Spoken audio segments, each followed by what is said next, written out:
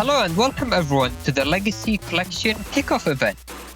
You thought we'd go on a break after the Blood Moon, but it was me, playerzero. So this event is a special event to celebrate the upcoming release of the Legacy Collection. You might have heard about this tournament being hyped in previous streams, but this has basically been the biggest tournament we've had so far. So for people who were around during the action wave, as some might call it, you remember how that tournament went and how many participants we had. But this was even bigger. So we've had almost 50 participants joining in this tournament with over 700 matches being done already. So out of these 700 matches and these 50 players, only 8 participants will advance into the top cut stage, and only 1 will emerge as the victor.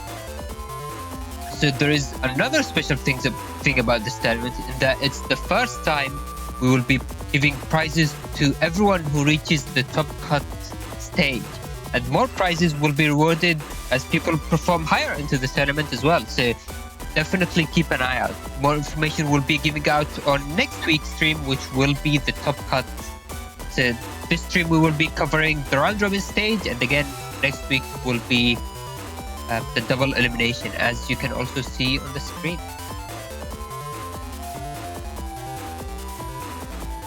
Alright, and this stream is going to be a very long one as well, so be prepared for over 6 hours of net battling action.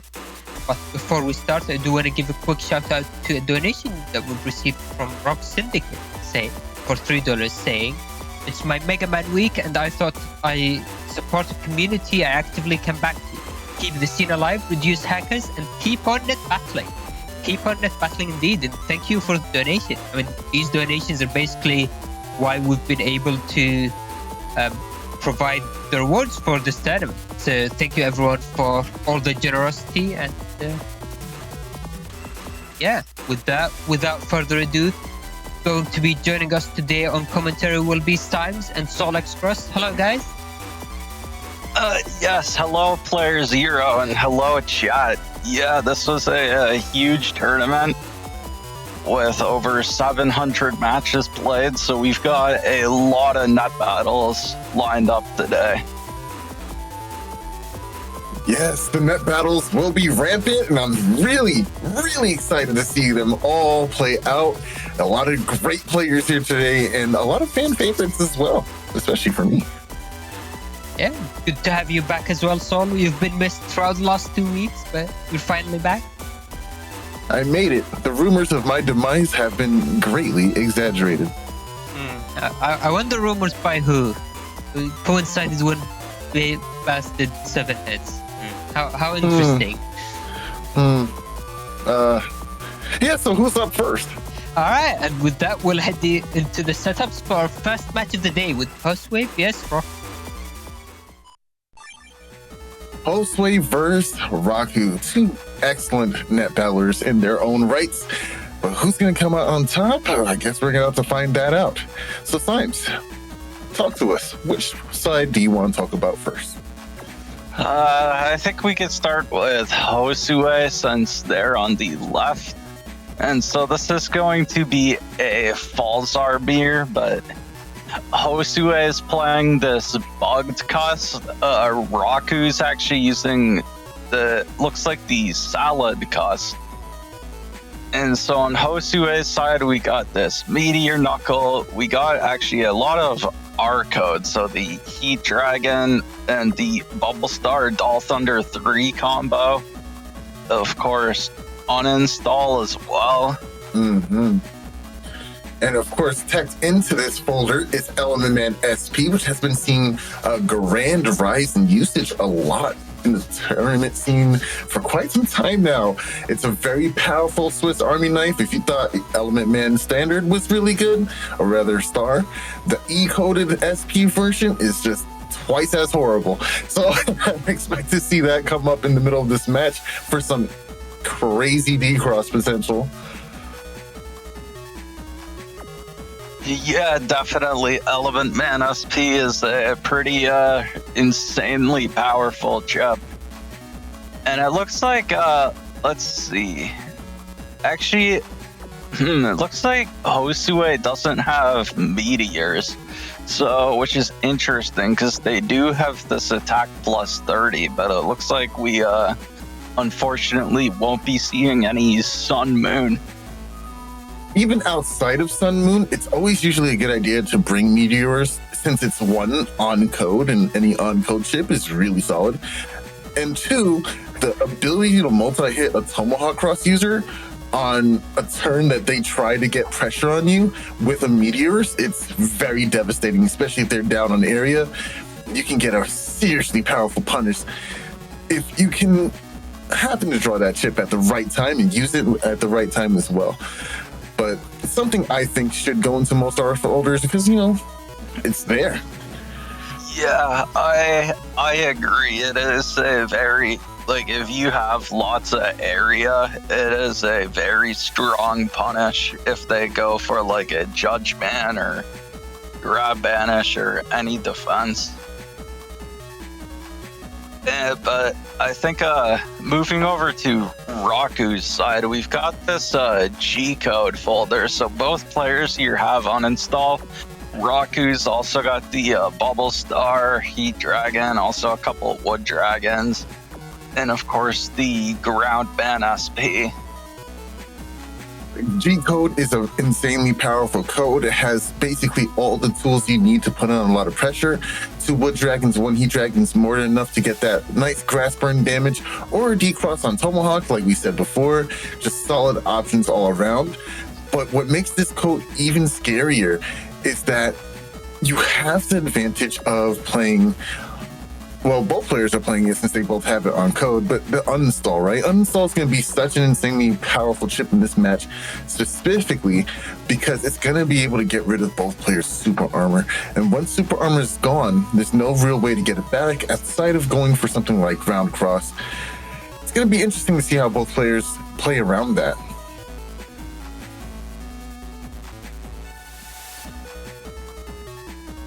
Honestly, I gotta say it too.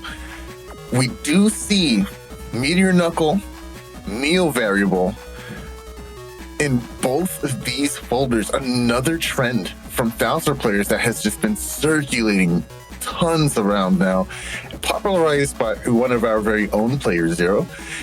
I didn't see a lot of Neo Variable in the past, but now people are getting a lot more scared of the power that is Tengu Cross. Tengu Cross, after backing you up into a corner and roll locking you, can put out insane amounts of DPS, forcing you to start a TFC chain, in which you will see a response of Meteor Knuckle or a TFC of their own. It's just so much pressure. But I also want to see how Rocku handles this Sanctuary and Grab Revenge teched into their folder. They probably play this for a nice way to change up their field against Geddon if they get locked in, or, you know, just to reduce damage in general because they only have the 1400 HP versus the gargantuan 1800 plus builds that have been circulating around as of recently. So who knows? We're going to see how it plays out. And I think with that, we can get into this first match.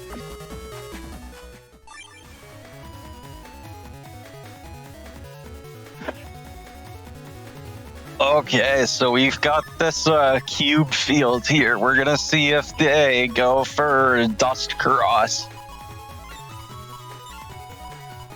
A turn 1 Dust Cross doesn't seem too in the cards for Josue, though, I feel, as we already got the chance of opening not only uninstall, but bug fix as well. So it can free up an option to go for, I don't know, maybe even Tomahawk Cross turn 1. Who knows what he can do? Josue has just many options before them in this early starting phase.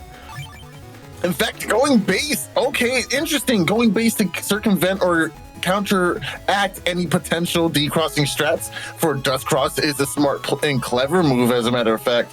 And, you know, the default charge shot isn't quite horrible either. It's actually very strong, allows you to do some decent damage and keep control of what options you have for the remainder of the game. Yeah, it looks like Josue is going for I mean, Rocku is going for Dust Cross. We'll see if he takes the cubes. Oh, Dust Cross does get the access to those very powerful blocks. Windwrack first. Interesting. Okay. Oh, nice. Gets the shot. Uninstall in play now. And there goes the first cube. Okay, gotta go for fire if you want to get any damage out on this turn. But another one of those cubes are still locked in for Rocku. Oh. It will do another 200 damage if you don't find a way to get out of that lock. Erase Man here is a nice way to try and stop this DPS. Yeah, gonna go for the Erase Man into the uninstall here.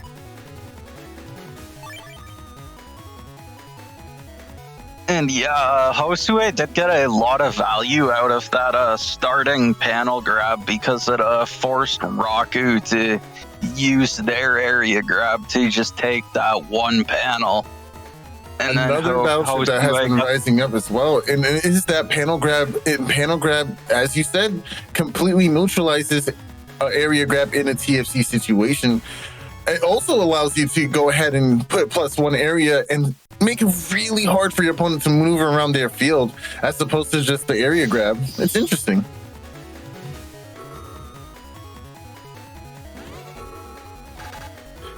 Oh!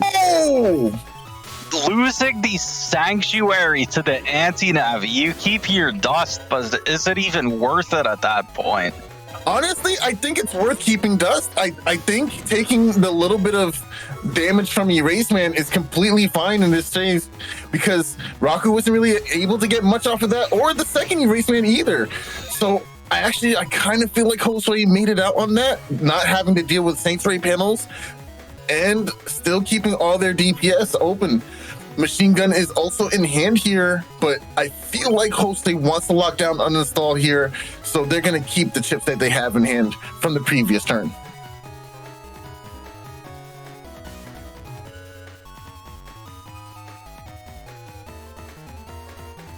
As you saw, like, anti-navi can be such a double-edged sword. You usually want to get your attacks out, but that gives your opponent an opportunity to just TFC and throw away any chip that they don't want to see. If you use Life Orb with anti-navi up, best believe I'm gonna throw this Element Man Star into that, and now you do an Element Man Star. That's fine with me.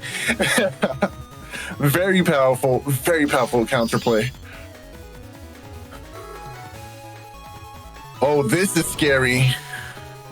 Oh, now immediately gets heat cross. Oh no, invisible! This will stop the heat cross, the heat jacket from hitting and stepping forward. Oh, the damage! Meteor knuckle! 2, 3, and now, almost trapped. Oh, got the heat cross at the very end of the turn. Josue on the back foot here with only 280 left, going into full defense here and not much defense. Oh, okay, not much damage actually in hand to really put something into motion for Josue. Just a lot of defense and recovers here. This is really tough. That was a really, really big combo here for Rocku. Yeah, that was huge, and I think they got, 3 hits? It is kind of risky to go with the Life Aura here instead of Recovs because, Rocku now going into Tengu Cross. So they blocked the Judgment at least, and I think Rush is still in play, but they actually are at least able to bait out the Rush before the Life Aura is removed. And speaking of Life Aura, now Rocku has Life Aura and a grab. There's no escape from this. You're gonna have to deal with it. If you're Josue, you're anxiously awaiting. Oh no, but invisible, nice. That will buy just no. There's no time at all. You're gonna take these win racks. Flash bombs just do enough. Oh, but he manages to escape. You gotta take the recovs here. Yeah, you got him. I honestly even think that a change of cross is in order here. Like, this is not enough DPS or pressure that you're putting out at all. And you have to also, you got to go Tengu. Tengu has to happen. Yeah, I mean, we did already see the Neo variable come out from Rocku, so going into Tengu here actually would be pretty safe for Josue. Oh, I do not. No? Yeah, I would have taken the recovers. Oh my. Okay, you know what? I kind of like this. Josue is able to tank out some of the damage that Rocku had in hand and still go for these recovers and put himself into the range. That was only because they missed that bubble star. Okay. Now you gotta cross now in order to preserve. Oh wait, they used Tengu already. They don't have Tengu cross. They have Windrak left. They gotta dig for it here. Oh, okay. So do they have Windrak left?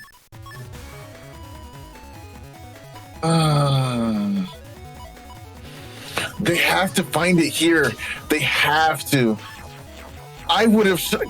Oh, so lucky. Okay, so Windrak is found. We can now deal with the Life Aura and go for a really powerful, risky honey here. Yeah, the Tomahawk Cross risky honey with attack plus 30 is could be a lot of damage. Honestly, I think going for risky honey would have been a bit better here. Yeah, I don't like the placement of this panel grab. Yeah, you did. Ooh. Ooh. Unfortunate. Yes. Yeah, that is unfortunate for Rocku. Start charging. Oh, got the decross. This is going to be big damage. Can't dodge it. Ooh. And just like that, now Rocku on the back foot and leading into a turn. Josue knows there's no life for it in play. Gonna go risk it all right now with these Meteor Knuckles and this Neo variable in hand. Yeah, this could be it right here. Does Rocku have any defense left? If there's no defense left, this is going to be a very painful turn. Even Meteor Knuckles might be able to finish it in this corner here.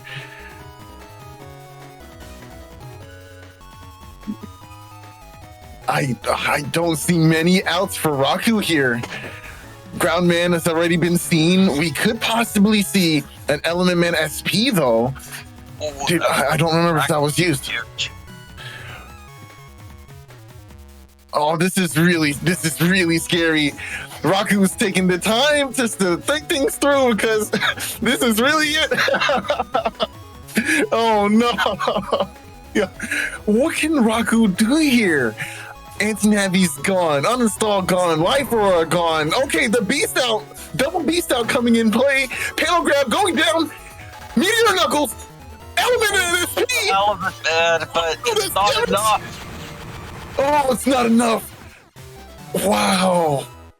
Yeah, they needed to get to the to that center panel to have a chance. If they got on the 9 panel setup, they might have had a chance to survive that. But Symes, what are we seeing right now? Is that bug fix turn 1 and uninstall turn 1 twice in a row? Oh man, this is crazy. I can't even believe this.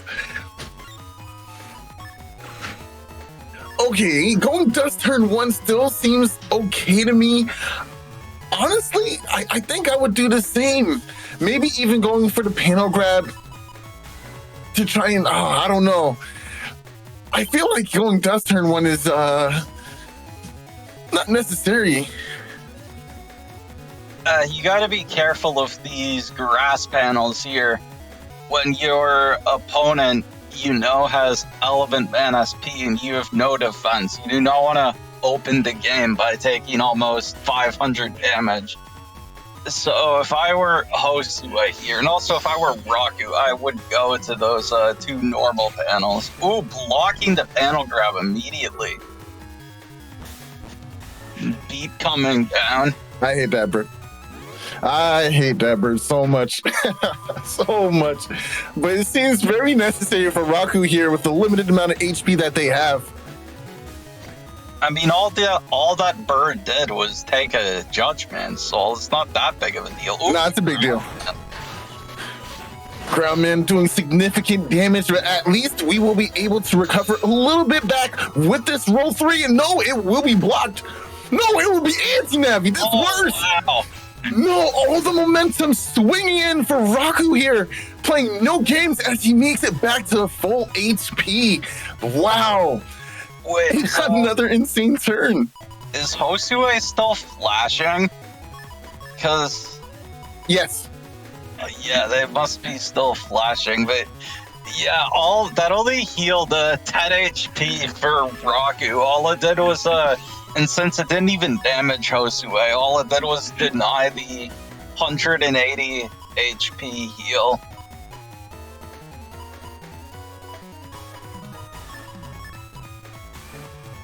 I like the idea of area grab here. Bringing Element Man is actually pretty strong because of those grass panels as well. And if Rocku just so happens to think that going into a possible Tomahawk cross this turn, he'd be in for a world of hurt. So well, let's see what happens, I guess. Oh, okay, not locking that in. Interesting. Going for Tengu as well. Also interesting. I don't know. I think I like the last decision a little bit better. Yeah, because the other thing is that with those grass panels, if Rocku went for life, or if they were on a grass panel, the Element Man would just be able to destroy the life aura. Ooh, both going for Tengu here.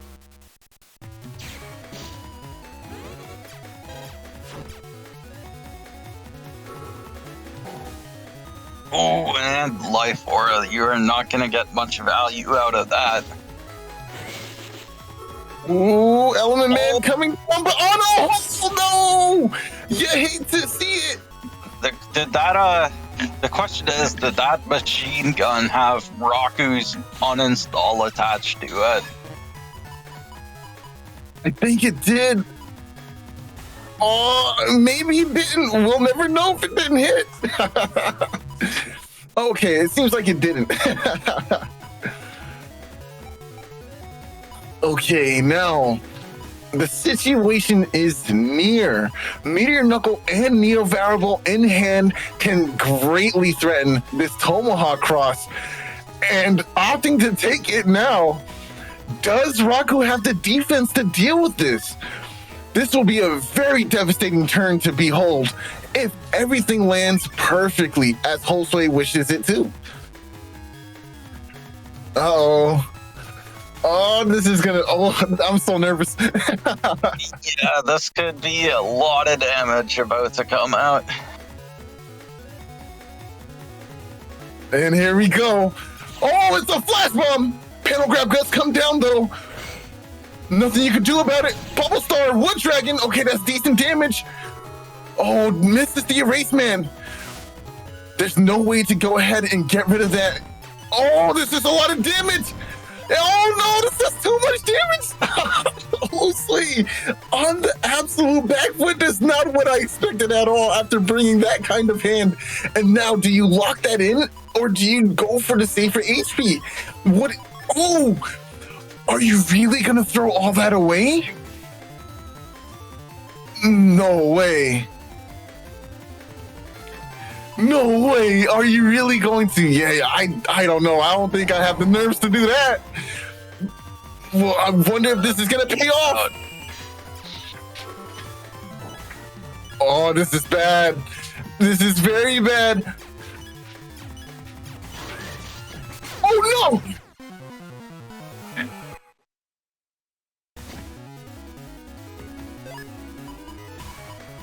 And just like that, game 3. No, hold on. Judge, my opponent opened bug fix 3 turns in a row. I think he's cheating. Judge? Yeah, and what's funny is it was at a different slot, but yeah, that's pretty ridiculous. I don't know. I want to look at the hard data. Turn 1 going in with the life aura. Nice. Perfect timing too, because now life aura will protect from the flash. Oh my goodness! Yo, Rocku, please. Oh my goodness! How did he know? Uninstall. How did he know, bro? There's no way. There's no way he knew. That was fire. Oh my gosh. That was crazy. Oh man. Okay, it wasn't completely bad for Josue, but the read with the, oh my gosh, this is Battle Network, ladies and gentlemen. This is what we came to see. Ooh, but this Bubble Star All Thunder combo, this could do a lot of damage.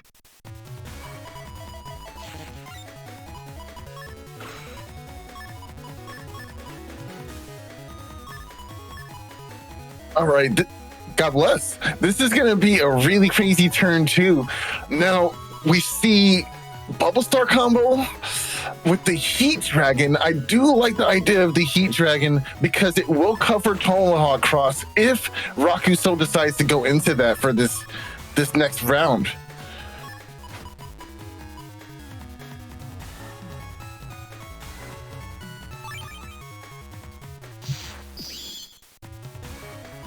Okay, so it seems like going for Tengu instead, and Aqua Cross trying to get that chip charge. Area grab does come down. Will there be another one to back it up?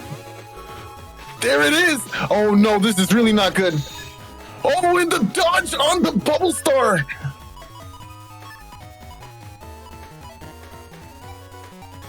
Okay, dodging Bubble Star from point blank range isn't as hard as you might think.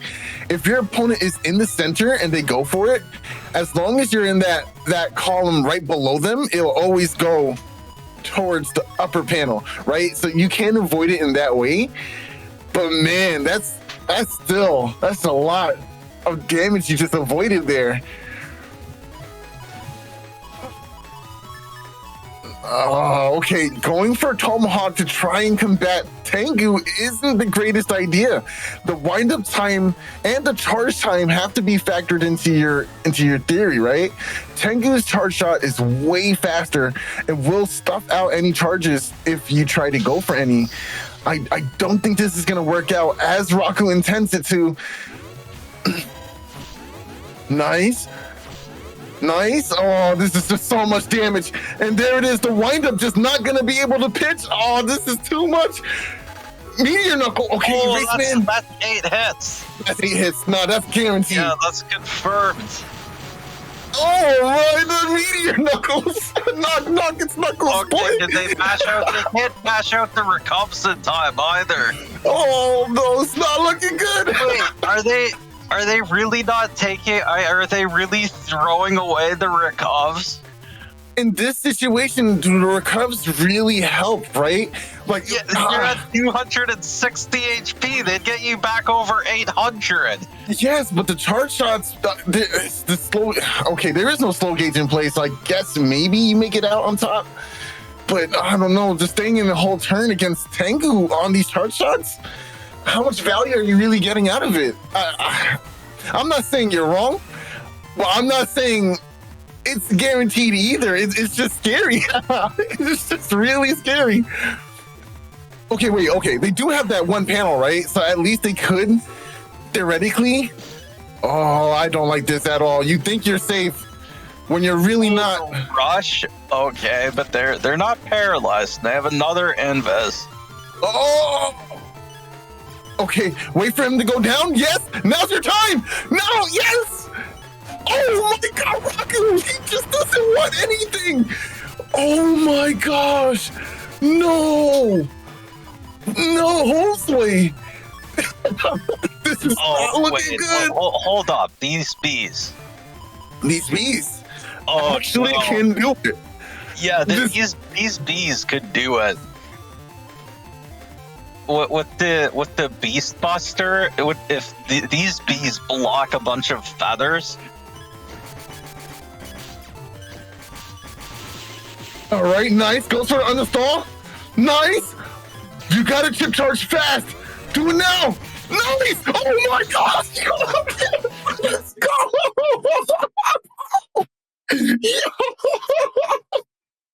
Believe in the bees. Believe. And the bees, let's go! Oh man, yo, when you try so hard and you don't succeed. Yo, what a match! That was insane! Oh man! Wow!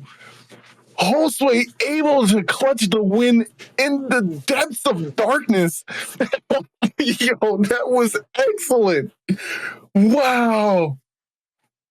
Wow! Yeah, those bees did just enough. Oh, that was insane! Oh my gosh! Oh man! My heart is pumping the blood through my veins right now. It's crazy. Woo! Who we got next, Symes? Let me see. Next up, we got Mars against KayThree. All right. This is a match that's going to be pretty interesting. I gotta say, KayThree's build is looking a little sus to me. All right. Now, I think it's pretty cool, but the lack of HP in this cust, I don't know, man. I'm not a believer. First of all, we have Warp Step, right? Which Gregor players don't typically like. And we do have Shuffle, so we could get some shenanigans like turn one, get in Gundel Force. Like there is the option for that. But 1000 HP with Warp Step on Gregor? Yeah, it is a interesting cust. They've also got the custom bug level 3. They do. So if they lose their charge cross, their cust will start shrinking very quickly. Yeah, this is a very, very scary build. I don't know, man. This is, man, whoa, this looks scary to me. That's some steel. I don't got steel like that. What? I don't got steel like that. What? That's space.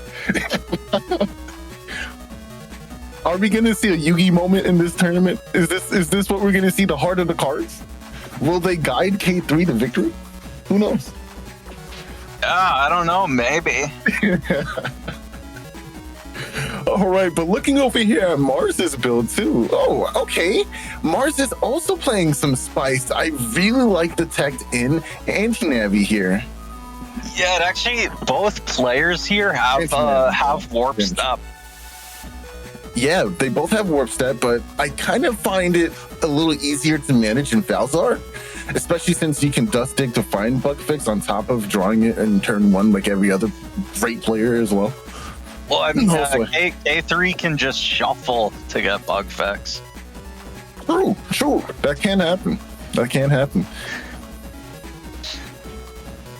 I don't know. I feel like this build is a nice change of pace on what we've been seeing typically for Falzar players. And I think it's really strong, honestly. I really like Mars's build here.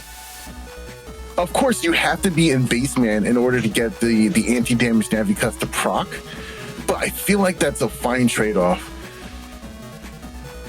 Yeah, I will say that, like, if you're playing the anti-magic, you might as well also play Humor. That's what I was thinking too. It might have been a little difficult to like fit it in here. Maybe if you, yeah, it's a little difficult to try and fit that in. So I understand why it wasn't gone for, but it still looks really cool. I don't know. I like this build. Yeah, definitely. It's pretty interesting. What I have noticed is the lack of hub that we've seen so far. Maybe people are just overvaluing Meteor Knuckle and just wanting to do as much damage as possible.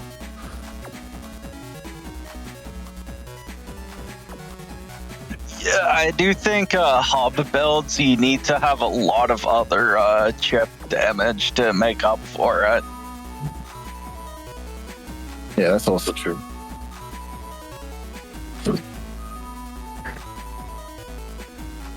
Okay. Well, I think that's about enough covering it for me. There are some interesting chip selections, but we can go over that a little bit later.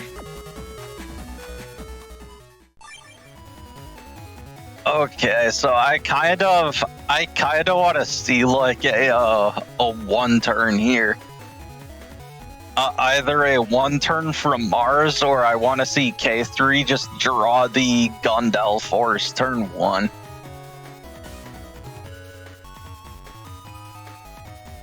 I understand. I understand, but I don't want that. I don't. You I don't want to this. see a one turn deletion? No, not like this. Not like that. I want to see a one turn deletion here from either side. You just want bloodshed. I understand. Symes, who hurt you?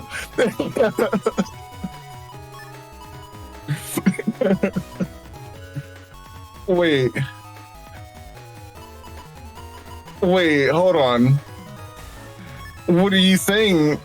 N1GP in Twitch chat? Do you know something I don't? Okay, erase. You're just saying you don't want to see that much violence right away.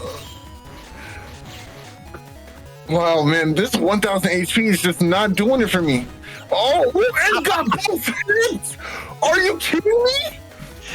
Yeah, but it can be tough to line up static with Warp Bug. Nice, Mars playing pretty well here. Step back. Oh, no punish. Oh, if that static hit, I know KayThree would have been reeling. Ooh, and KayThree actually, they did shuffle into the turn 1 bug fix. Or maybe they opened it. You'll never know. I'm just gonna assume they shuffled into it because I cannot, because Mars also got the turn 1 bug fix. Everyone drawing turn 1 bug fix. It's crazy out here. Oh no! Oh no! You know, okay, I kind of like this. This is safe. Good TSC, but you're gonna lose this trap, and you're gonna get punished in the center here. Oh, that's a lot of damage on both sides. KayThree already at 370. This is scary HP pool to be at right now, and trapping himself. No! Oh, I wouldn't have done that. Yeah, you could have just stayed on that center panel. And also, Mars leaving base, man, is interesting. So that means he's already giving up the anti-damage program. You know, there's not like there's a lot of broken panels on his side of the field either. I think he could have waited a little bit longer to go into the beast. Although you do have access to some really powerful beast charges.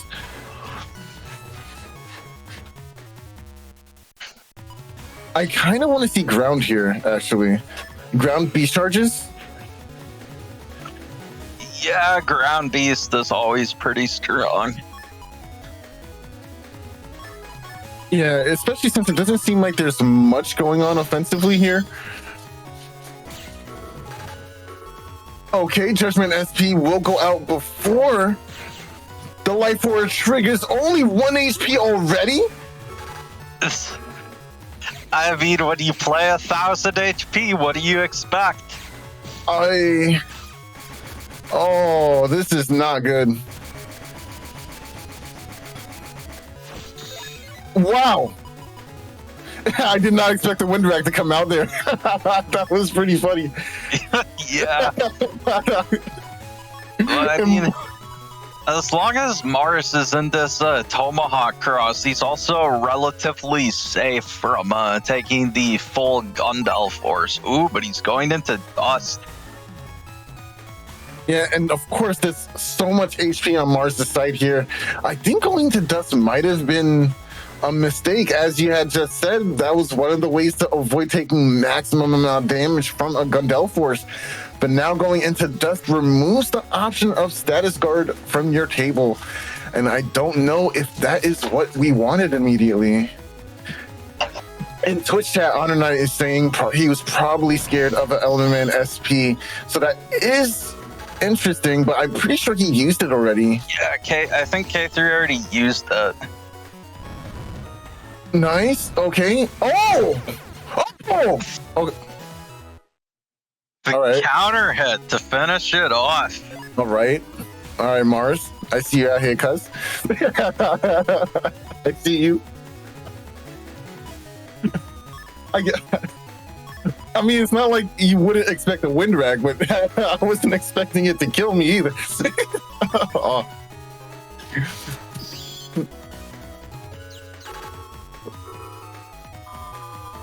Ooh, and KayThree shuffled into the bug fix again.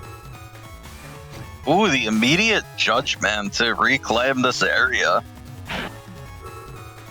Another area grab. There's plenty in the folder, so this is not unexpected from KayThree's build here. Invisible coming out as well, that will preemptively avoid the static too. Nice. I love this. Anti-damage just getting some decent value here for Mars, not letting KayThree get any value out of Buster Bug here. Yeah, so the thing about when you're facing a 1000 HP chip shuffle build is that basically it forces you to play fast. Oh no, not like this. Oh. Okay, well, Mars still has a lot of HP, so this isn't gonna be too bad. And that's anger.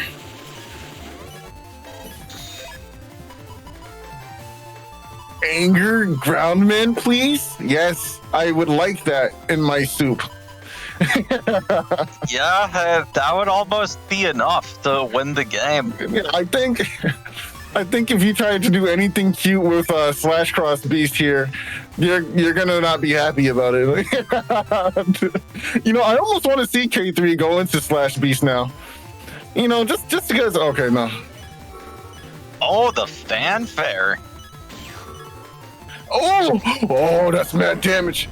Will it break the fanfare too? It does. That's value. Not like this. The poor fanfare. That is Omega value, my boys. The poor fan. Oh, the Super Falcon. What is this? This is just heat for heat. Yo, I'm not gonna lie. These matches is keeping me on edge right now. I'm not happy. My heart can only take so much. Super Falcon literally came out of nowhere there. Oh man, who pairs fanfare with a Super Vulcan turn? That's just mean. That's just evil. Oh my goodness, you want to get rid of it, right? So you're gonna come down here and line yourself up nicely for this Super Vulcan. Oh, and Mars getting the blind this time from Color Bug. No invincibility. Unfortunate. I love that they're just waiting there. I love this. Oh wait, maybe KayThree moved up. Oh no, just standing there menacingly. And oh, that's not good. That is about to be a static decross. Oof. Oh, but there is the fanfare. Bug fix heard one as well. Man, the bug fix finds are really crazy right now, making the bug custs so valuable. Just negating all those bugs and being able to regain your movement, regain your buster strats. It's just so good. No wonder why we've been seeing such popularity out of it recently. Yeah, I mean, at least KayThree can shuffle for it, so it's less cheating than all these other players who just always get it.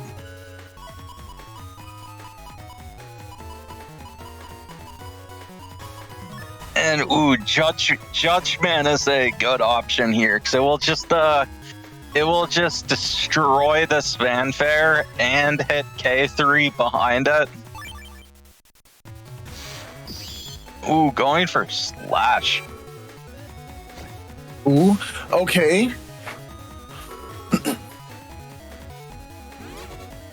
I like the idea here. Slash can put on a lot of damage. All right, I like this trade. This will deal with the anti-damage and get you back area, possibly. What's this in hand? No TFC? Okay. Ooh, that's an element man, not the ground man. Oh, both players here using element man. Yeah, they're just gonna trade up on the anti-damages here as well. Nice. Oh no.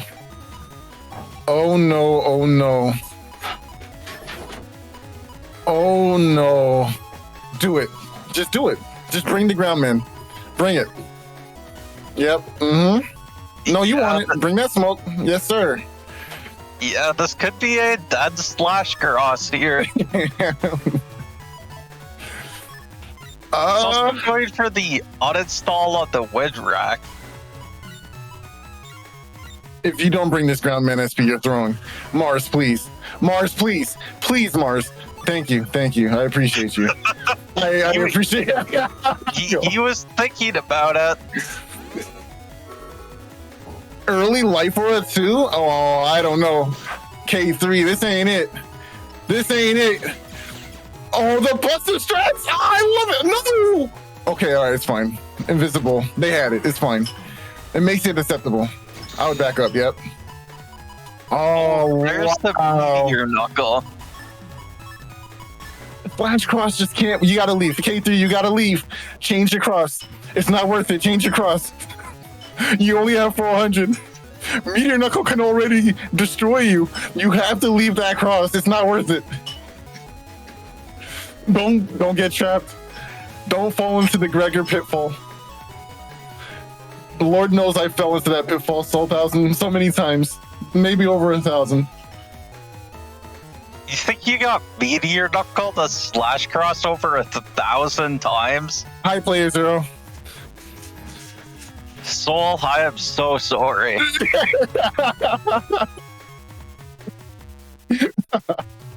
I mean, I've been playing Battle Network for over 4 or 5 years now. Maybe more? Yeah, for a while. So, yeah, I think that adds up. He stayed in Slash. I don't know. Yeah, he wants to get all this damage.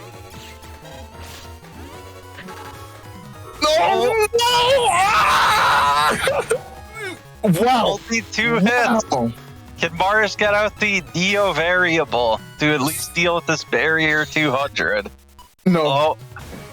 Well, maybe, actually. If you can still input the combination code by the start of the next turn, you will be able to land that hit. Yeah, no, you can still get it out through a custom screen. Oh, hold on. This white cap on a wood. No. Use the white cap. Use the white cap. What is white cap for? What do you need it for? Static? No, take the white cap. Yeah. It is. No, you're doing it right. You're doing it right. Go ahead, Mars. Go ahead. Yeah. I mean, wouldn't you take the wind rack first? Yes, but still. Maybe Mars is just confident they're gonna nail this combo. Oh, I guess not.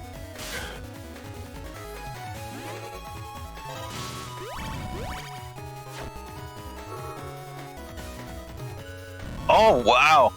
Oh. KayThree managing to block everything there, and these holes are being fixed. Are we about to see this? To see the Q force? I do like that there is Judgment, Windrack, and an area grab in hand for Mars, so it is possible to counterplay this. But I would also like to see Tomahawk Cross alongside this. No. Oh, I think this is most unwise. Wait, you know what? If you stay base, man, you do have anti-damage to dodge it. Oh wow! As I'm saying it, so is Pleasy into a shadow. Yeah, that's true. Oh no! Wait! Oh, there's the beast out. Oh, he uses the Gundel Soul too early. Survival. He needed to wait on using the Gundel Soul. Mars was able to get the buffered movement forward well in Tengu. And yeah, it does have this anger now.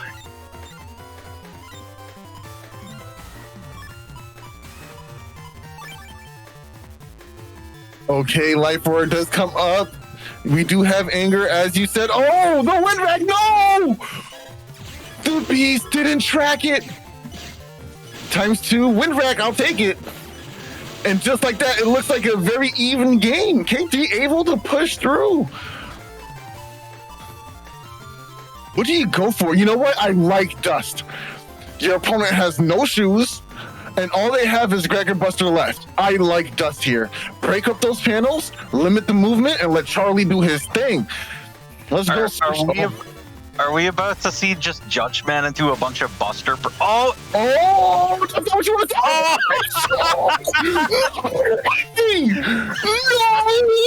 No way! Are you kidding me? Oh my gosh, you what? Oh my gosh. No way! No! Yo, let's go, Mars! Let's go. That's crazy. He said, I don't need no humor. I'm finna get this ×2 the easy way. Yo, that's crazy.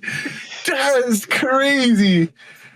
Oh my gosh. What? Wow. It's like Uno reverse. Every time you think it's about to be your turn, nope, it's mine. It's crazy.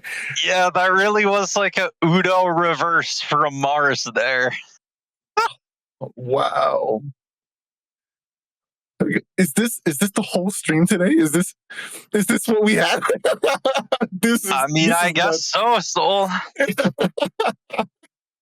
All right, up next we do have Shining Tseul versus Zerobillion. That's a large number, by the way. Zerobillion. It's like a billion zeros, so it's more than zero. It's like a billion of them. So that it's a large number, right? Oh man, that Uno reversal.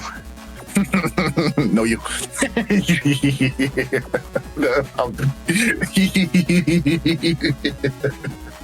Give me a second. I need some time. Okay, so yeah, going into Shiny versus Zerobillion, we got this E-code Gregor set up here. And unfortunately, having the charge max next to the custom one like that, you are actually giving yourself custom bug level 2. Again, very scary situation to put yourself in, right? However, I think Shiny Tseul, the way that they position their their folder is correct, right? If you have a reg chip, you want it at the top because it's always going to be topmost seed anyway. And then putting bug fix right after it reshuffles it to guarantee bug fix in the second slot. At least you can see your bug fix earlier than most, so it won't be too uncommon to open it. But still, cuss bug on Gregor is just the scariest thing to ever be in. Yeah, definitely. But they do have this it looks like Beast Rush folder. So they got the Elect Swords, Elect Pulses, the Aura Head for slash coverage. What I find interesting is that they decided to bring bug float shoes, which means when they move around, it's going to create a cracked panel. So having that and warp means you do have the option to center yourself into the center field by making cracked panels. You have to be careful though, because by doing so, you will be locking yourself out of your panels and potentially putting yourself in a tough spot, which means your movement really has to be on point, right? But it's cool. It's an option that's available. Yeah, and looking at a Zerobillion side, actually, we are seeing Hub Badge now. There it is. And of course, Zerobillion rocking the R code as well. We do see the debut of Meteors for the tournament today. I really do like Meteors as a chip, especially against pesky Falzar players. But also with the Bubble Star and Doll Thunder 3 combo in there as well. Different selection of tech chips here with just this one and the recovs, but only one recover 300. That I find interesting. I don't know if it's worth playing just the one. I mean, it's 300 HP, right? It's always going to be good.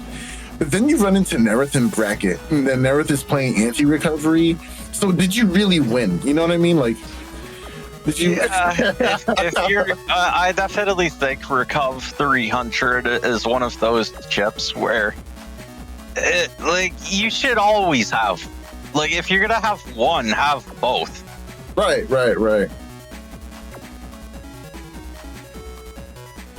I don't know.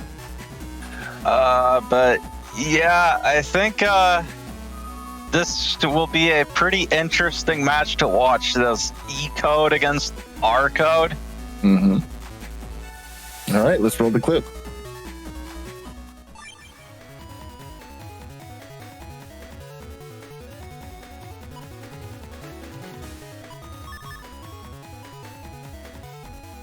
All right, you know, I gotta say, if I remember correctly, these players are newer to the scene. I don't think we've seen Shining Seal or Zerobillion before. They gotta be new. Which makes this all more amazing that their folders are pretty checked look out. Look at this draw. Oh, look at that! Wow! Element Man and Bug Fix. It's almost like I predicted it. It's almost like I said the thing right. Wow. I'm a genius, obviously. Right, Symes? Hello, a genius. I hate it here. I just walked into it. That's my fault. I shouldn't be mad. It's my fault. But I'm still angry. Hello, angry. Oh, the color bug invincibility. A little sad that you just used your life aura right away. Then I would have liked to see the turn just kind of stall out into life aura.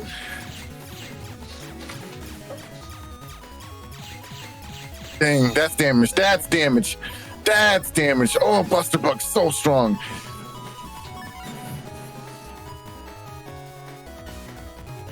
Interesting. Hold on a second. Shiny still has HP 100 in the Navi cast here. I don't think we've seen that in a long. Oh wow, what a read! Oh, this is not what you want to see at Zerobillion. Get that charge shot. Get that charge out value. Nice. Ooh. Okay, I like the trade-off. You're able to get this paralysis here, but what do you do to follow up with that? Ooh, Bubble Star into Understall. Element Man gonna go for grass. Goes for a leg. Oh, you just want him in your space. Do you really want that with SoulXCross though? Oh, unfortunate. That was such an unfortunate drop. You really wanted ice there to go for that lock, but doesn't matter. You're SoulXCross, so you're going to do 1 billion damage anyway. Yeah, it's always rough to miss those on Tango. Ooh, we could see the slash charge deluxe sword here. I want to see it. True. You know what? I also want to see that. You can beam sword it too. Oh, was that chosen? No. Oh, I guess. Ooh, and going into Dust with the Sanctuary. Oh, you know what? I do like this. Wow. And now Charles is going to be breaking panels. You have to... oh, no! You have the machine gun. Oh. Ooh, the machine gun connects. Barely there. That was so close for Tseul. And Rush does come out. Zerobillion with the end shot, P shot. He was like, pew. A little love tap. Okay. Oh, but there's going to be a lot of Sanctuary here. Oh, I guess not.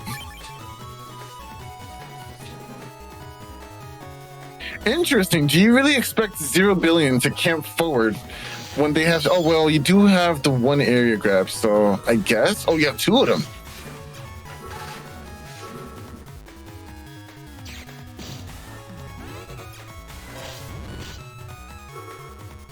Nice, nice. Use the charge shot to break through it. Roll. That's going to do a decent amount of damage. Get some nice recovery in here. About even up the HP. Yeah, this HP is actually very even. Only like there's the meteors, but unfortunately at -1 area, this is only gonna be. I think it's 2 hits. Yeah.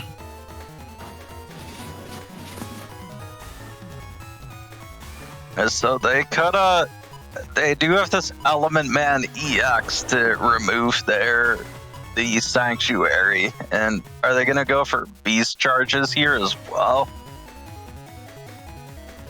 I kind of dislike leading off with panel return. Like, I get you're going to use the beast charge, but I feel like we should use the damaging moves first and then end the turn with the beast charge. And you want to deal with these holy panels. Yeah, Elec would have been nice. Or just taking the Element Man.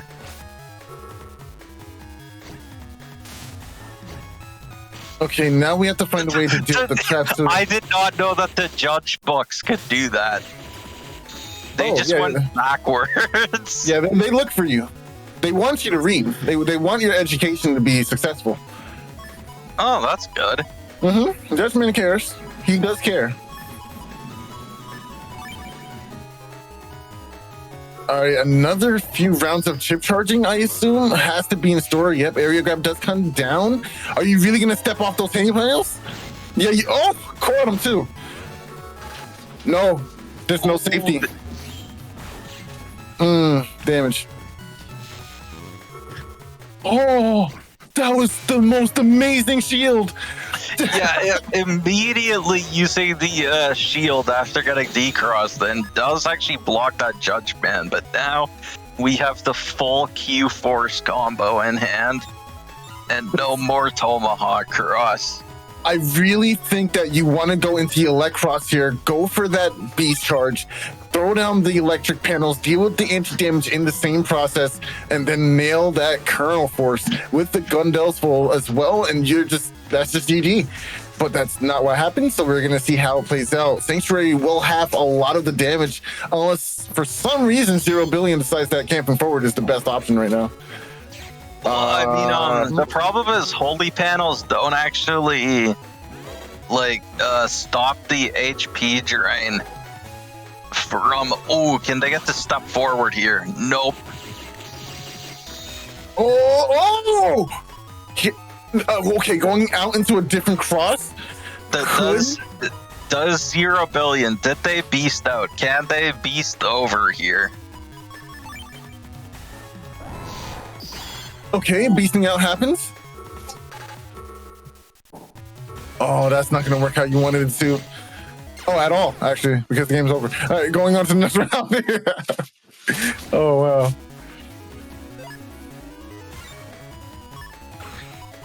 Okay, Heat Cross here. I like to start with Heat Cross. It's going to do a decent amount of damage and kind of scare your opponent into moving a certain way.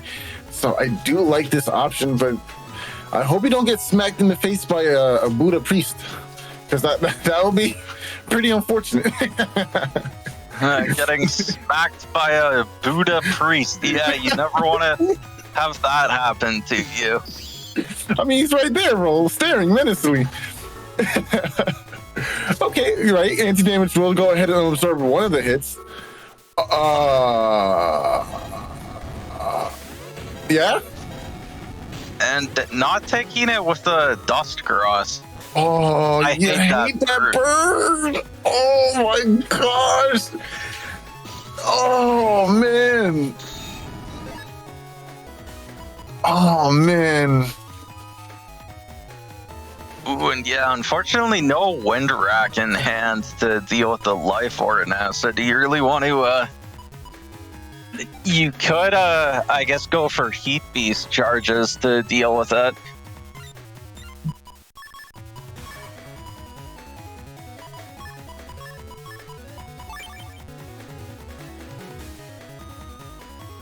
You know, I would have beasted out at least, right? Because you have to deal with this life order somehow. Did Windrak get drawn? Oh, no. Throwing away Element SP into it? But setting up more grass is interesting. And then we see the crack steps happening as well.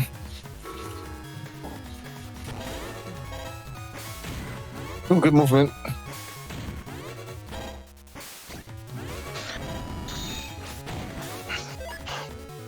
You know what? I kind of like the idea of throwing out those chips at the end, even if one could potentially stick. You never know, right? Your opponent might be able to walk into that before the end of turn. I respect that. I also like the idea of going for panel return as well. You kind of have to go for charge cross here with this custom bug ticking down. Okay, wait. Because charge cross will stop custom bug for 3 turns. Ooh, does avoid the bubble star dull thunder combo. Nice. Erasement is in hand. Oh, got it. At the very end, it's still going to do regular damage, only 150. But end of turn sanctuary as well. Very nice. Did we find bug fix? No bug fix. Yeah, we got to go charge. No charge. Interesting. I'm wondering if maybe they don't know about that yet.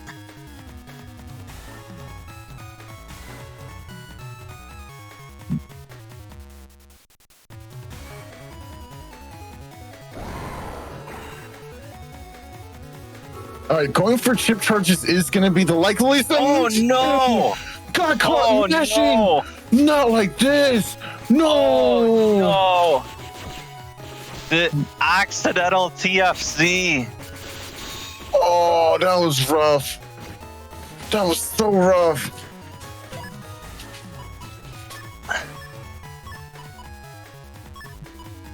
Oh man, and yeah, it's really ticking down now. And still opting not to go into charge. This is not looking great. As you can see, this is the repercussions of having Custbug and Gregar. No ways to actively try and find bug fix. Meanwhile, every turn you start losing out on chips to take from. Backstep will delete some of these sanctuary panels too, so you want to be sparse with them. Go for the chip charge, try to line up in the center, get rid of as many of their... Yes, very nice. Roll! Wow, got stolen here. And you can also center yourself and just deal with all of their sanctuary panels. Oh, but okay. Keep moving, one more. No, keep moving. Oh, there's the bug fix finally, at least.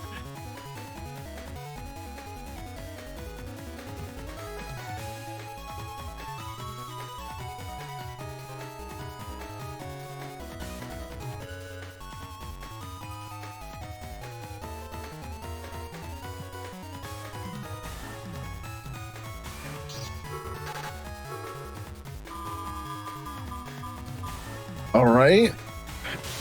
Area grab. Saved it for this moment. Nice. Can we actually throw that down?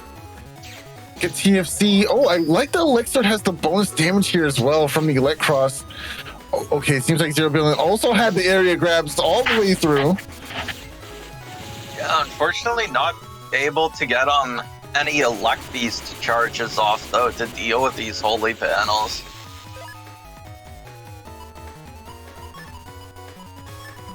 Oh, wow. Okay.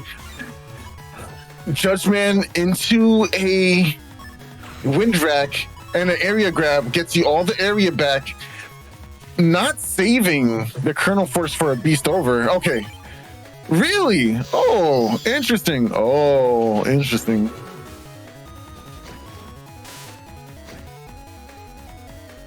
I don't know. You're basically telling your opponent, oh, that almost hit too. Imagine if that decrossed the slash. Justice one is such insane amounts of value too. Yeah, they are actually getting a lot of value out of their float shoes here, though. Able to not really care about all the cracked panels from the Justice one.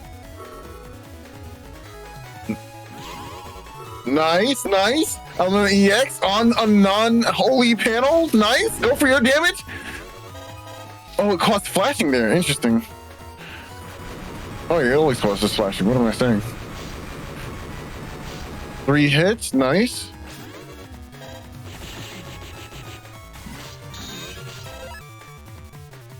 This is it. No more ships. We do have a charge cross and a dream, though.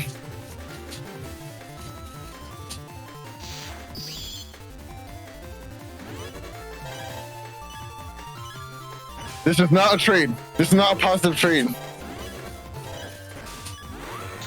Oh, good movement. We might be.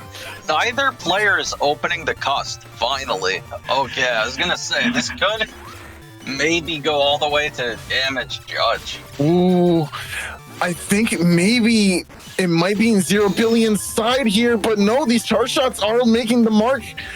But it's the holy panel just nerfing the damage that's being taken too. Oh, that's crazy. Oh, yep, there it is. Okay, now you only have your Buster Strats left. Even if it goes to damage judge, will you be able to clutch a win here? Oh, the Sanctuary panels are just putting in so much work here. Oh, only one left. Yeah, that's gonna be it. It's only what, like turn 13? Yeah, that's All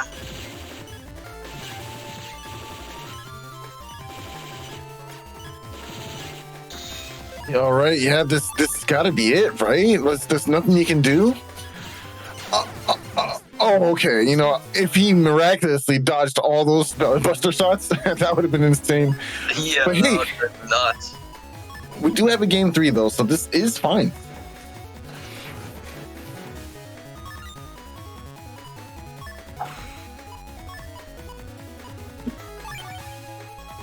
And once again, opening bug fix in hand, man. This is all right. We're banning bug fix. No more bug fixes. Everyone can't have bug fix. This is a hard PC nerf.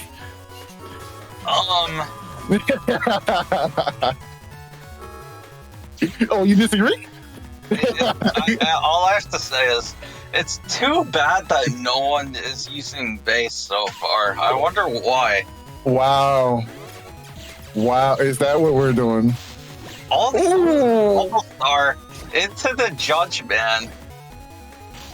And hit him with the books. Oh my goodness, that's good damage. Yeah, Bubble Star 3 is a little spicy. It's kind of hard to dodge. Yeah, Bubble Star 3 does come out really fast.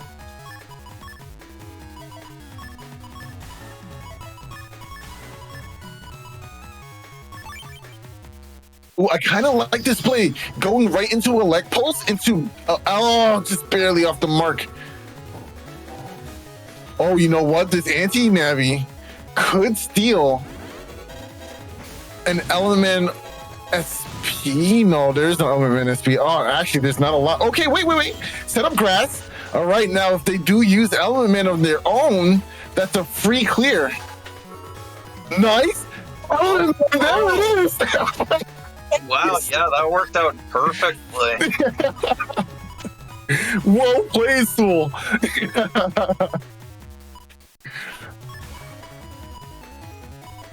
Okay, so far things are going very well.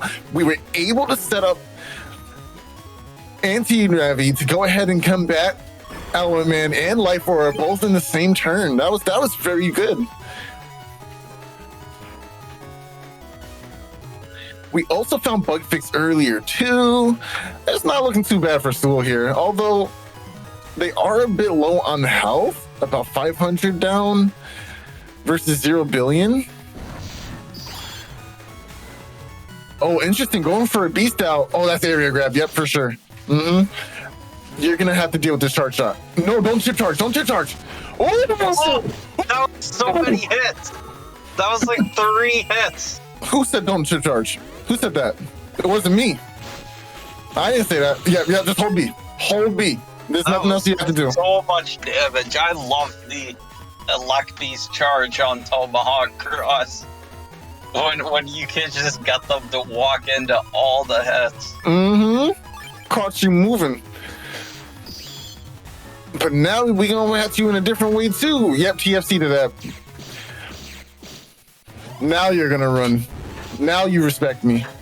Only when I'm a threat. Oh no, TFC?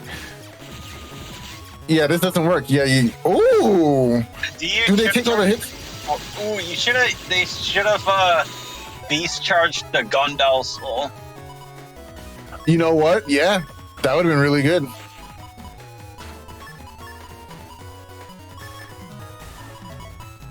This is a close game, but it can still be in Zero's favor.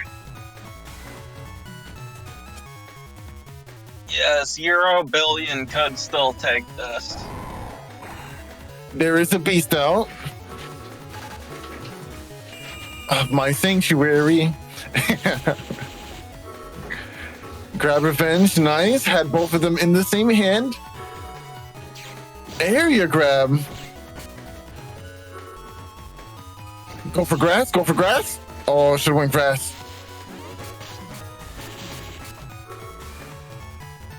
Oh, Alexa for game?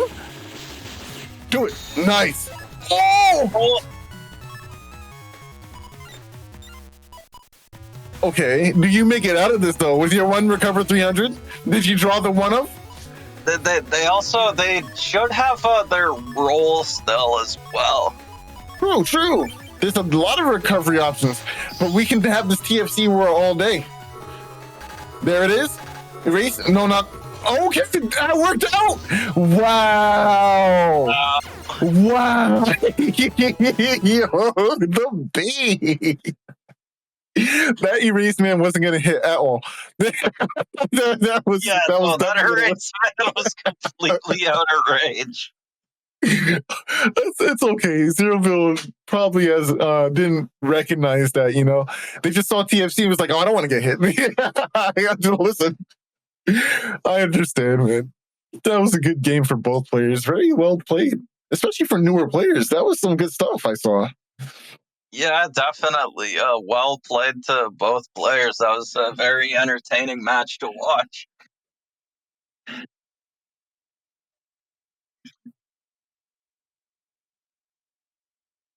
All right, up next, we do have Mr. President versus GDarks.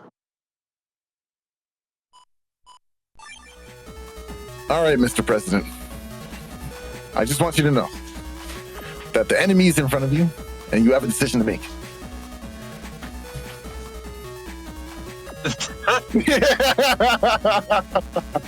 Yeah, get down, Mr. President. Get down, Mr. President.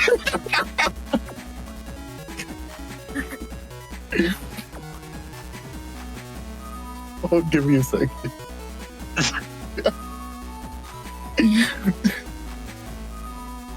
Oh my gosh. Okay, Mr. President, what are we rocking with? It looks like J-code, just a lot of it. And the cust is interesting because we do have HUD badge. We do have access to shoes, float shoes in general, air shoes, attack. Well, the bunch of stats we already have, except for speed max, right? But we also have, wait, are there no speed pluses in here?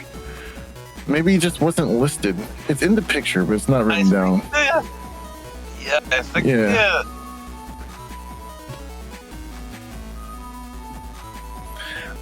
Either way, I do like the cust, right? I like the cust because you have HUD badge and they can give you all the other programs that you're looking for.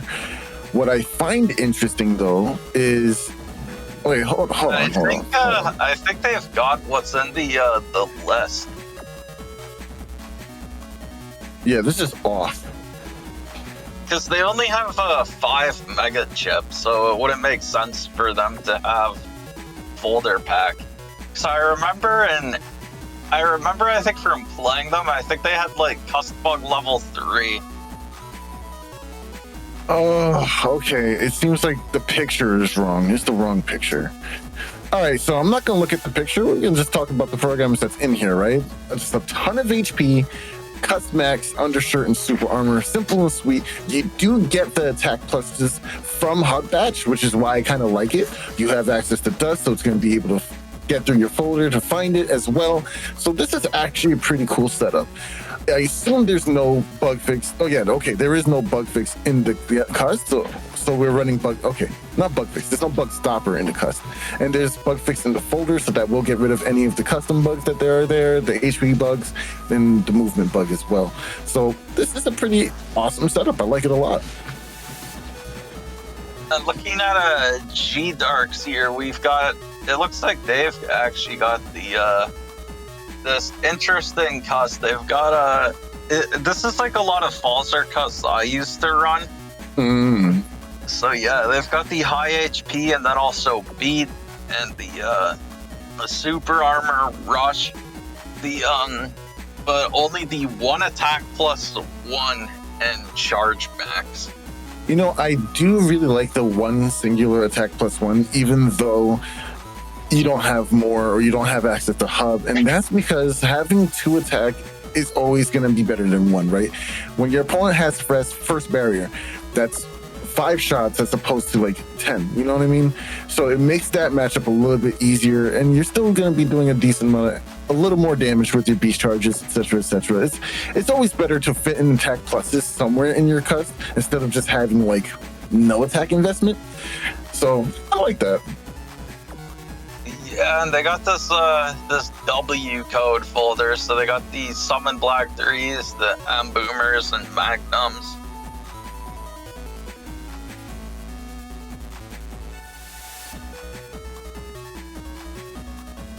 Now, I do like the Magnums, I do like the barrier, but yeah, you know what other really powerful chip is in W code? What? Double Beast, and once Legacy Collection comes out, it will be on. Well, it will be. It's a real chip, Symes. Accept it. In Legacy Collection, it'll be there. We can choose this chip, and we can put it in our W code folders, and we can all run it. No, Ben. Wait, you don't want your daily helping of W code, Symes? I don't wanna see Wumbo Beast. No. Are you sure? It's a really good combo. it's a whole combo in one chip. Yeah, and especially I mean, Soul. This really, you know the base Giga. So looking over at you know what base does 6 hits? It does less than Double Beast, and when it only does 7 hits, it does the same amount of damage as Double Beast. It doesn't actually. It doesn't. It does. Doesn't it? It does 420. No, wait. You're right. Hits. You're right. So, you know what? So, yeah, Double Beast is literally just better. I hate you, Symes. I mean, you're the one that brought up Double Beast. I just want you to know. I just want you to know that this was funny when I started it, but it's not funny anymore. No, I think it's even funnier now. Wow. Thank you so much, Symes. I appreciate you so much. You're welcome, Soul. You know what? I'm getting tired of these Uno reverse cards in play. This is getting too much. Just roll the clip easy. Just roll the clip.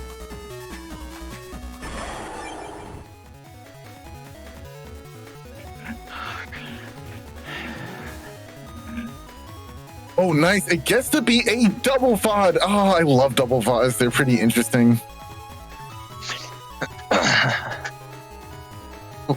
Yes, Symes? You have something you would like to say? No. Oh. I was just clearing my throat. But yeah, this is a Clash of the Titans here. This 2300 HP from Mr. President. I think this is the most HP we've seen in a long while. 2200 being the highest, and I think you were doing that, 2200 Dragar, but 2300 HP.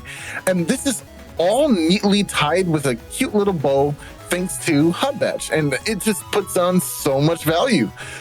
Now, it's a little scary, right? Versus players who actually have uninstall in their folders, you're going to want to sit on that HUD Batch a little while longer. But for people who don't, that's a free buff.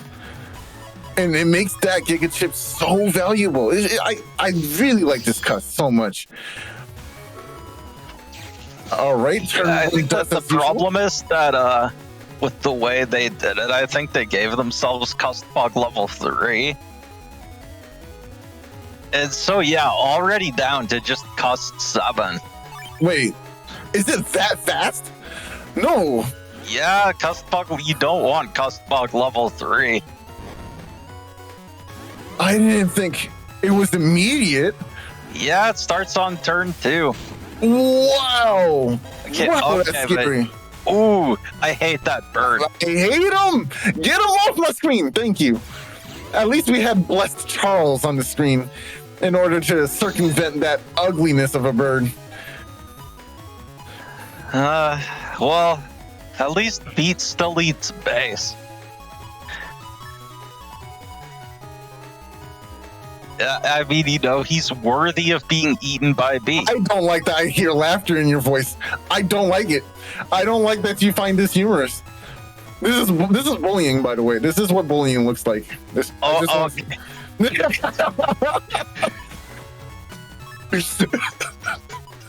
Symes, please.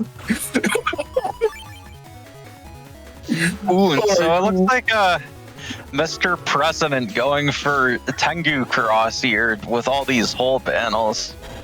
I gotta say, I'm a little surprised. Not once going into Dust with Cussbuck level 3. You're a braver man than me, Mr. President. I guess that's why I'm not leading the free country, the free nation. I was gonna say that's why he's the president. So true, so true. But yeah, I think going into Dust here to try and cycle for Hub Batch or Bug Fix. Okay, and yeah, it looks like they are going into Dust here with Life Aura. It is kind of scary in this matchup because GDarks does have all these magnums.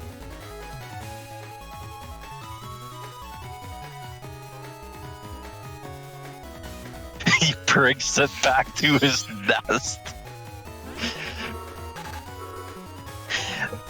I think we assume that Beat eats them because, like, with Rush, we can clearly see Rush eating the Invis, and oh no, that Wind Rat getting interrupted.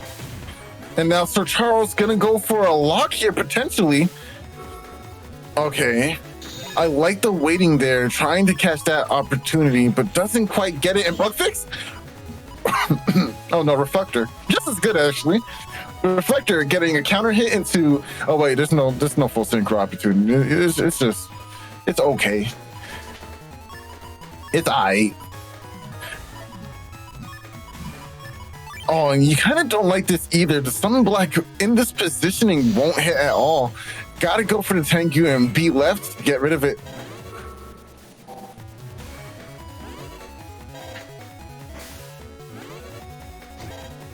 Very smart to back off there. Charles gonna go ahead and do a little bit. Oh no, getting TFC'd. Oh, you were right to hold it. Oh, I thought that they would hold it the whole time. And yeah, down to just these 3 chips here. This is what happens with Cust Bug if you're not a cheater. You mean like playerzero? I mean, it's not just him. We've been seeing everyone getting the turn 1 bug fix all day. No, don't give him an alibi. Don't make it seem like everyone's the same. Don't make not PC. Ooh, Erase Man on a hole does not do anything at the. Ooh, good Mega Boomer. Yeah, Erase Man falling into the abyss there. Nice little damage conversion there, using the wind gusts from that wind rat to push the opponent back into a beautiful element, man. Gonna go for that nice ×2 damage with the grass and the fire. Are you really only taking? You really think you're still gonna be able to get this destroy pulse off? Yes. Yes, Mr. President has a mission, and he will succeed. Yeah, I mean, I guess. I guess my man still has 1500 HP. We got time. We have nothing but time. Yes, sir. You're down to just Yes, sir. 2 chips. Yes, sir. No, this is fine. You're only taking one of them. No, Mr. President understands the risk, and he is willing to take it. I mean, this man has my vote. He has my vote as well. Look at that. No fear. The opponent's wasting everything, dumping chips into what isn't even there. Ooh, but because of this permahole field does get the free summon black. Ooh, you can dodge that, right? Finally getting the bug fix. Yes, sir. The mission has been met, and you know what's coming in the next turn, Symes? You know what's coming in the next turn?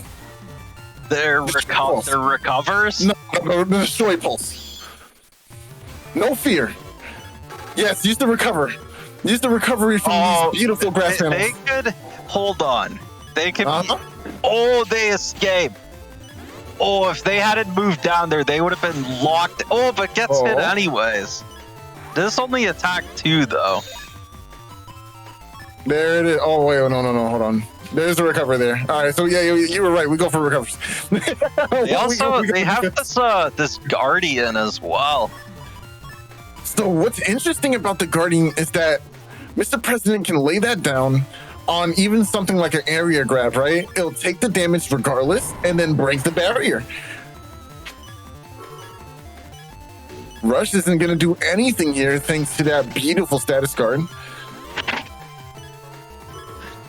Just going for chip charges right away. Hub batch is in play and then the recover. Nice. Good movement, good movement.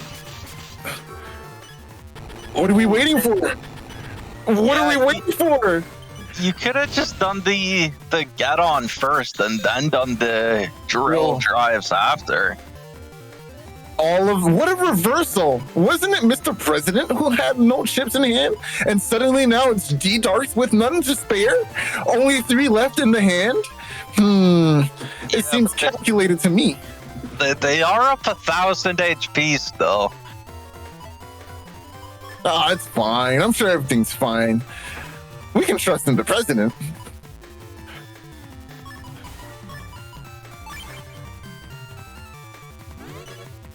Invis in hand. Nice. Well timed.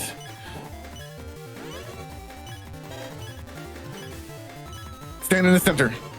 Oh. Could you imagine? Nice. Good movement. Oh. Anti-heavy. Oh, this is really good actually, because now you will be protected end of turn. Oh, dang, not fast enough. Okay, are they gonna have to go for Destroy Pulse to, Oh, they're going for the Guardian here, but... Oh, no!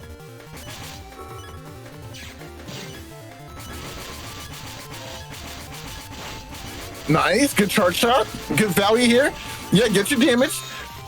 They don't want to respect you, it's fine. You'll take this damage then. And you know what that is? It's the Destroy Pulse, baby! Destroy Pulse, let's go! We knew what we were doing. Oh, we no, understood. they're going into Spout. Oh, are you kidding? The long game! Yeah, come over here. I want to talk to you. Yeah, but they're camping the back. This could go to damage, Judge. Oh, in fact, it very likely will. Beast over. Do it. It will lose your chips, is the problem. Yeah, if GDarks steps forward here, yeah, that's gonna be it. Both players just beasting over here. Yeah, that first round definitely goes to GDarks. There's no way. Not nearly enough damage, unfortunately.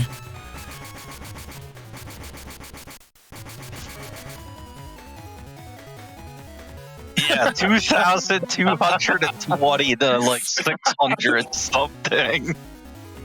Oh, man. Okay, we have to respect it now, right? All jokes aside, there's no reason not to go Dust turn 1. You don't have bug fix in your hand. Let's not play around. Mr. President. You got the barrier 200 and life aura. Let's take it easy. Yeah, there it is. There you go. There you go. All right. We got this. Now this is a real game. Bring the 200. Bring the barrier 200. Bring it first. Actually, bring it first and then the life aura. The opposite. No, it's like the other thing. Okay. Who's gonna get to be left first? Oh. Be left. Oh. How did you focus and be left? But there's the erase, man. Wow.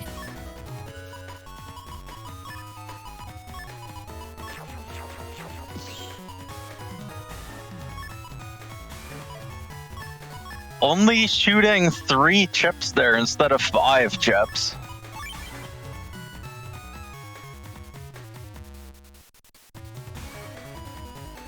We also see double magnum in hand as well. That's really scary.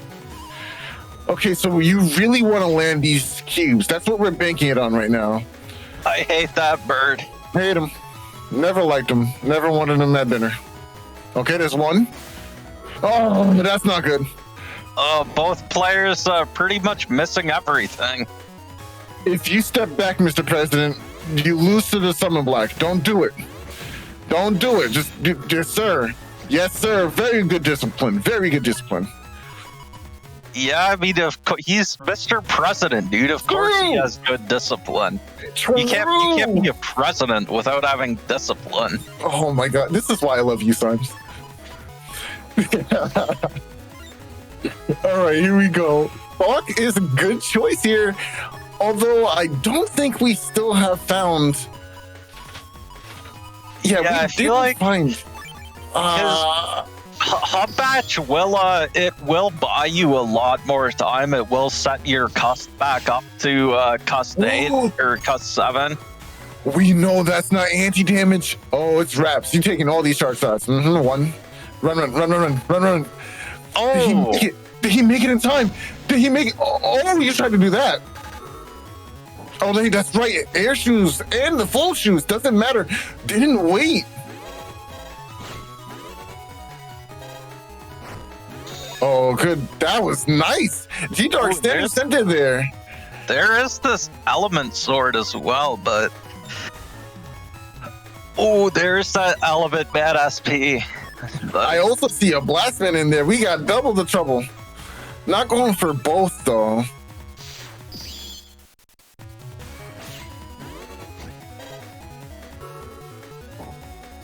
And this is up. Waiting for Mr. President to step on the grass panel. Oh, you did it. Ow. Okay. This is fine, right? Everything's going according to plan, Mr. President. We're okay. We got the life lead. We got more life in our hand. We got some combos. We're doing good. Everything's okay. Oh, is that Meteor Knuckle? I see.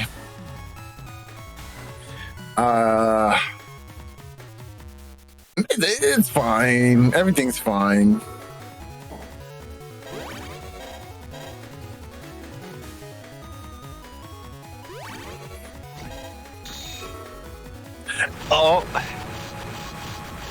Oh my god! Was that how many? Okay, that actually that was a corner knuckle. So sure. That wasn't that like. Are you sure it's not that intense? That was still 7 hits. I don't know. That was a lot. Or maybe it was 6. Maybe it was 6. I think it was 6. Which I mean that's still a lot.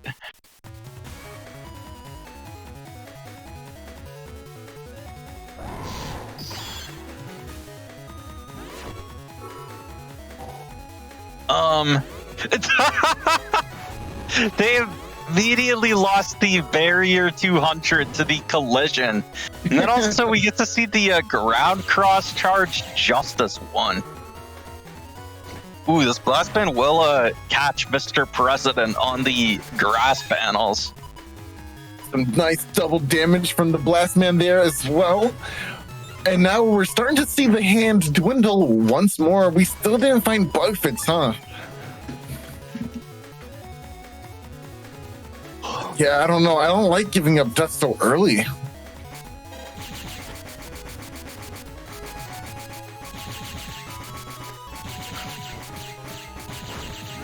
Oh, bait it out. Oh no, you should have waited. You should have waited. Wow. Okay, I guess we just hide. That's what we do. We hide. See, if they go for the ground man here, like they're still just gonna have these 2 pulses in hand the next turn.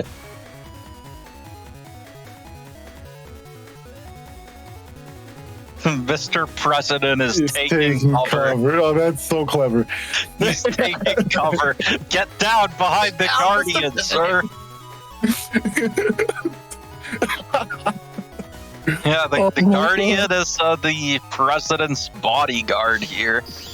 Not to be confused with the bodyguard PA. Yo, hold up, in YouTube chat, Abdullah Salah, it says, it is looking grim, my fellow Americans. I think that is that is Mr. President. It is Mr. President, yeah. That's so funny. It is looking grim. Mr. President, my fellow Americans. Oh my gosh. Oh, that's too much. Dead. Oh, man.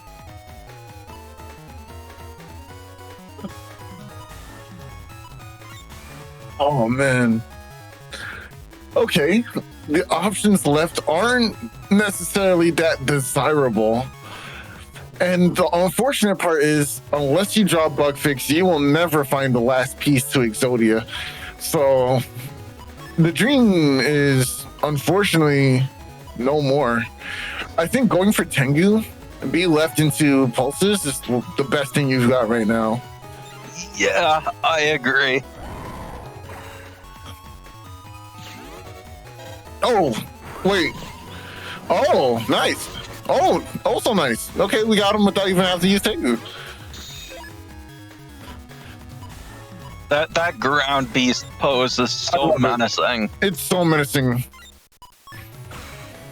It reminds me of Vegeta prepping the final flash. True. Ooh. Oh. Ooh. Caught in the crossfire. Anti-Navi coming through. Is that a sword? Oh no. Oh no. Oh. I think that was just the normal sword, right?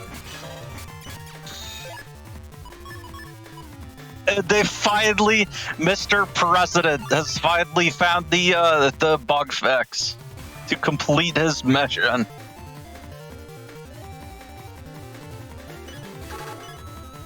Magnum will not get dodged here. You're gonna have to take it. Oh, walk to the middle. Yes, you love it. Take this. Well, wait, shouldn't they have air shoes from their hub batch? Yeah, that's true, actually. Oh, we just remembered. Oh. At the nick of time, too.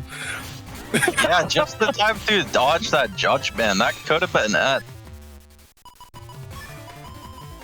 We still have options. We have plenty of options. You know what?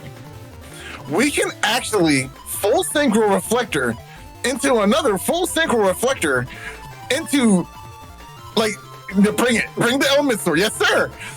No, you have to. No, that's your win con. Mr. President, please. Oh, you're supposed to sign the treaty.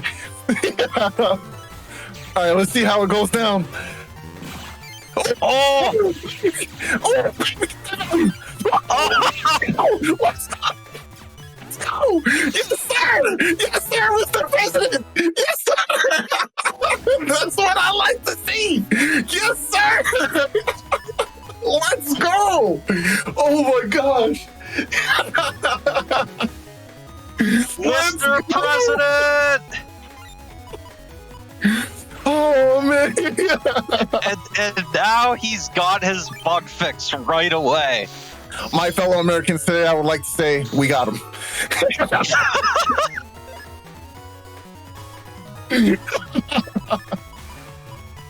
Oh man, that was great. That was so good. Nice. Oh, and look, an early bug fix. Yeah, Oh but my gosh, yeah. Mr. President, he has soul. This is a man on a mission. True. Everything was calculated for this moment. This right here. Oh my gosh, this is the best. I'm just having a good time. I'm just happy. All right, Element Man coming out. Gonna go ahead and make it all grass, okay? But you're gonna have a fist of justice. The fist of president. The fist of president.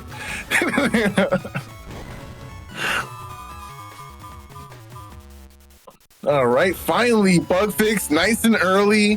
Feeling safe, feeling not vulnerable. Can keep my hand and get the D-cross as well. Nice. Excellent patience, nice maneuvering to go ahead and lock that down successfully as well.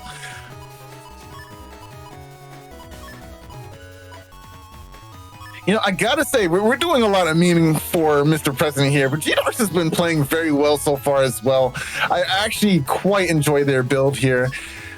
Been putting on a lot of pressure with all their chip combinations. Almost took that last run as well, you know, only having a little bit of HP left until, you know, Mr. President realized that air shoes was in effect. But hey, it happened, you know, we'll take that.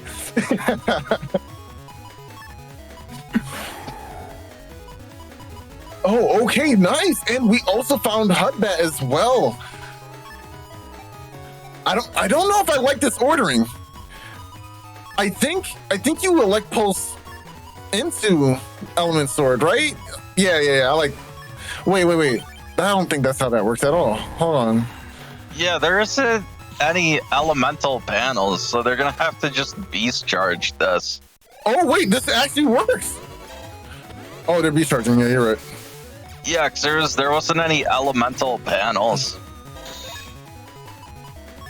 Windrak will go ahead and clear out that pesky life aura, but is GDarks really going to stay in base? Okay, you know what? Staying in base isn't too bad because you have the ×2 for Magnum at least, and then you can that follow will up with a break second the Magnum. life aura.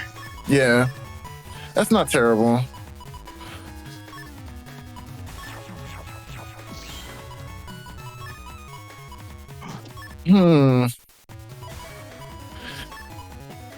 You know, it kind of feels odd not to see Mr. President with a hand of 6 right now. Yeah, it's just kind of odd to speed up with 8 chips instead of 2. Dude, you know what I'm saying? Like, what is this? Not my president.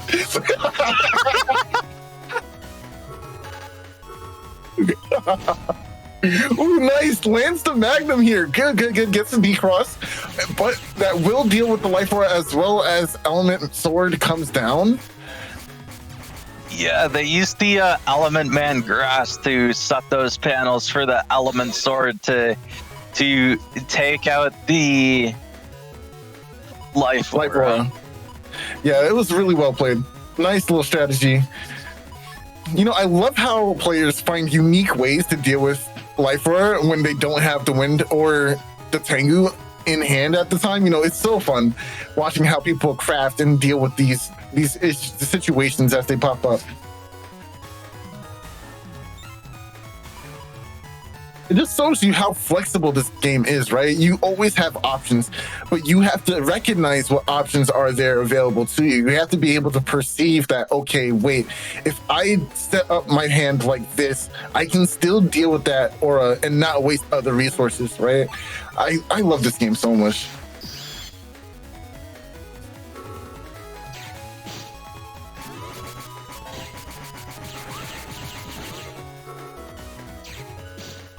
Going for the Sonic Boom Sword here.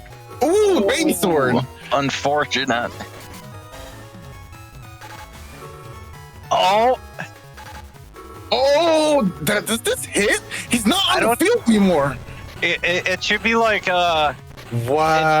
It should be like in Pokemon where if you use Earthquake when they use Dig, it should have done a double damage. I agree. I agree with that. You have no business being under the ground when the earth is shaking and there's rocks falling on you. That was your choice.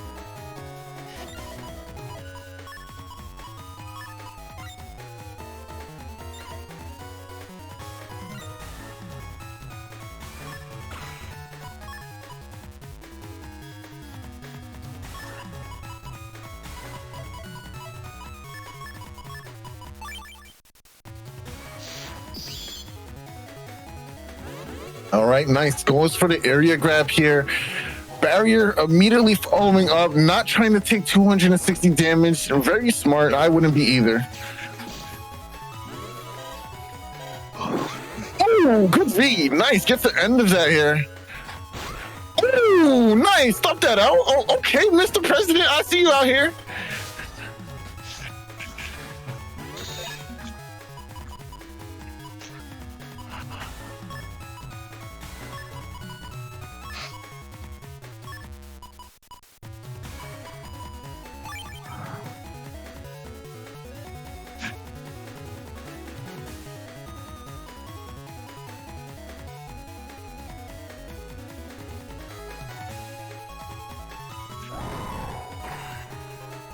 All right. Anti-damage in hand. Chip charging away. Dodges the charge shot from Tomahawk here. Both players rocking this. Oh, anti-damage will protect you for a little bit. Oh, just barely missed that judgment. Yeah, good dodges there from GDarks.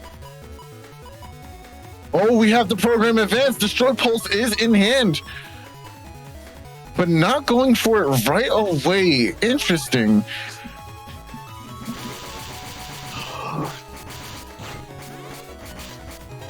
I like this. I like this. A lot of pressure. Oh, there goes Rush. Oh, I don't like it anymore. Wait. If you back up. Nice. Do you see? Yeah, let's go. Let's go. Yeah, let's go. Yeah. So very nice. Great judge value. Oh. There's that menacing ground cross pose again. Final flash. Oh, but he's going for the destroy pulse.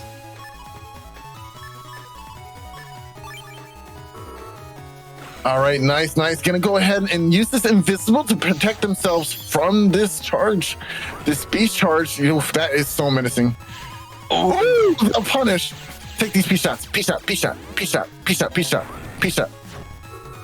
Oh no! Whiffing on the hole. That's so upsetting.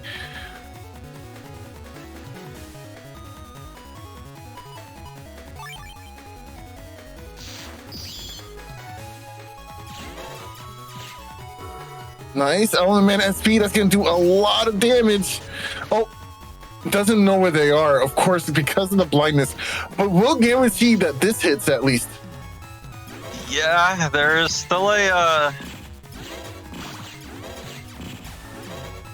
pretty big HP gap here. Mr. President is he's just sitting in his office right now and he's comfortable. Oof, there it is. Awesome game. Very well played from both players, man. But Mr. President, he makes a win at the end of the day. Definitely in time for the election and to get my vote.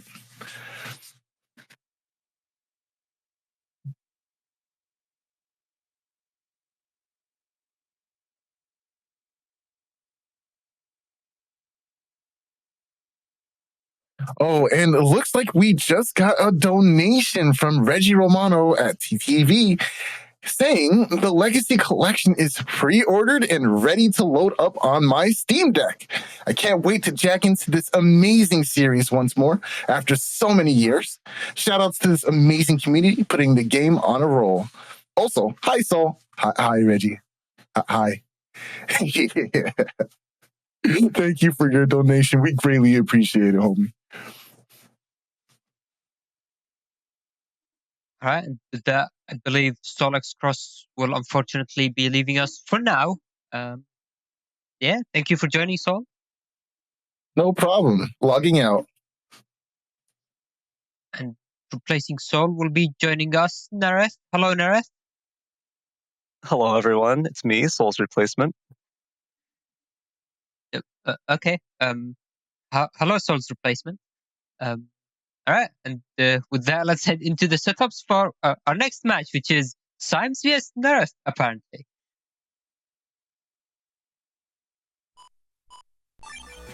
All right. This is slowly coming back to me. I'm recalling this match. Yeah, it was one of the matches of all time. All right. Well, luckily I do have amnesia, so this will be completely new to me. I can't wait to see this in action.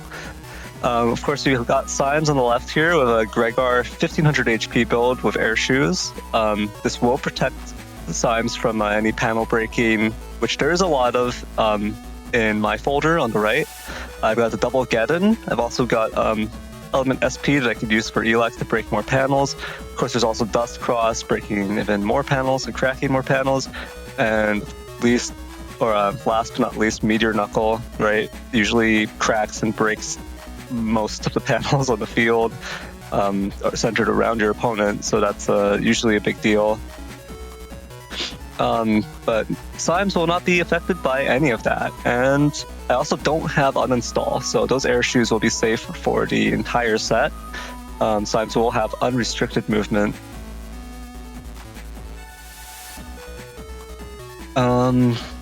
Let's see, yeah, it's M code on the left here. Double machine gun 3s, Muramasa, Golem hit 3, and Grab Banish. All pretty solid options. I'm surprised there's no boomers in here as well. Those are also really juicy in M code as an option there for the extra damage and the grass panels. But Symes actually also has double Geddons. So there's 4 Geddons in this set. So the odds of the Sanctuary panels on my side staying up are pretty slim. We're both running element SP. We've both got Life Aura. Symes also has Barrier 200. And Symes, of course, is running the pretty standard array of defenses. Double anti-damage, triple invis. And of course, Dundal Force is going to be the Giga. What do you have to say about this? Yeah, I was feeling really bad on the last night to register for this tournament. And I was thinking of using something much spicier, but I kind of ended up just throwing this together at the last second. And yeah, it's okay, I guess. Yeah, I mean, I can see that. The Muramasa is definitely spicy. It's in code for M, but it's a surprising selection of chips from M to go with the Muramasa. But yeah, other than that, it does look like pretty standard fare for Gregar in terms of trying to use the stuff for beast charges and just trying to play around your defensive options while using the crosses. This match is definitely going to be played out in slow gauge, right? There's 3 slow gauges between the 2 players here, so odds are it's going to get popped pretty much right off the bat, especially considering the slow gauge is regged for Symes. My build on the right is really Tengu cross oriented, as you might notice. I opted not to go for any anti-damage and no invis. Instead, it's triple anti-sword. I'm also running anti-navi and anti-recovery, which makes it hard for my opponent to check which trap it is, because none of these 3 traps have easy conditions to check for them. Anti-navi, you kind of just have to fall into it. Usually for anti-navi, you do process of elimination for your opponent's other traps. So you'll hit them and see if the anti-damage pops, right? If it doesn't pop, then you go, well, it's probably anti-navi. But anti-sword and anti-recovery also have difficult conditions to trigger. So that makes the anti-navi even harder to check for. And Trilo Faith in Twitch chat saying, what do you mean? Just use roll and you check for 2. And it hurts. That's true. Yeah, you can eliminate 2 of these 3 traps with roll. You just have to sacrifice your roll. Other than that, this folder is just primarily area focused. It's 4 panel grabs, 5 area grabs, so it's really all about enabling Tengu Cross. I think that's about it. I don't really have much else to say about these setups. Yeah, I think with that we can get into the match.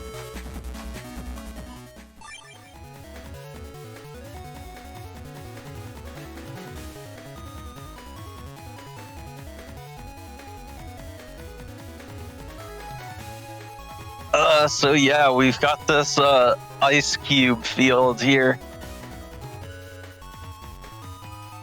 Yeah, this field normally favors Falzar a lot because you've got both the ice panels, which can translate into freezing effects for Spout Cross's charge shot, as well as any aqua chips, and then you've also got the ice cubes, which can be sucked up by Dust Cross. So this field, like, typically favors Falzar a lot, but Symes actually pulled both machine gun 3s here, so that's a really good check against a turn 1 Dust Cross.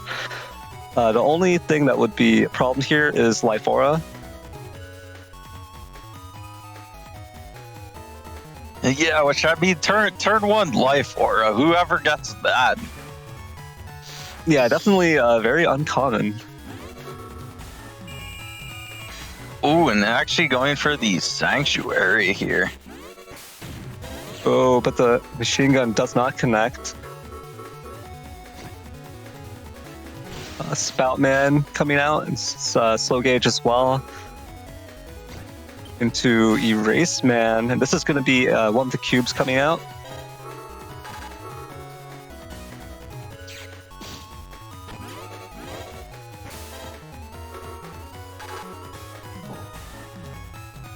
Ooh, yeah, so unfortunately the defenses for Symes were backloaded on this turn, so wasn't able to stop the Spoutman or any of the damage from coming out there, but Symes is going to be relatively safe going into this next turn, especially with this barrier 200 option being available.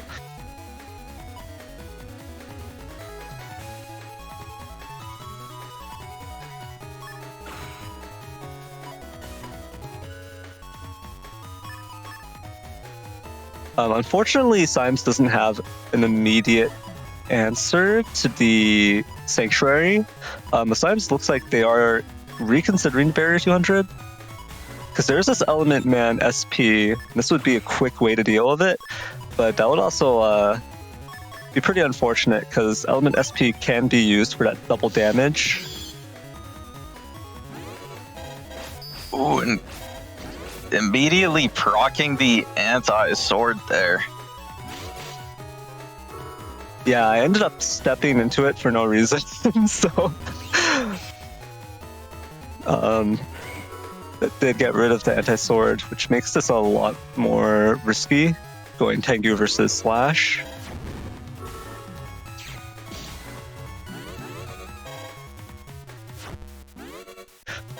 Also completely wasting that area grab, not able to get the area lock for Tengu. Not able to get it with the second area grab either, but finally doing it with a panel grab. Ooh, and unfortunately still no Wind Racks here. Yeah, this is pretty unfortunate. There's a miracle play you can go for here, which is the Element SP Grass. That would destroy the Life Aura and get rid of the Sanctuary panels at the same time. So I can see that Symes is going for area grab to make it so that Neryth can't step up or down, and then just confirming Element SP Grass. So that would be a really good play if it works out, but if it turns out I'm mid-movement here, so I'm heading up or down, then it's not actually going to lock me in place. So we'll see whether or not this works out here.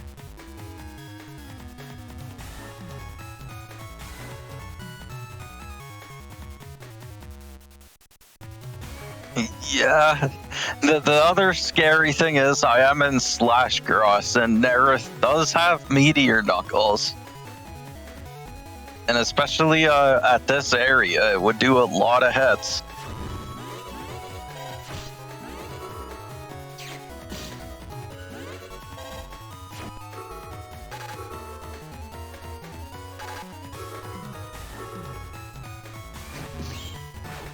Oof, and yeah, the anti-Navi to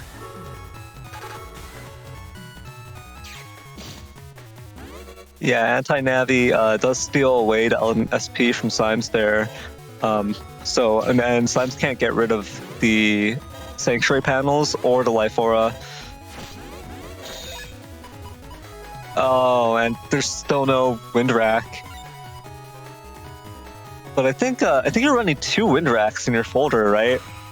yeah, and at least one of them should be right near the top.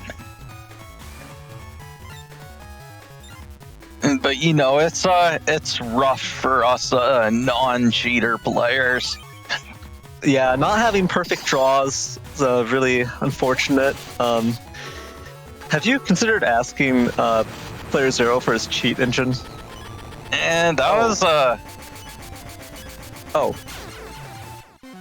how many hits was that? Too many. That was a little bit too many. That looked normal to me. That looked like normal gameplay. Was that 7 hits? Was that 7 hits on 3 panels? Yeah, it looked like normal gameplay to me. Unfortunately, it looks like playerzero lent his cheat engine to me for this set. So I guess that was the first match. All right, so maybe Symes can bring it back in round number 2 here, the second match.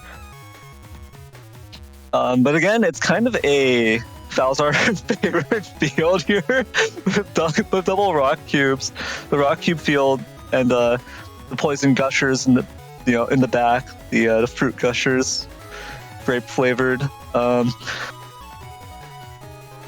But what this translates into is another free 400 damage, potentially, for any Falzar player on the field. Ooh, but this is Geddon into Machine Gun 3 on the center, and it's going to be boosted by Erase Cross. Oh, but the rest of the Machine Gun 3 is going to get cancelled by the Judge Man.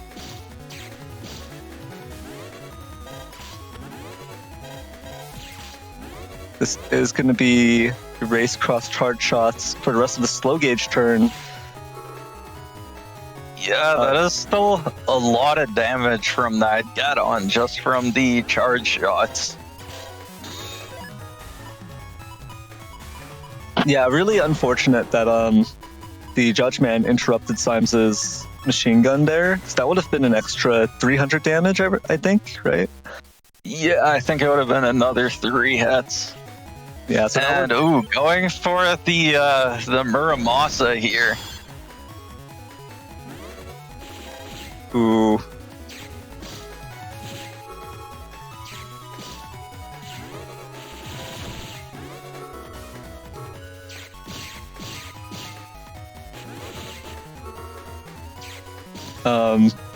So getting the grab banished there, and then getting locked into Tengu, to the Tengu range anyways, because it turns out I had 4 area chips. Okay, and turned out that wasn't anti-sword. That was something else entirely. Yeah, I mean, that's a 1,000 damage Muramasa there. That bumps its average up higher than Neofari could ever get. That's true. Yeah, Neo Variable could never do that.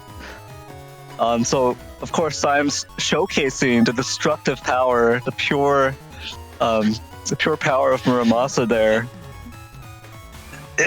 Yeah, so Neryth has like 3 anti-swords and then the 1 anti-Navi. So Yeah, just going for the Muramasa there, and it turns out it was not one of the anti-swords.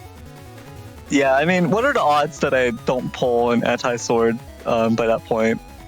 You know, that's... I don't know. I don't even remember if that was anti-navi or anti-recovery, but I was kind of just hoping at the time. I was remembering that turn, and I was just thinking to myself, I just have to bluff. I just have to bluff and hope that I don't get hit by Muramasa, but it didn't work out for me.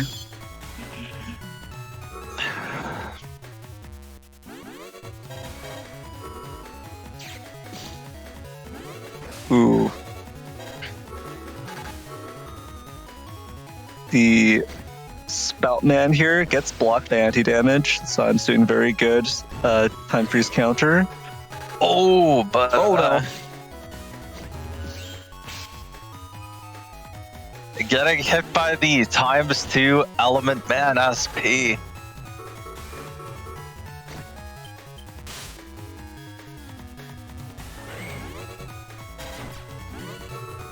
Ooh, does manage to mash out of the Erase Man in time to avoid getting hit by that extra Tengu charge shot.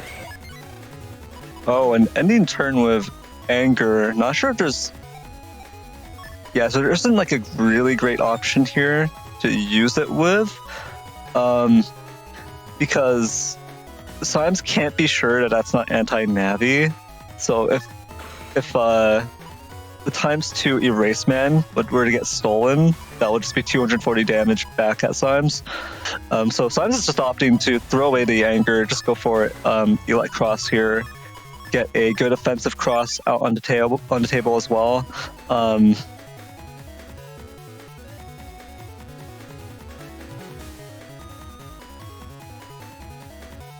Yeah, this is a bit risky because Neryth, if he doesn't have enough area to keep up the Tengu pressure, or doesn't want to get a Muramasa again, could go for Tomahawk here.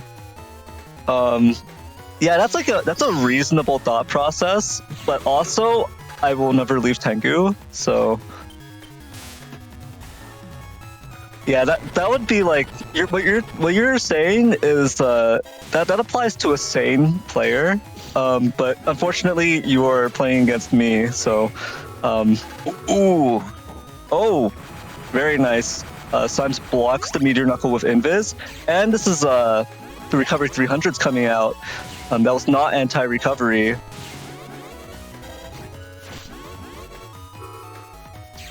And manages to get out of the Tengu lock here. I think a majority of the Elite Cross charge shots were connecting there, so HP is back in Symes' favor.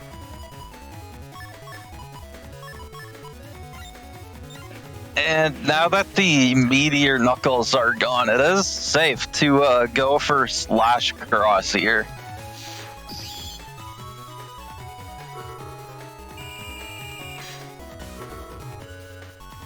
Ooh, and Symes steps up, avoids the Judgman Whip coming out there.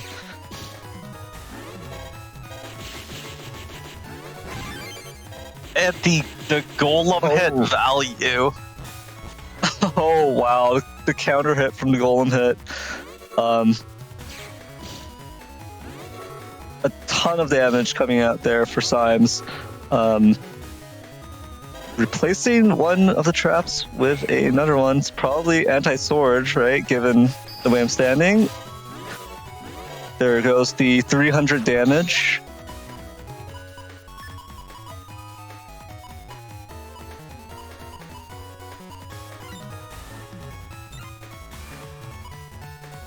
And Symes does have Kernel Force here. Will this be... Oh, what is this? Alright, so Symes is just thinking that I'm probably gonna go into Muramasa range. Oh no.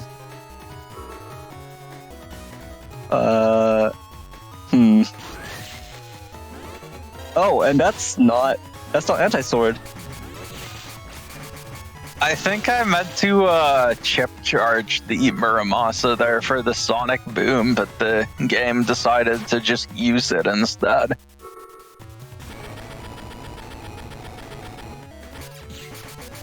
But that get-on will go ahead and deal with these Sanctuary panels.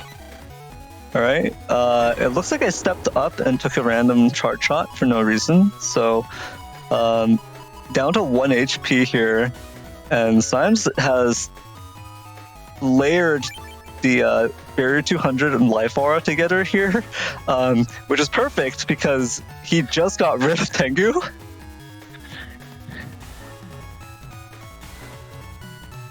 So we'll see what happens here. Yeah, I mean, there's nothing weird that could happen here. Ooh, Neryth going for the recovs into the drill drive.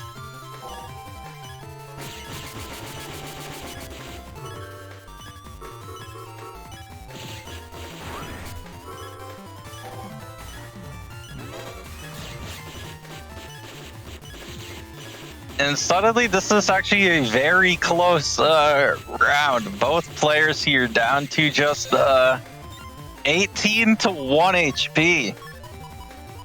But there is this Gundel force. What is going to happen? This is neck and neck, 18 to 1. Symes does have the Life Aura as well, though, so that is an additional layer of defense. Plus, Symes has an Invis this turn, so... Oh, what is going to happen this turn? Oh, the Geddon is going to... Oh! Oh!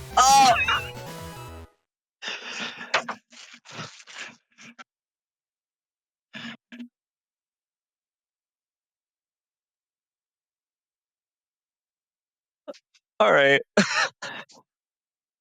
All right. What a surprising end to that set. I don't know what to say about it.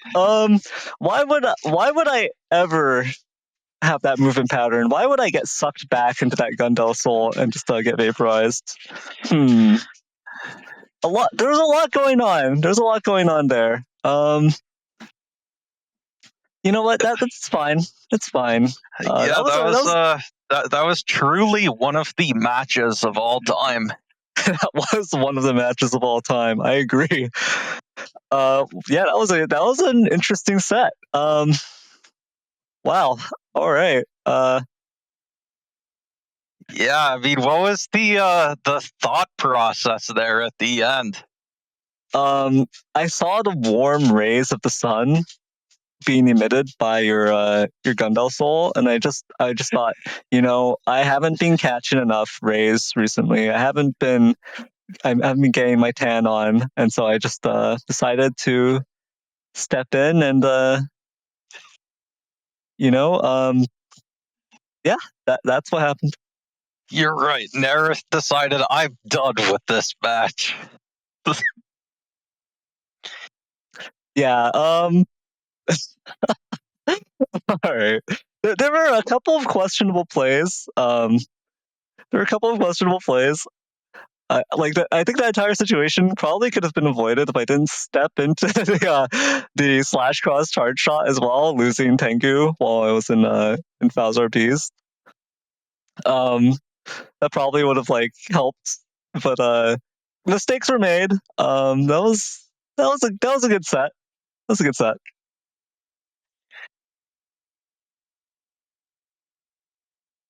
All right. Moving on. I think our next set of the day is playerzero versus hoodies.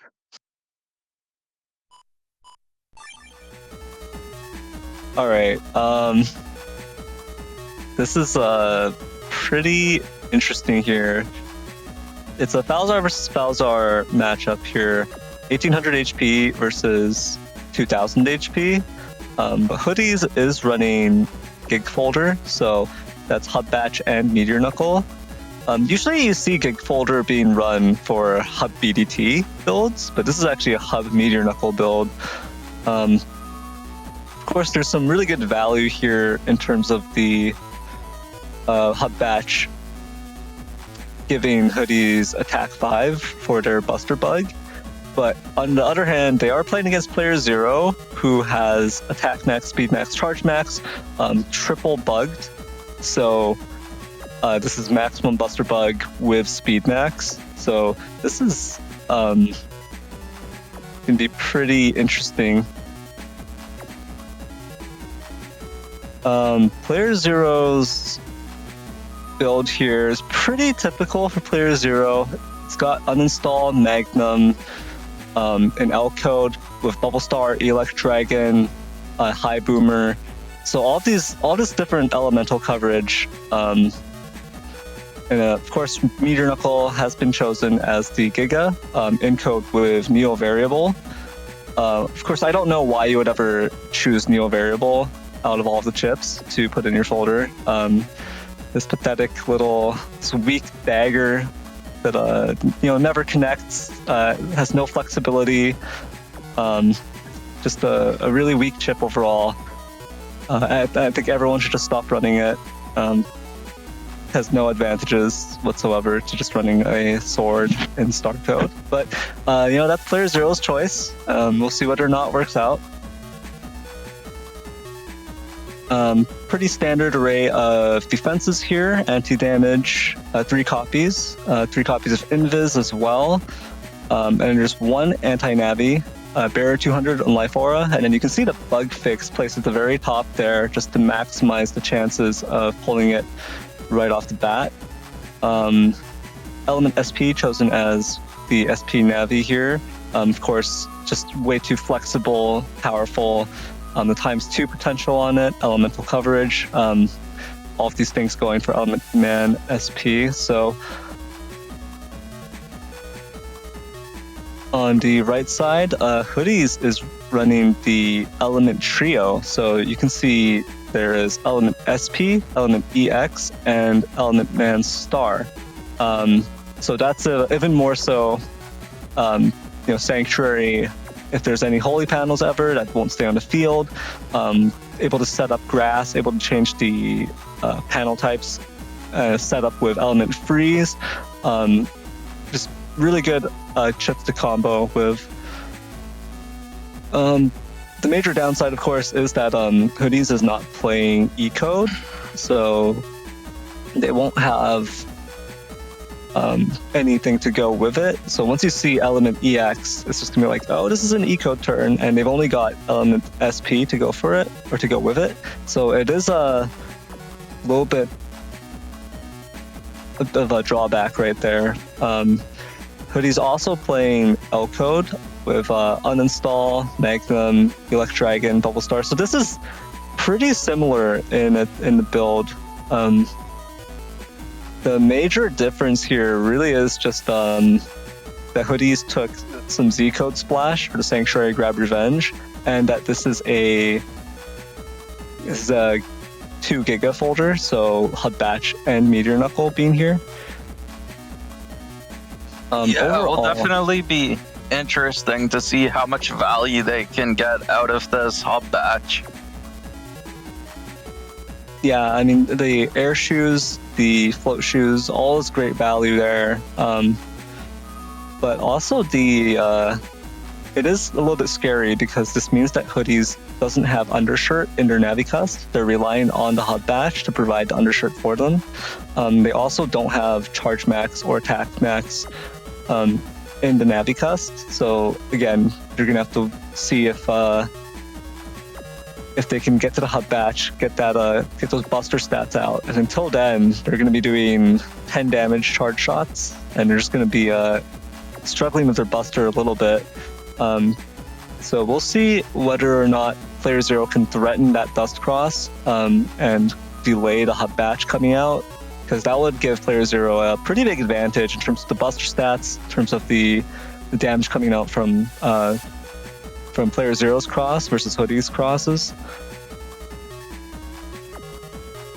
Yeah, we'll see if they get this typical turn 1 bug fix and everything. Yeah, and I think with that, we're good to go into the set.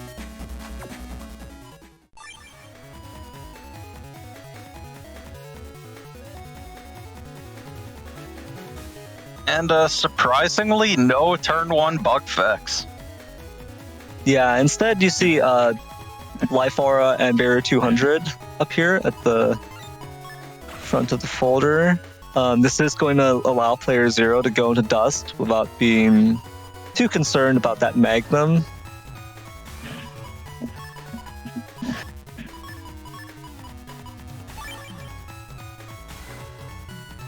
Wow, and player 0 just goes for both on turn 1.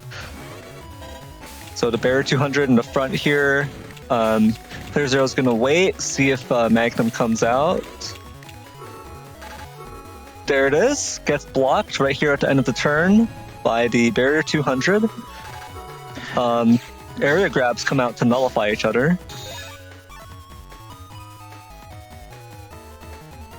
And there, without even having to dust dig, is the turn 2 M Knuckle. Yeah, that's it's not an ideal time to use it. The player 0 shouldn't feel any pressure to use it here. Yeah, just going to use the rest of these chips. Take it slow, take it easy, get another turn of Dust Dig here. Yeah, this isn't a huge problem for player 0. Of course, each turn that passes like this, Hoodies is going to get closer to that HUD batch, closer to that bug fix. Just getting the chips that they need. But player 0 just sitting here with their defense.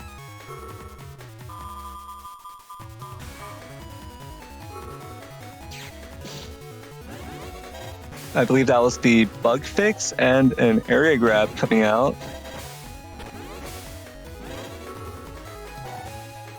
And here, Life Aura replaces the Barrier 200. It never ended up being broken because, like I mentioned, Hoodies doesn't really have the Buster stats to take care of the Barrier 200 easily. So we're going to see whether or not HUD Batch comes out because it's about time with this many turns of Dust Digging. Yeah, assuming Hoodies was always shooting 4 or 5 chips a turn. Ooh, and yeah, there is that hub batch, but oh boy. Oh no, yeah, because this is a neo variable follow-up here. Wow. Player 0, of course, going for the coward's choice of the supersonic boom. Bug fix coming out for player 0 as well, and now we're going to see a Meteor Knuckle. It's a 3-panel configuration. 6 hits. Oh, what's that? Was that 6? I think they had 1400 HP before. Oh, wow. So yeah, 6 hits on 3 panels. Pretty decent for player 0. Unfortunately, he didn't manage to get standard player 0 luck with 16 hits. Just instantly deleting his opponent with Meteor Knuckle. But this is decent. Okay, full +1 area. Oh, well, just a full +2 area here for Hoodies. Looks like this Tomahawk block is going to be unchallenged, and player 0 loses. Oh, and that's 8 hits. Oh. Yeah, no luck there. That is just the confirmed 8 hits on a 2-panel configuration. Ooh, but player 0 is fighting back with that uninstall machine gun into the Element Man. Both players here whittles down to a pretty low HP. 375 for player 0, 541 for Hoodies. Player 0 has to be looking at this recovery 300 as an option to stay in it. But Hoodies probably going to going to Spout Cross here. Pretty interesting. Of course, the charge shot is extremely fast, so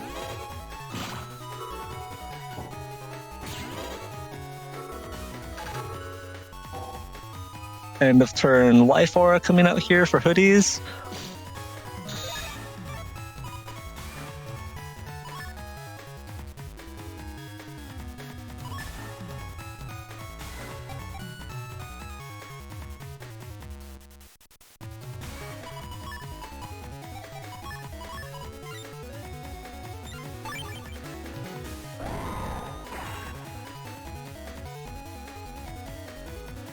Oh, and going for the spout beast here.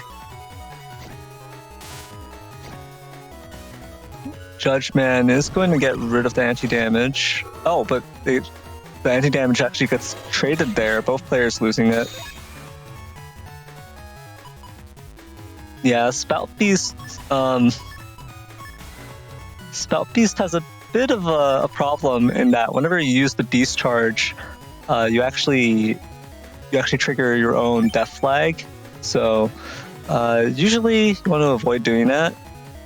Yeah, there's definitely a lot of bad mojo on the Spout Beast charge. Oh, Invis allowing hoodies to avoid the bubble star right there. Oh wow, going for the cross slash. I appreciate the... Oh, okay, Elect Dragon clips hoodies at the very end there, removing the spout. Getting double damage there.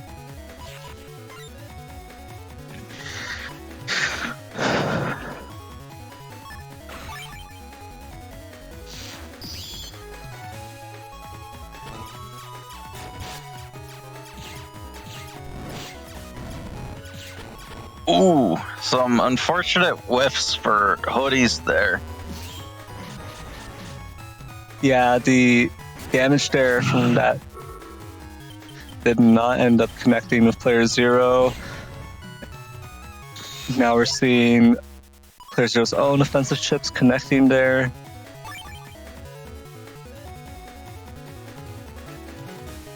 This is definitely a rough situation.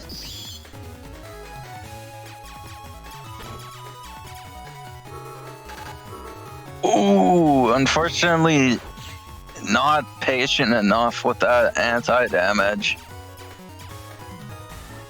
Yeah, and now player 0 stepping forward takes a 480 from Element SP, but closes it out with a P shot.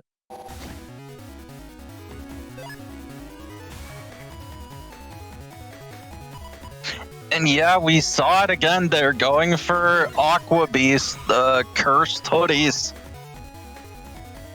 Yeah, this time it wasn't even going for Aqua Spiral, just simply going into Aqua Beast, unfortunately.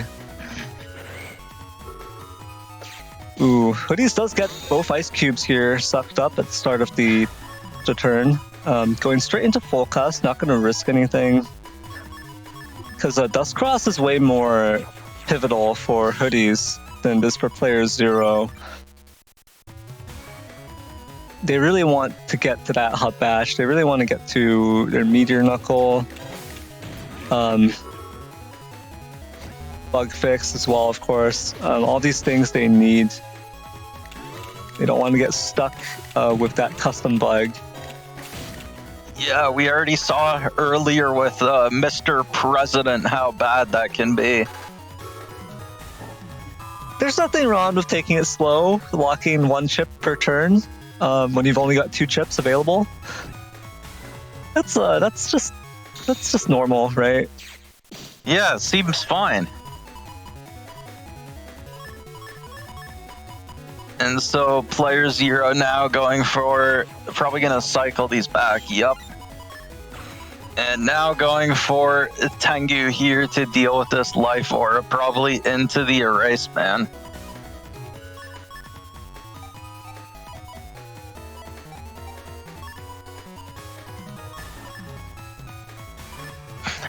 Ooh, yeah, this should be a solid combo for player 0 here.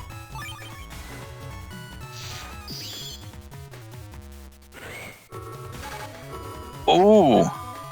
Oh, wow. The Raceman's gonna miss, and Hoodies does pop their bug fix here. Yeah, but will the element man... Oh! They could have gone for the... They were in range to get the double life sword there. Yeah, double life sword would have been quite a bit more damage. Ooh, players are also sending out the supersonic boom. So both players getting hit by that, getting decrossed. Yeah, I'm deeply disappointed, but you know, this is all you can expect from Neo variable users. They'll never go for the double life sword. Instead, they just send out the supersonic boom.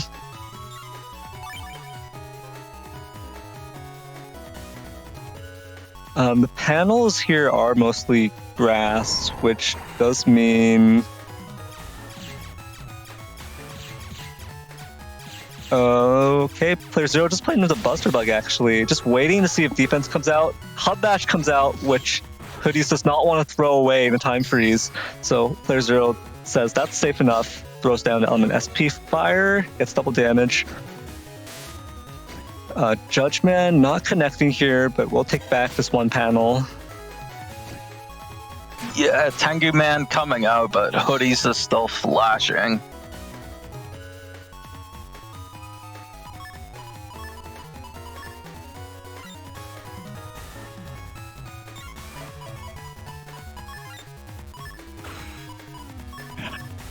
And so just going for the Tomahawk pressure here.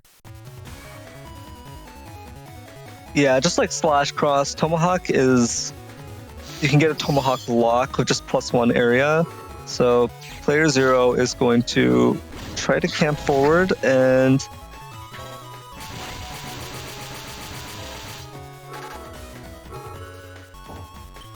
A nice time freeze defense there from player 0 is going to keep him safe from the Magnum, but Hoodies just takes advantage of this, steps forward where the Tomahawk Axe is not going to reach. The Falzar Feather Sidebuster here doing a bit of damage to Barrier 200. So a pretty favorable situation for Hoodies, but they are really going to need a defense start of this turn because Meteor Knuckle is coming. Oh. 7 hits again.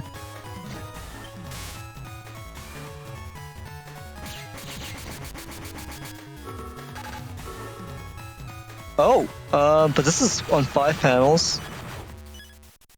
3 hits. Yeah, and there's the luck factor coming into it.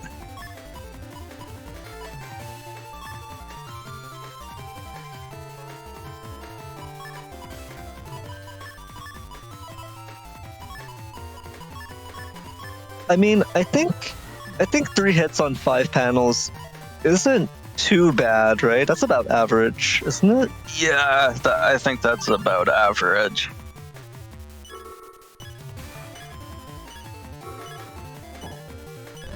Invis coming out and a recovery 300 for Hoodies. Gonna keep them safe. The question is, can they... Oh, area grab, can they... Ooh, Oh. Nice block with the shield. But unfortunately does get hit by this Magnum anyways.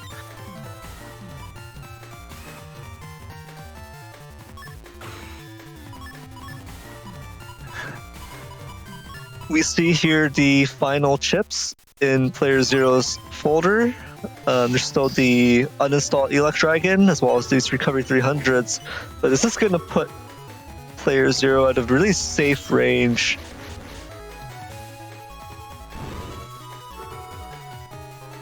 Oh, yeah, that's a lot of damage from that Element SP Fire on grass, but player 0 just pumps that HP right back up.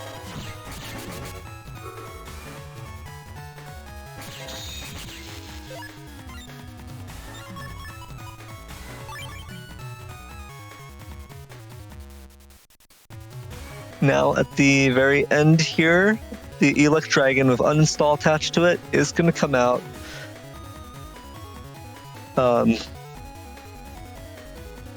If this connects, it will bring Hoodies down to 1 HP. Ooh, using the berry, they had the defense, but just didn't use it in time. That's rough.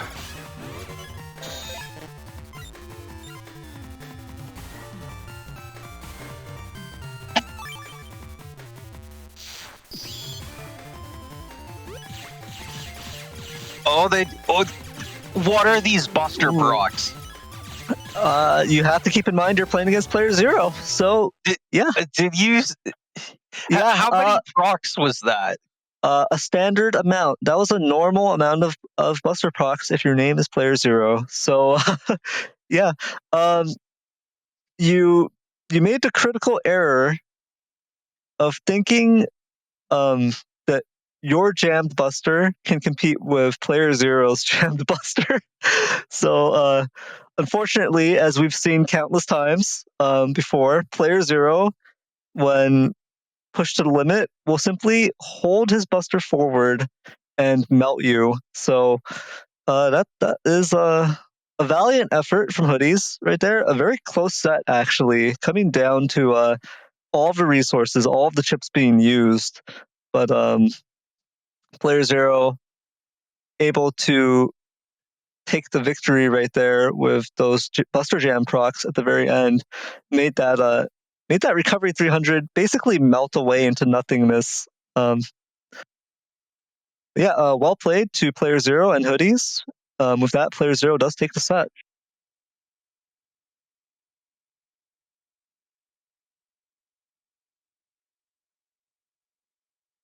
And with that, I believe our next set of the day is Enduring Ray versus Josue. Yeah, we saw Josue earlier, I think, all the way back in the first match, but this will be the first match for Enduring Ray on stream, and so they're playing Gregor. They've got this pretty interesting float juice cost here with the 2 HP 300s, and then the attack plus just 4 attack plus 1s to get to that attack 5. And a interesting folder as well. It's mostly just the asterisk code, which is you'd expect for Gregor. They've got 3 machine gun 1s, so that is a lot of dust aid. And then they've got the panel return, 2 holy panels, the barrier 200 and life orb. They've also got 2 copies of Last Man to deal with Tomahawk.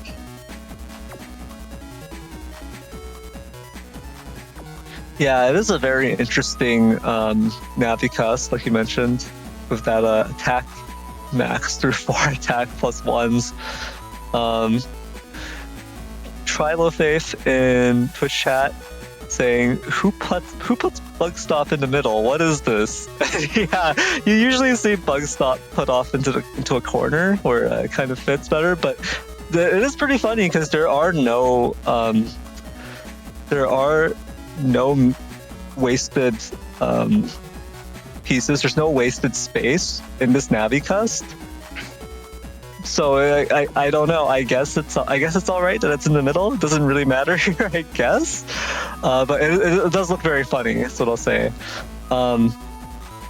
As far as Gregor builds go, this is a pretty interesting. It does have a lot of what a Gregor player wants, right? Float shoes to at least give you a little bit of counterplay.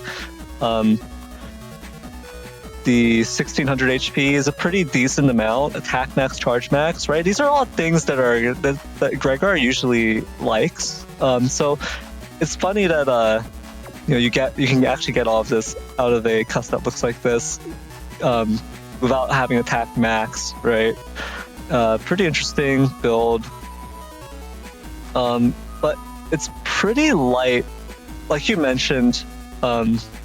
It's got the machine gun 1s, 3 machine gun 1s, all of that dust hate, like you said.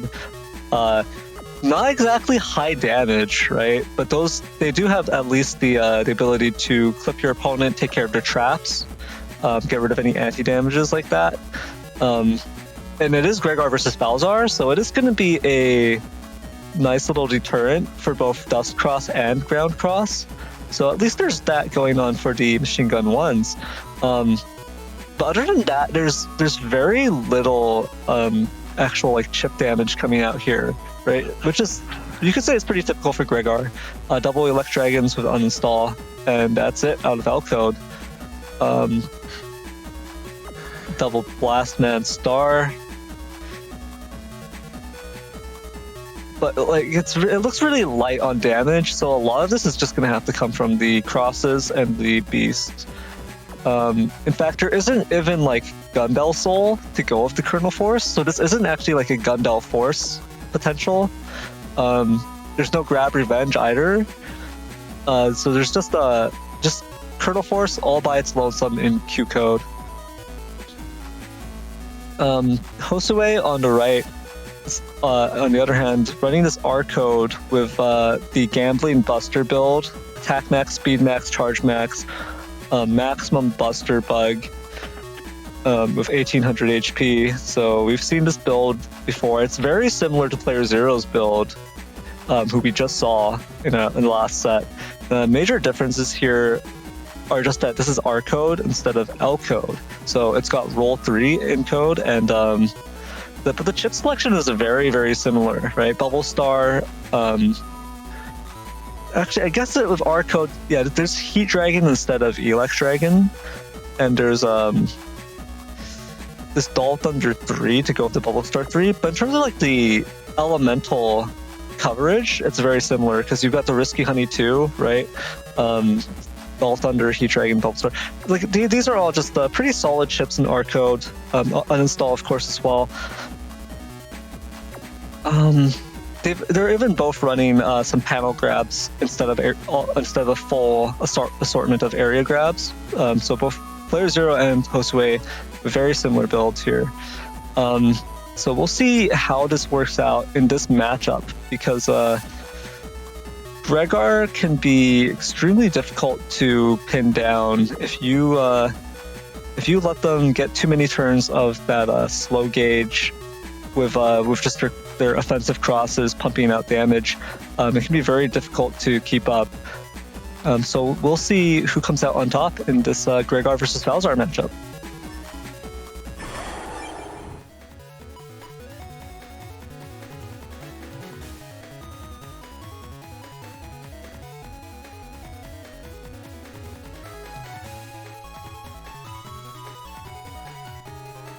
Ooh, yeah, I mean, this will typically favor Falzar, but with this much cursor on Enduring Ray's side, 2 of the 3 machine gun ones already in Enduring Ray's hand. This would be risky for Josue to go dust, take advantage of these rocks, these cubes right here. Instead, it looks like Josue. It looks like Josue is considering going for Tengu here, because they did get the bug fix. They don't need to dig for that. And Enduring Ray going for charge here, possibly going to charge tackle the cubes. Ooh, gets hit by that one instead. Yeah, it looks like Enduring Ray decided they're going to step down and... Oh, interesting choice. Getting 2 charge tackles there. Ooh, and managing to not get decrossed by the element, man. Yeah, but some quick thinking from Josue, opting to go into element Elec to break those back panels instead. Now they've got Enduring Ray trapped in Tengu range with only 1 panel grab.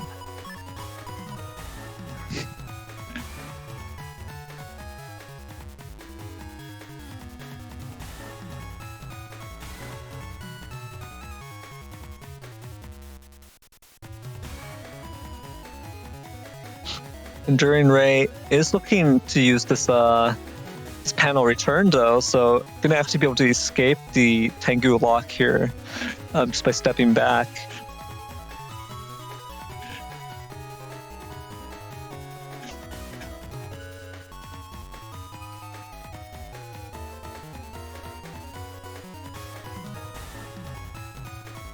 Yeah, Enduring Ray does have this panel repair here.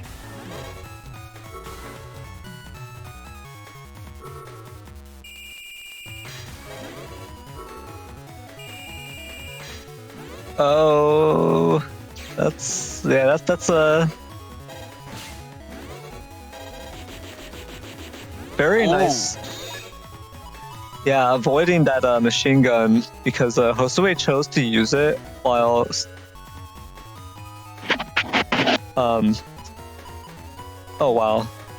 Yeah, while stepping all the way in the front, so it didn't actually track Enduring Ray, who was off to the side and kind of like behind Josue, basically stepping out of the machine gun's range.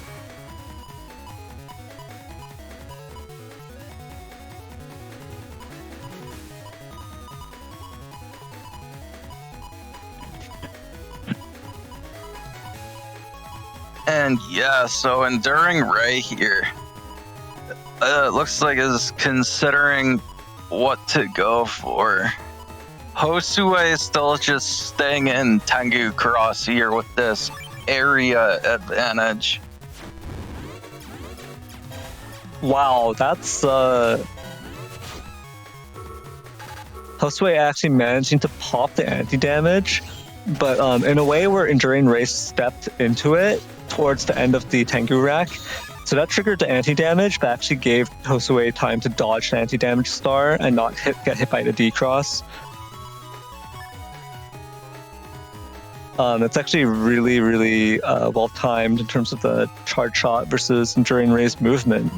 But after all that, Josue is going to drop out of Tengu Cross, going to go into Spout Cross to try to get rid of this this charge cross that's been sitting with Enduring Ray this whole time. Because Enduring Ray has been enjoying the benefits of that extra cust generated by charge cross.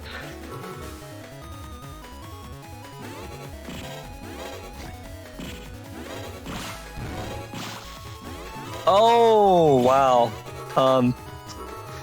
Having both the anti-damage removed and the charge cross taken down by Spout Cross's charge shot, all because the charge shot charges so fast for Spout Cross that Josue was able to charge a second shot and launch it before right as the anti-damage animation finished, and the Enduring Ray plopped right back down. So just getting sprayed down by Spout Cross right there. Really making use of the advantage of the extremely fast charge time.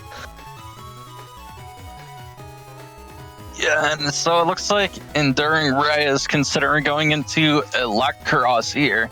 And for a second, it looked like Josue had the read and was going to go into Tomahawk. Oh, all right, it looks like now they're actually thinking of going Dust. Dust would be very good here, actually, because you would be able to break the back panel and just row lock your opponent, because they only have float shoes, they don't have air shoes. But instead, Josue opts to stay in Spout Cross. This is going to be huge damage if the Select Dragon connects. Oh, wow.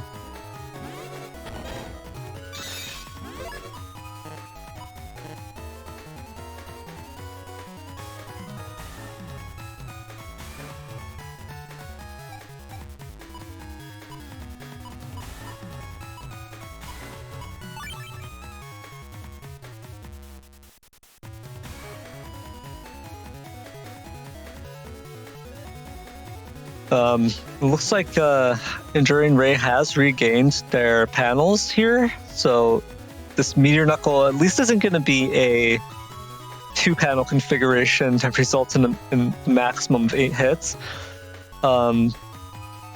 Instead, it might end up being a 3-panel or more Meteor Knuckle.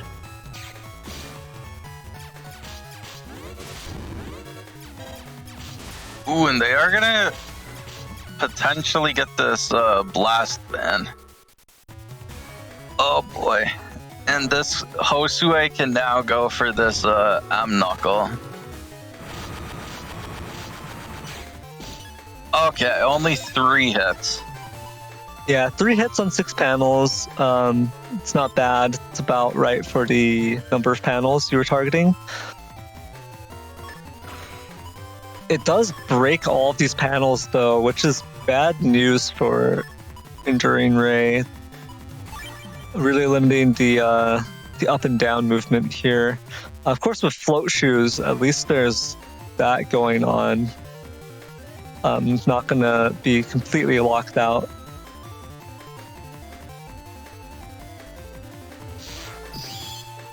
Looks like Enduring Ray is going into a slow gauge /cross turn with Life Aura. Both players with Life Aura, actually, but we'll see.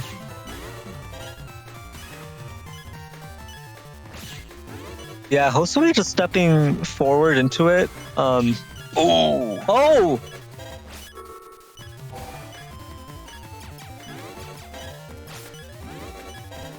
Yeah, Enduring Ray, unfortunately, just using that wind rack a little bit too early. Yeah, getting a little bit greedy to reach their area grab and get that +1 for the slash lock.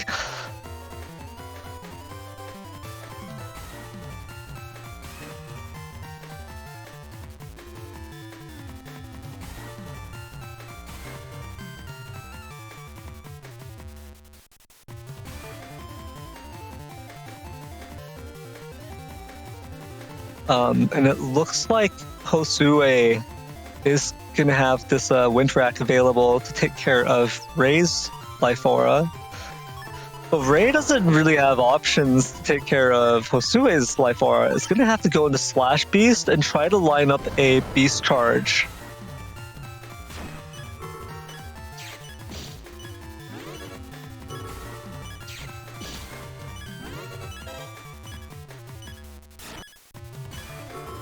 Ooh, and it does connect, destroying Josue's Life Aura, so neither player have Life Aura available anymore. Blastman also connects, dealing 240 damage with that D-Cross, getting rid of Josue's Tomahawk. Josue just sitting here with the Element Man SP, doesn't manage to get the freeze, but opts to go for the Elec to break those panels, trapping Enduring Ray in the front here.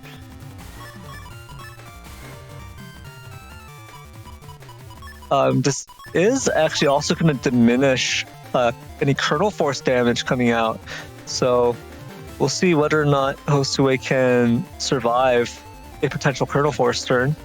It looks like they could block it with the risky honey attack +30, and that would be enough to just delete Enduring Ray.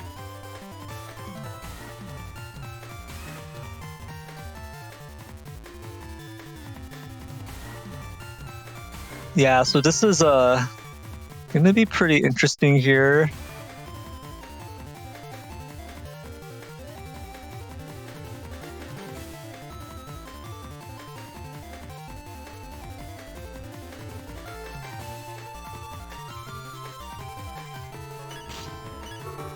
Oh no, Lazy Bees.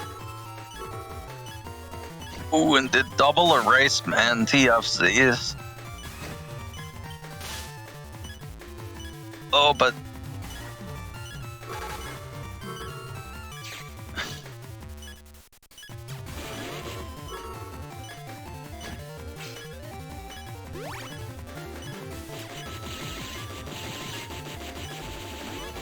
oh wow.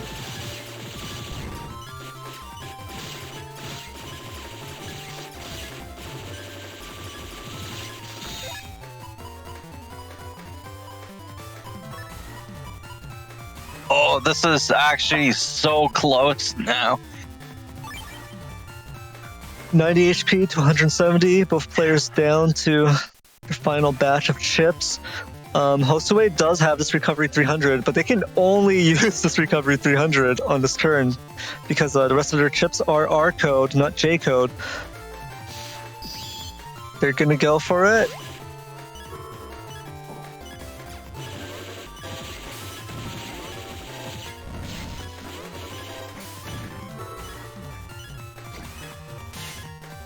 Judge Man connects, as well as that Elec Dragon Unstart from earlier. Oh.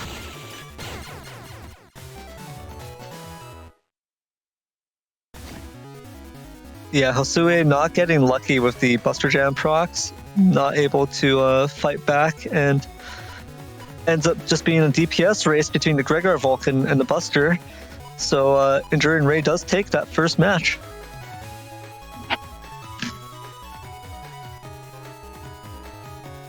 That was a very close round. Those Lazy Bees were very unfortunate for Josue.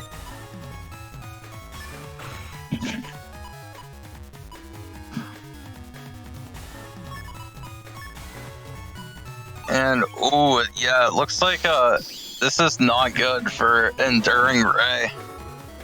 Yeah, this is definitely a bad cross matchup here. And the invis is not going to last the whole turn, so there's going to be a window here. Ooh, they do at least get one charge tackle and get some decent damage from that. Yeah, but Josue going to go back up to 1700 HP using the Aqua Chip recovery from the Bubble Star.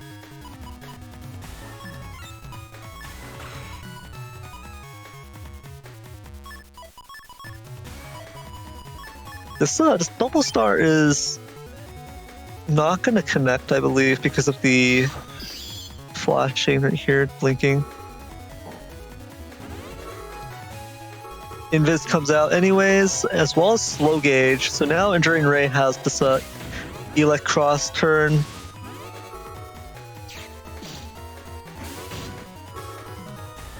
Ooh, and does get the Erase Man to connect. Yeah, that's going to be a D-Cross and a good chunk of damage. 240 coming out here.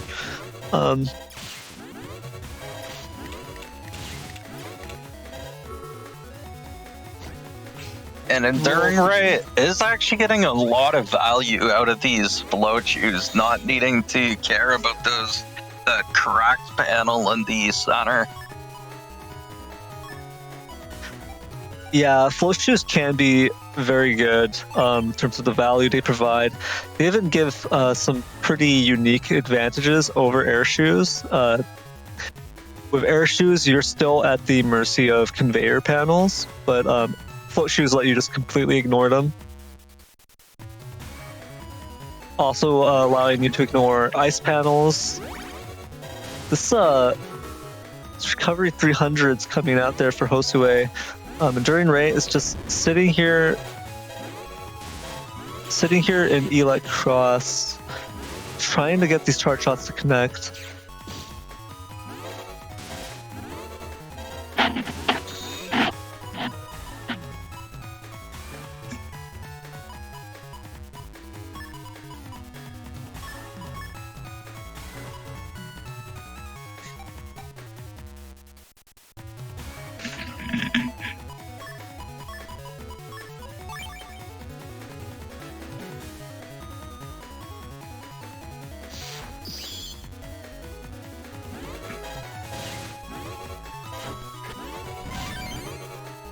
Ooh. Counter hit.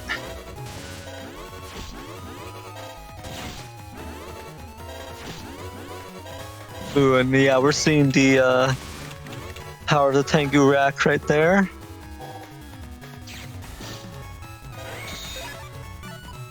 End of turn life aura gets dealt with by the Tengu.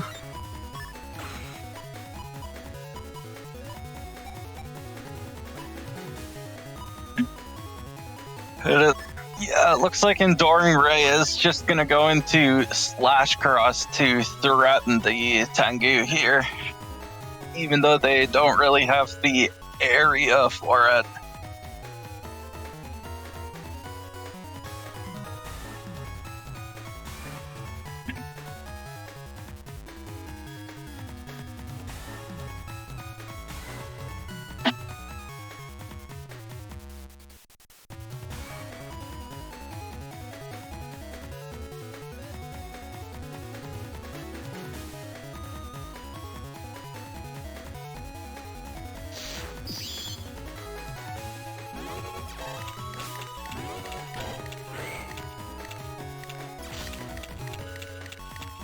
Josue just trying to get these Buster Jam procs out. Gets 2 right there, but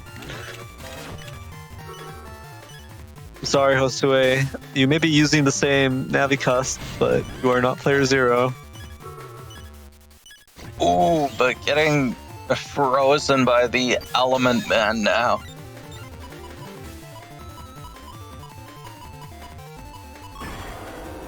Ooh, and we're gonna see a bit of a repeat.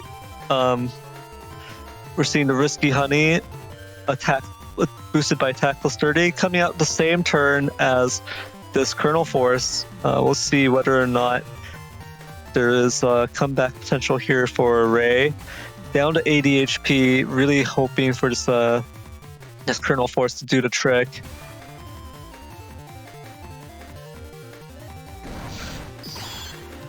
Gonna be really disappointed by this Tomahawk.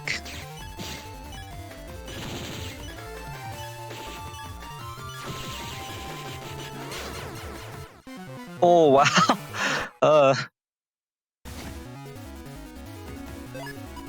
This time the Risky Honey does its job, stings Enduring Ray, and does the finisher right there.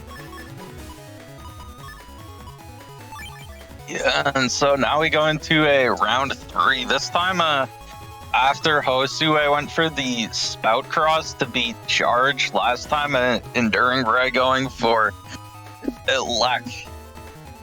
Ooh, and it looks like Josue is going into Tengu. Interesting.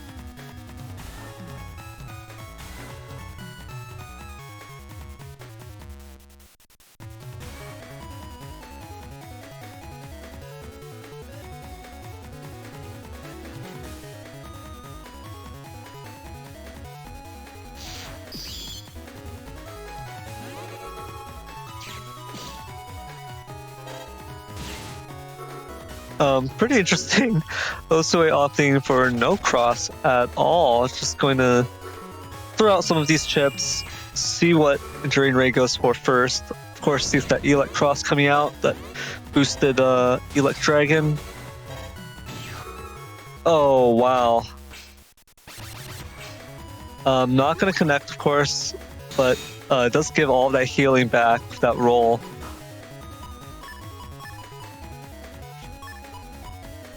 Yeah, that's huge, getting that ×2 roll heal. And so both players actually now still at full HP.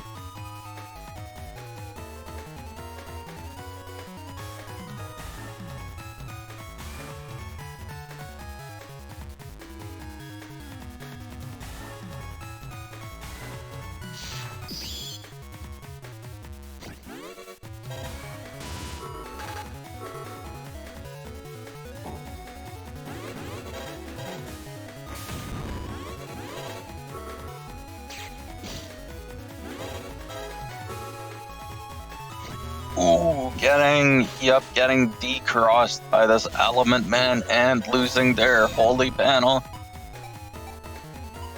And gets the Elect Dragon out right at the end of the turn. Yeah, this Elect Dragon at end of turn is actually pretty nice because it kind of is going to encourage your opponent to try to move out of it. But they're only... I don't think they could do a double step back and avoid the dragon here. I'm not sure they have time. But if a Josue cross cancels, it's possible they could buffer movement forward. But that would leave them right in front of Enduring Ray.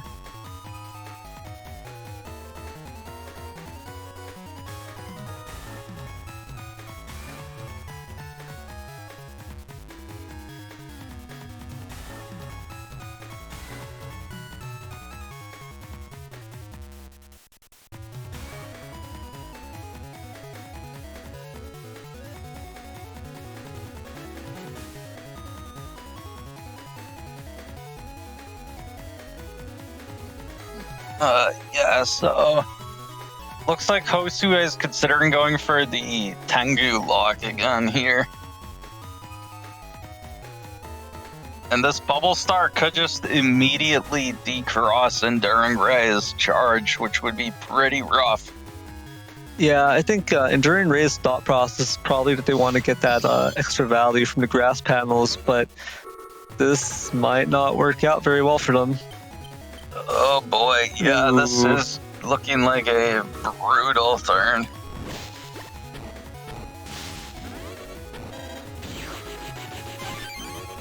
Oh, but Ooh! that's a big counter of 400 damage just from the Element Man V1. Oh, and very good timing on the anti-damage. Gets the confirmed decross. but still down. And oh boy, Meteor Knuckle, Knuckle with this amount of area could be a lot of hits. But Enduring Ray does have some defense in hand. Hopefully they bring it out and can protect themselves from this Meteor Knuckle, because that was a pretty good turn for Enduring Ray, even though it didn't work out perfectly. Of course, they still managed to get some good hits in.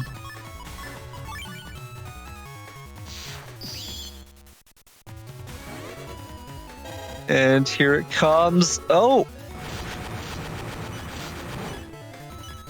3 hits. Yeah, 3 hits on 5 panels.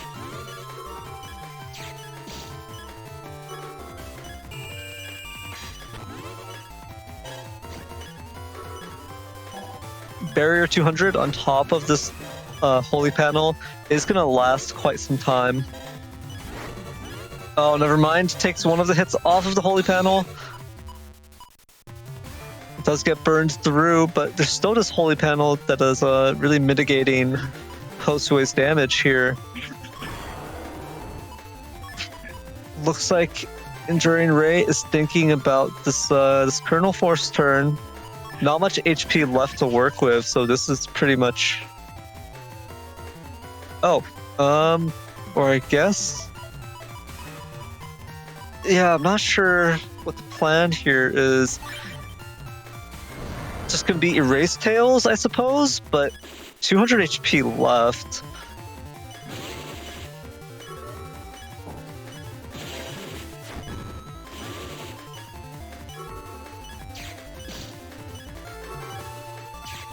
Oh, and just using the area grabs instead of... You could have gone for the Erase Tail arrows there. Life Aura coming out here is going to block out any more damage from the Grigar Vulcan. And are we going to see the Risky Honey and Q-Force on the same turn again? That's what it's looking like. But, oh, actually leaving Tomahawk, that is risky. Yeah, this could end up quite badly. We'll see how this works out. Oh! Ray needed... Oh, they needed to just avoid the bees. But the bees blocked the Q-Force with the attack plus 30, and that takes it for Josue. Yeah, that was a very interesting set between those two players. Well played to Enduring Ray and Josue. I think we saw the same interaction, that same conclusion 3 times in a row, right? With Kernel Force and the boosted Risky Honeys just coming out in the same turn. And yeah, sometimes, like in that first set, a bit of lazy bees there. But the other 2 sets, those bees managed to do their job. Yeah, GG to both players. With that, I believe our next set of the day is Shadow versus BitMuffin.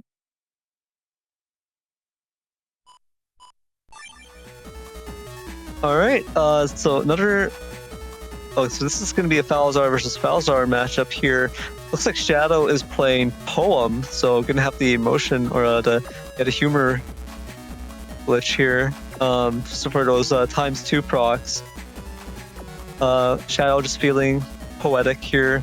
They've also got Shield, so gonna have a lot of benefits from staying in base Mega Man.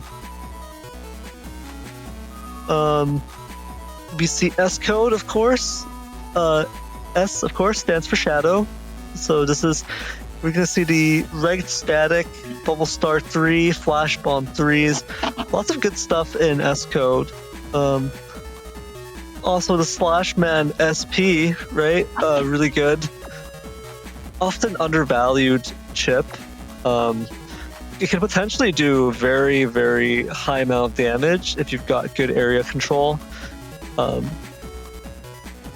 Able to run that as well as roll 3 and still have the standard assortment of Navi chips, and also element SP because of that folder pack 1 giving Shadow that +1 mega.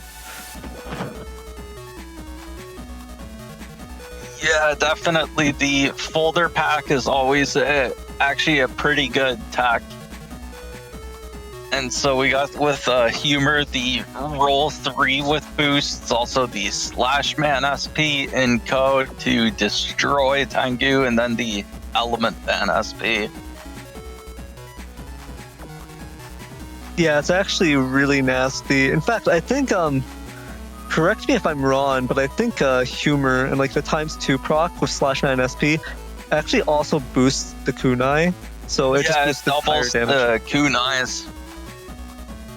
Yeah, so the thing with /SP is that if you have like double point or attack +30 attached to it, it'll actually only boost the actual slash hit. It won't boost the kunai, because that would just be a ridiculous amount of damage if it did.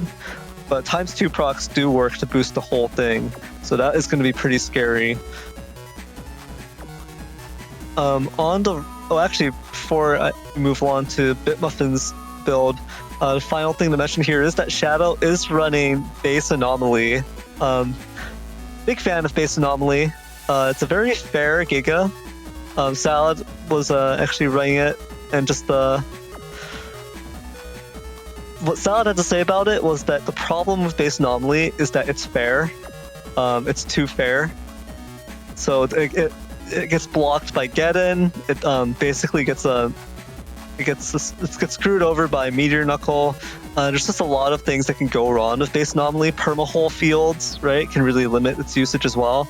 There's a lot of situations where you don't really have any options other than to point blanket, so you actually would have to do something like Tengu pull. You have to use the Tengu backbeat to pull someone into you and just try to Base Anomaly them. Or maybe if you have Get-Ins or something, you can try to But even with Get-Ins, it just won't work if you're it can be really difficult to get the Base Anomaly value, but the ×2 value on it is actually insane as well, if you think about it. That's enough to break through Life Aura, right? It would be a really, really heavy hit with the Humor there. So on the other side, we have BitMuffin with Encode. Meteor Knuckle, Neo Variable, very spicy air raid, but no boost to go with it. Actually, no, the boost is right under it. It's attack +30 with the white capsule. So this is, so there's a full setup here for the air raid. And the Gundel Soul to use with it as well. Yeah, so this is actually pretty solid encode setup. This is actually like a dual code setup though, because it's also got G code with the uninstall static Global Star Heat Dragon, leading into both of these codes for the considerable benefits. As far as the Navi custom the build goes, this is 1800 HP, attack max, speed max, charge max. This is the playerzero. This is the gambling buster build. So always have that to fall back on. That's really solid. Starting off with the regged full cust as well. So just gonna be able to get that full cust right off the bat. See if your opponent has any cursor. If they have some cursor that you're scared of, you don't have defense, you can just go right into the full cust and keep digging for that bug fix. Otherwise, you could just sit on it for that first turn and then pop it, start the second turn. Of course, standard plays with full cust and dust cross. A full set of defense here with triple invis, triple anti-damage. Groundman SP and Judgeman SP being the SP navis of choice for BitMuffin. Groundman giving that really nice 390 damage total if you manage to line up with the end of your opponent's field, get a clear shot to the back. Not going to get that extra value from the breaking type versus /cross or anything because this is Balzar versus Balzar, but still just a huge amount of damage. Judgment and SP also potentially a ton of damage, and just a really great utility. The ability to reclaim your panels after they've been taken by area grabs, just great overall. It's going to be an interesting matchup here. I really like Shadow's build, so I want to see what kind of value Shadow can pull out of that poem. Yeah, definitely. We'll see if Shadow can get these humor procs here. And before we head into the match itself, we did receive a $10 donation from Par2. Base Anomaly Gang, rise up. Yeah, I love Base Anomaly, even if it gets blocked by all of these different things and you can have problems actually connecting with it. It's just such a sick Giga. It just looks really cool. Does a ton of damage. Can break through Life Aura when you boost it. There's a lot of things going on for it, so we'll see whether or not Base Anomaly can show its worth here. With that, we can head right into the set.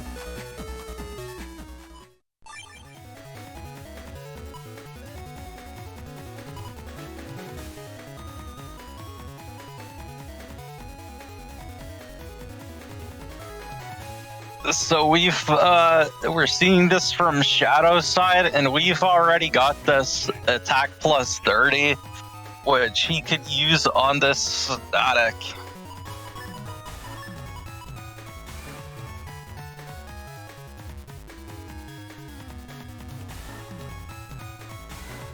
Yeah, it would be a huge amount of damage, because if Shadow could get a ×2 proc to go with it, can you imagine the amount of damage? I think it would be 800 damage or something, yeah. Yeah, that would be almost half of BitMuffin's HP.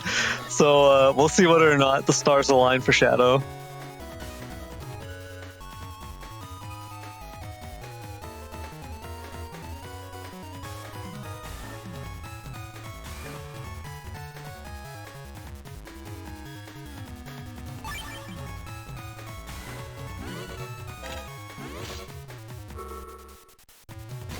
Oh no, the ×2 proc was during the time freeze, so Shadow's not able to get that out there.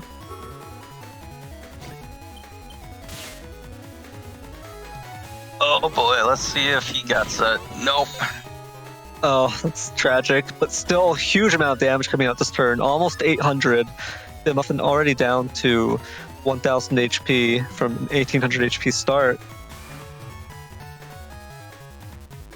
Wow, Soul being super biased in chat. Yeah, Soul in Twitch chat saying, I hope Shadow wins. I'm not casting right now, so I can be as biased as I want. Well, I guess. I love both Shadow and BitMuffin. Right? These are two players who, I think they're both great. I like them both a lot. And there's some really high potential here with the air raid, as well as the humor procs. So we'll see what happens here. And no Buster Jam procs. Sorry, Shadow, you are not player 0. Yeah, I kind of want to see this this full air raid combo connect. Yeah, whoever wins, we all win. You know. Oh, he's got the base. And he's got the anger, but I think BitMuffin also, they have a trap up. That's so disappointing, but yeah, that's unfortunate. Yeah, there's the anti-damage there behind the Life Aura. Otherwise, it would be so good, right? Because 160 gets doubled to 320 times 4. One of those hits gets blocked by the Life Aura, but that is still 3 hits of 320 damage each.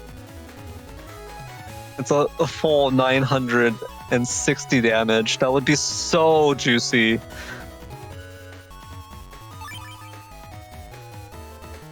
Unfortunately, Shadow has chosen to drop out of the base Mega Man form, go into Tomahawk, get this Risky Honey combo right here. I believe it's a double point Risky Honey.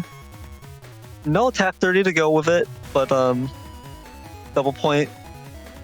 It's already more than enough to boost that up to be a very respectable amount of damage. Shadow's gonna want to step forward to throw this flash bomb. Oh. Guess not. Oh! Guess that is a lot of damage. Yeah, definitely. Not as much as it could have been, because one of those panels was broken. Double point didn't manage to pull it in, but still a very respectable amount of damage here. BitMuffin down to 270. Looking a little bit rough here. We'll see whether or not BitMuffin can make this this build work. Gonna have to knock off that Tomahawk, unless Shadow voluntarily leaves. Looks like Shadow's going into Tengu, not liking the look of this field right now versus SoulXCross. You could get cornered very quickly if you don't have air shoes.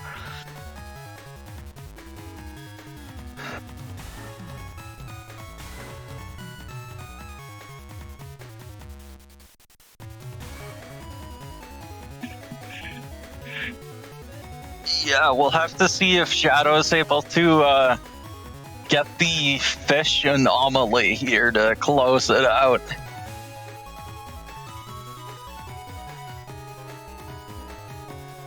Yeah, the range on it is a little bit awkward. Shadow is going to have to move up to the front to use it, but not able to do that. Gonna have to wait for the panels to come back. Oh, that one just comes back right in time here. Roll 3 gonna burn through this anti-damage, give Shadow some healing. Wow, Soul is starting to hate bees. What did bees ever do to you? They're not bees. The bees are innocent. Let the bees fly free directly into your face. Yeah, they pollinate all the flowers. They pollinate your face. Yeah, I love a good batch of bees flying directly into my face, getting pollen all over it. I love it. Give me more bees. None of your business. Wow. Soul being a little bit rude just because he's not in the caster's booth right now.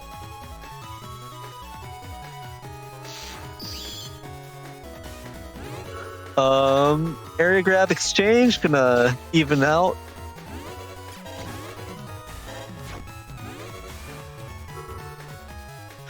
Oh, that ice panel making BitMuffin's. Oh,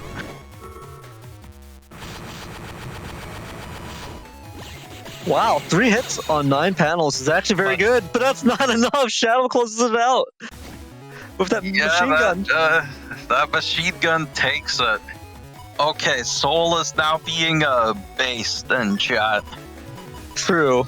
Yeah, true. Soul is not biased. That's a very objective and non-biased opinion right there. Just a statement of a fact, really. Neo variable is bad. It is what it is.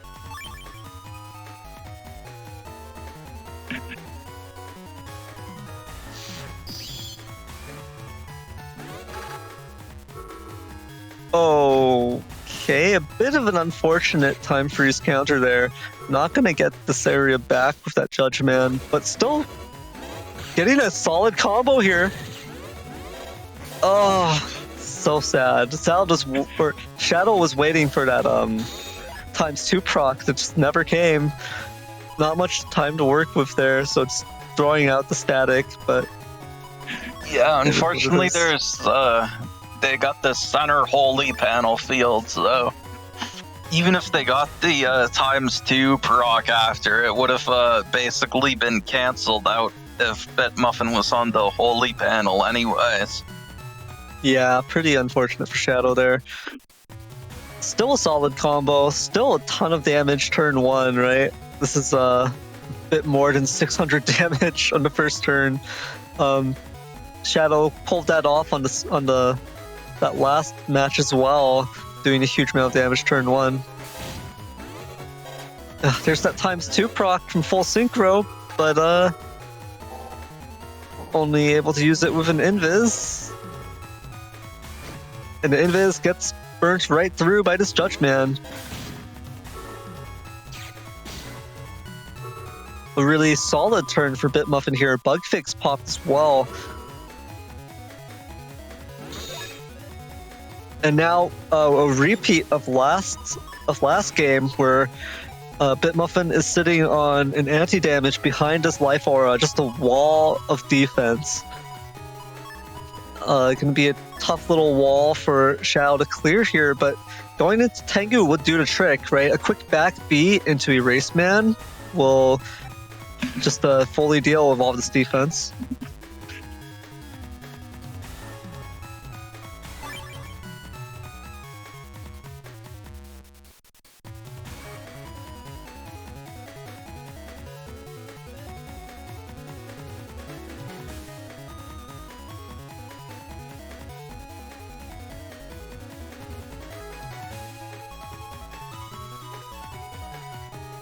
So Shadow taking the life aura first as a precaution in case BitMuffin was gonna go for something like their own Erase Man into Neo Variable. Yeah, unfortunately, Neo Variable would actually be completely useless here because there's unfortunately no configuration, there's no combination for Neo Variable that hits twice, right? So, very unfortunate. Oh, no way it to punch pays through. off for Shadow. Oh! Wow, that Erase Man interrupting a Neo Variable, which definitely would have done nothing regardless, so nothing to worry about there.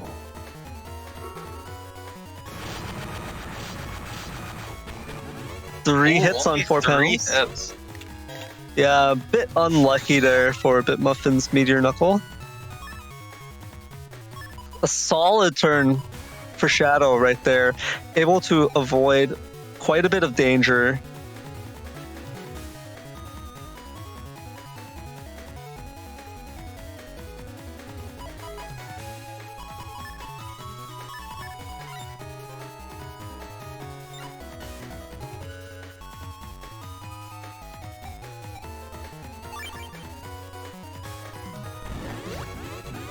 Oh wow, avoiding that bubble star.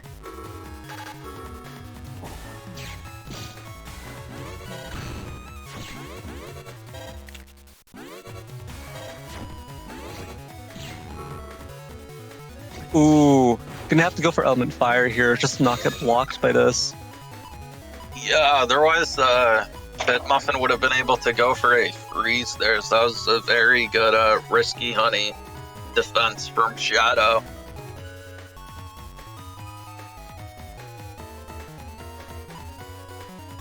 Evercurse in Twitch chat asking, wait, Beast doesn't give invisibility there? Bees are actually still vulnerable to fire damage, so everything else will get blocked, but fire will actually pierce through the Risky Honey Hive. So that's the one vulnerability in the Risky Honey defense.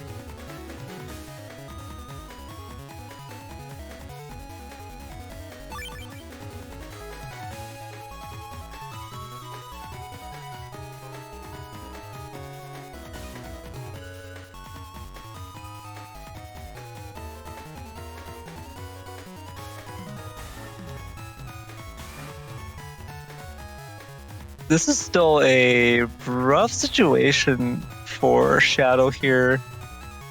Backed up to the corner. No area to work with.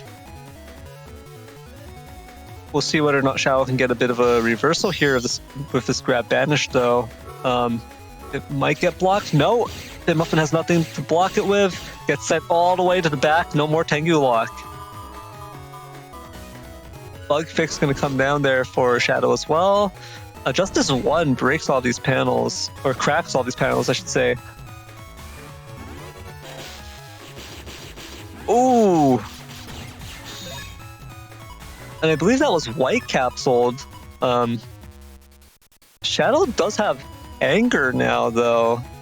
And this is going to be perfect to pair up with this, oh wow, but can you do it? Because you'd have to, this is, yeah, the range you'd have to get to does mean this isn't really a guaranteed deletion, even if your opponent doesn't have defense.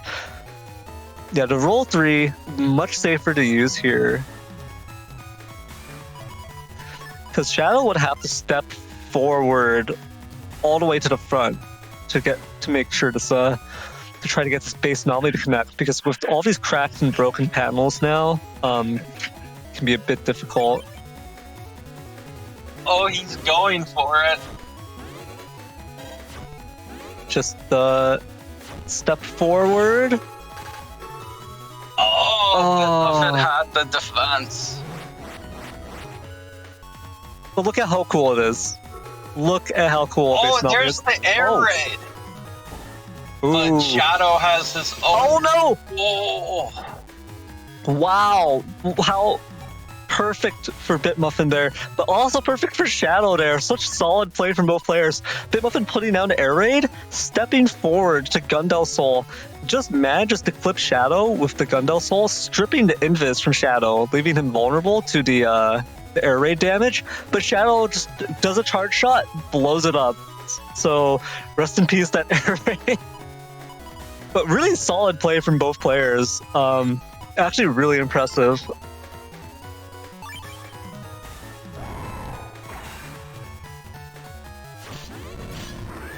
Ooh.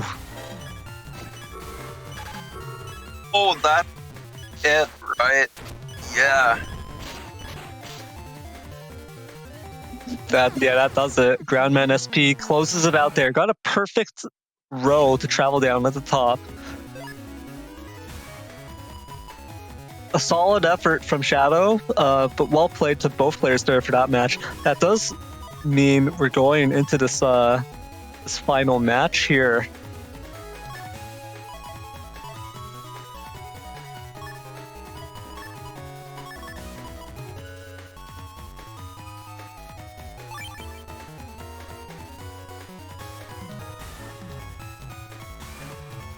I love these volcano panels, these geyser panels at the front. Yeah, they're fun. I wish there was a way we could actually make them. Oh yeah, I would love that. I just love using Tengu and pulling people into them. It's just so, it feels so great. If only Burn Square made them. Yeah, that's true. That would be pretty interesting. I mean, they can be gotten rid of pretty easily, right? Like any Aqua attacks, any Aqua chips will get rid of them just by traveling over.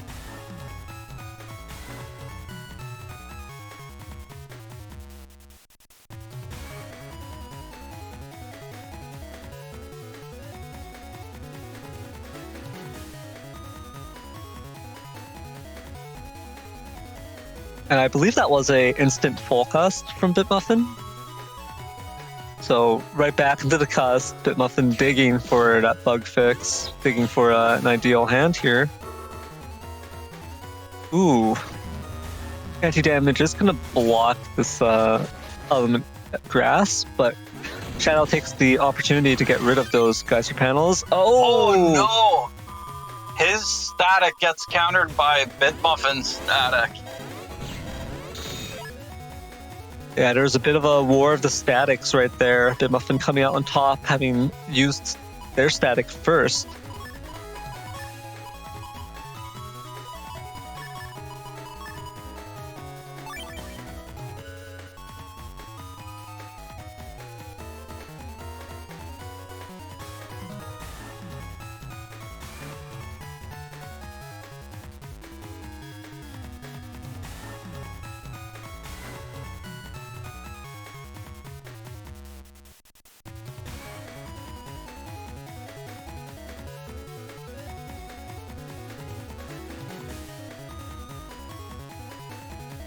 So it looks like Shadow's going for this roll here with humor to try and recover most of his HP back.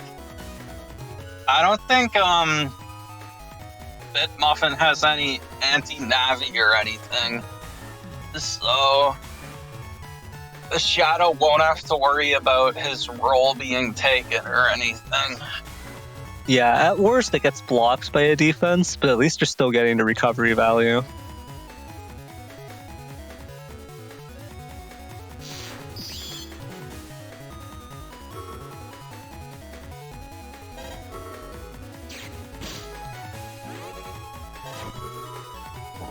Invis to block the Tengu lock here. Oh, but that's short-lived. BitMuffin with the perfect response. And Erase Man into Neo Variable Double Life Sword. Oh, wow. Now being forced to block that Meteor Knuckle of an anti-damage. Oh, nice block with the shield.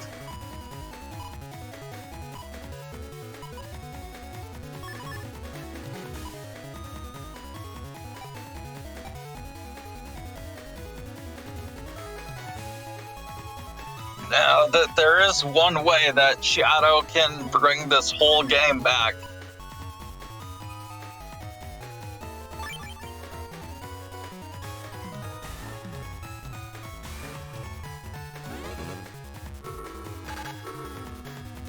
Ooh, that's not good. The Groundman SP does connect for the 3 hits.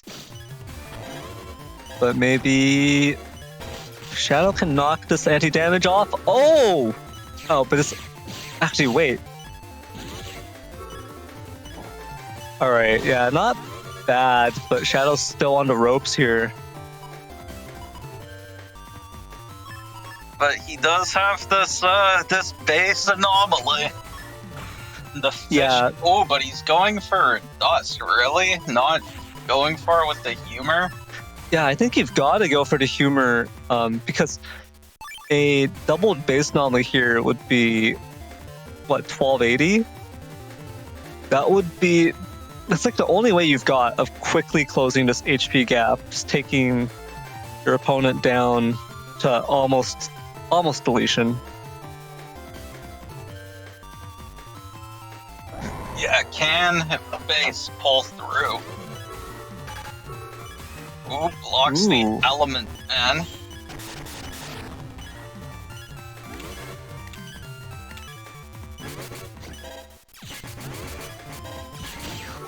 Oh!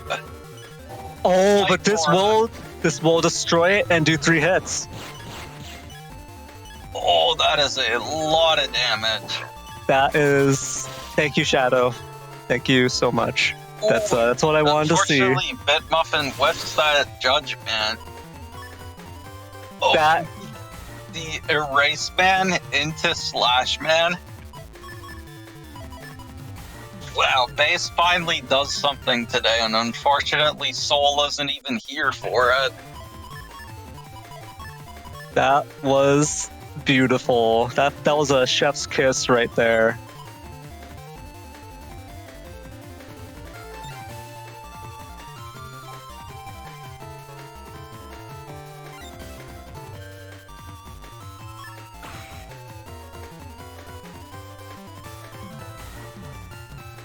Shadow gonna go for the finisher here. Probably gonna step forward and try to get this erase. Oh no, just goes for it. Oh no. Oh no. Oh no! That's right. Shadow has no undershirt, so wasn't even able to drag it out for one more feather. Just taken out by the machine gun. Unfortunately, even with the ×2 base, it wasn't quite enough. Yeah, that base anomaly was disgusting. That was so good, but still not able to fully pull it back. Shadow making us proud though with that ×2 base anomaly. That was a thing of pure beauty.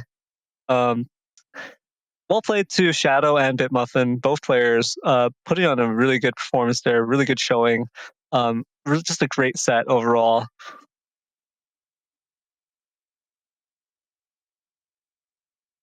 Yeah, definitely well played. But with that, I believe Symes is unfortunately going to be leaving us for the day. Thank you for joining us, Symes. Yeah, that'll be it for me. That was like 4 hours of crazy matches. And yeah. But I will be unfortunately jacking out now to be deleted. All right. Thank you for joining us. And look who's here to replace Symes. Hello, Soul. Jack in, SoulXCross, execute. Excuse me. I think your name is clearly read as SoulXCross. Jack in, SoulXCross, execute. Are you messing with me? I'm pretty sure your name is pronounced SoulXCross. Isn't it just Soul? Jack in, Soul, execute. I think the soul is actually silent. It's supposed to be X-Cross, right? Oh, yeah. Jack in, cross, execute. Isn't it X-Cross? I hate it here. I hate both of you. I hate both of you. I'm not doing it again. I'm not doing this again. Damn it. Just run the next clip. Just run the next clip.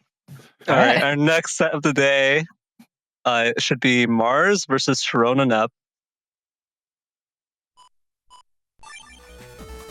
All right, we did get to see a little bit of Mars earlier, which has been really hype. A lot of anti-damage NCP hype. Very fond of that NCP, very rarely used. But Mars has been using it to great effect, especially in the last match against Colonel Force. It was fun. It was fun. Yeah, truly disgusting. I hate anti-damage Navicust. I hate it. It's horrible. No one should run it because it just gives those Coming from the toxic player himself, don't you like Poison Seed and Poison Barrel? And isn't one of your favorite chips anti-navi or anti-recover? Excuse me. Look, the anti-damage Navicust program generates an infinite number of anti-damage stars, which are all sword element. They're all sword element. So, quite unfortunately, if my opponent is using that, it poses a little bit of a problem for my completely Tenku-oriented build. So, but Neryth, how else are you going to get value out of your anti-sword battleships? The anti-sword doesn't have to be triggered to have value. See, that's a little bit of a misconception. Anti-sword doesn't have to be triggered in order to have value. There's already inherent value in it when you put up your anti-sword and your opponent doesn't know what trap it is. That already changes how your opponent has to play around it. Also, it makes it so they can't use their sword chips, right? Then it forces them to use their cursor chips to get rid of your anti-sword, right? So anti-sword already has value in like 3, maybe 4 different unique ways, without even being triggered, right? Even assuming anti-sword is never triggered, you're already getting value 3 or 4 different ways from it, right?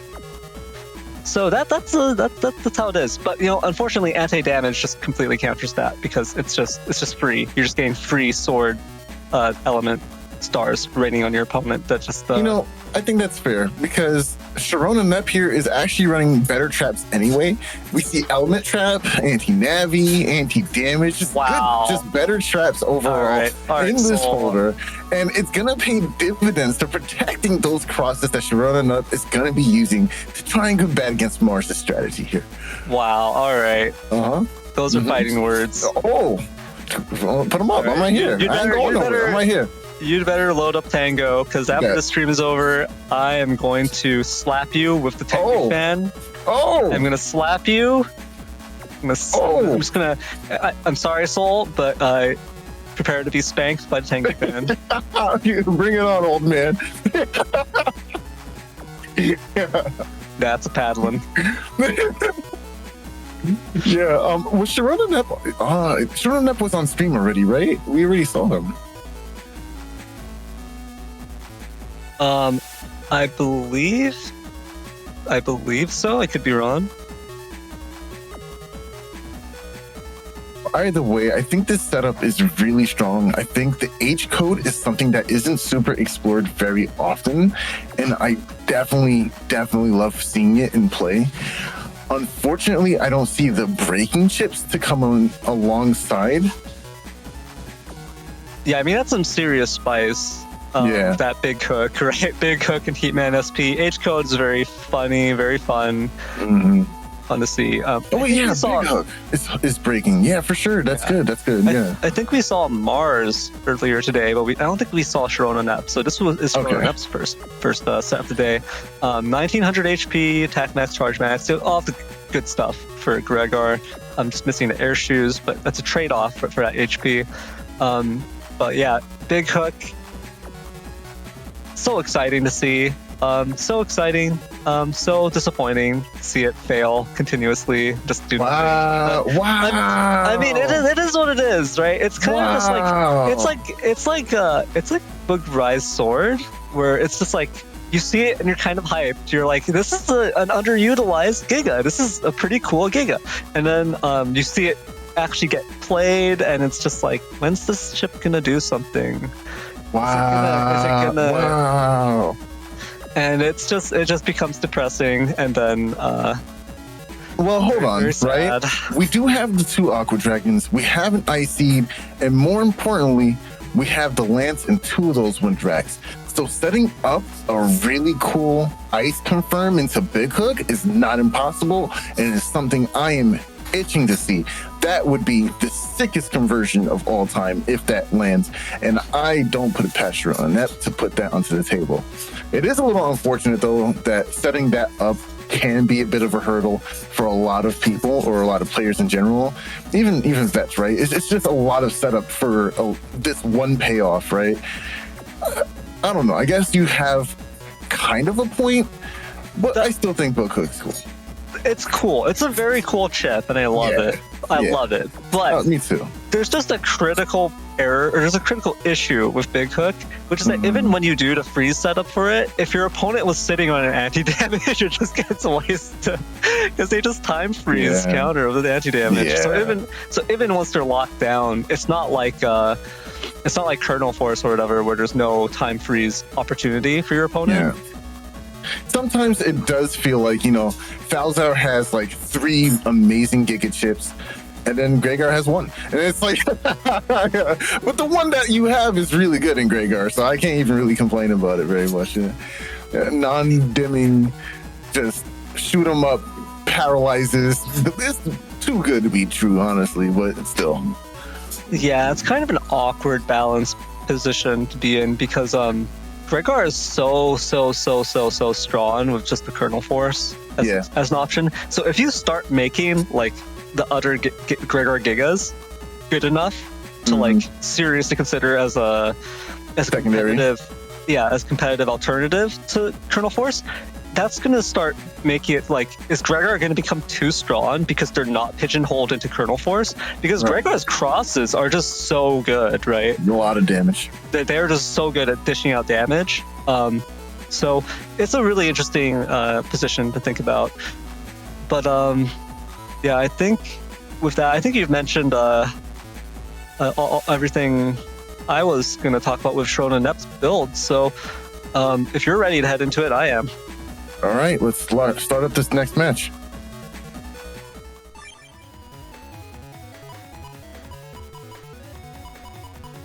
And immediately starting the match off, we did get the audio cue for the starting Invis effect, which means we will be seeing Mars with a little bit of invincibility. Or could it be Shirona that has the invincibility? It seems like both of them have access to the color bug in their Navicust builds.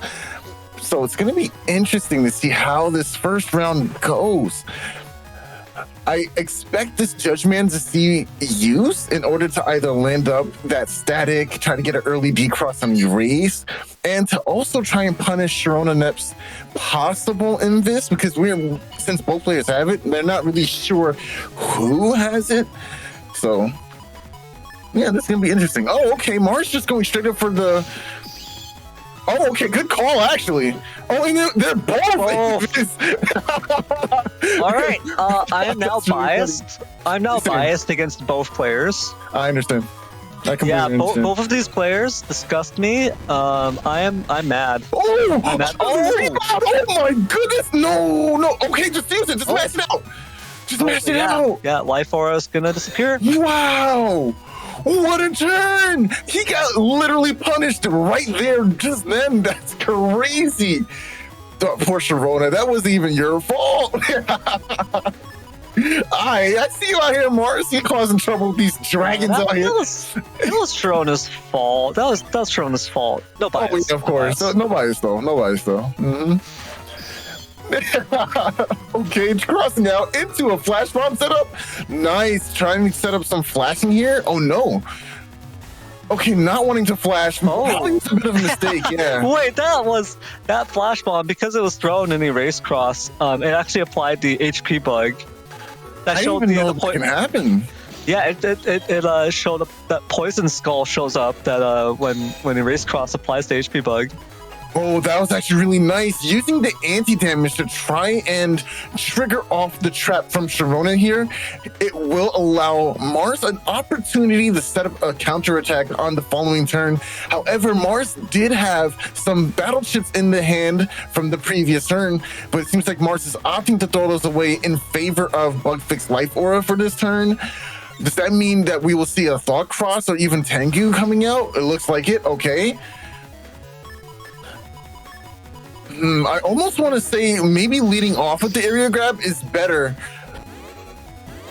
Oh, the flashing! Wow, okay, this makes going for a charge shot really risky, especially if that is an element trap or anti-navi. I guess we're about to find out what it is. Nice, goes for the life aura. That means you can go for a charge shot here very safely. It is anti-damage. Goes for a second trap. Is it another anti-damage? Dodging Judgman. I expect to see a wind rack here. No wind rack, but almost but it misses. Oh, that was so tough. Oh, that was so tough. Sharona managing to get themselves out of the Tengu lock, though, so they at least aren't going to get locked into this brutal position with this life aura Tengu standing in front of the water and Erase Cross. That's not a situation you want to be in. Not at all, especially in Erase Cross, as you said. You're taking the double on the first hit and then taking a sequential amount of fans to the face. It's not a good situation. Yeah, that's what's waiting for you, Soul. Oh, wow. Way to segue into... that was pretty good, Neryth. You got it. Yeah, thanks. Okay, but goes up with the Invis. Counter area grabs here. All that area now reduced to nothing. And meanwhile, Sharona's just going to safely camp from back and try to go for these charge shots here. Oh, missing! Gets them! Oh, no! The value. And just as you say... Immediately, just like that, nothing comes out of Big Hook. But to be fair, that would have been a TFC on base or any other dimming chip, right? Yeah. Any other dimming Giga chip would have also gotten blocked there. So it's not like that's Big Hook's fault. But we're about to see. Oh, but missing the throw. So the IC just falls right outside the field, but that does mean Meteor Knuckle was blocked by Invis. Oh! I really like the decision making from Mars here, going for the dust pole, the Tengu pole there, allowing him to go safely for those buster shots, not committing a charge shot, causing him to get decrossed by the anti-damage. But I think Sharona tipped the hand there, because now you are very, very safe to assume that this is anti-damage, in fact, because ShironaNep was trying to preserve it as best as they could. Oh, okay. Actually, this is even... That's gonna be pretty nasty. for the machine sword. That got plus. No, it didn't get a plus bonus to it. Oh, it's not sword element, so there is no benefit or bonus to that chip.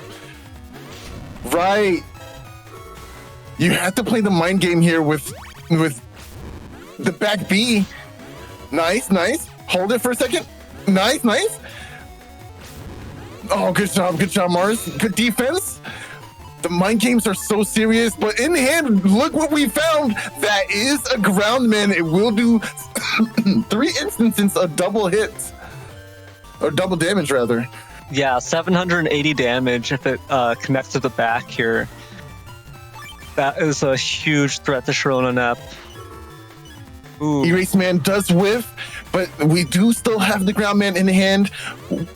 Oh, there's no way to interact with that. Oh, nice! The defense is definitely more than enough for interaction. No defense! That's full damage!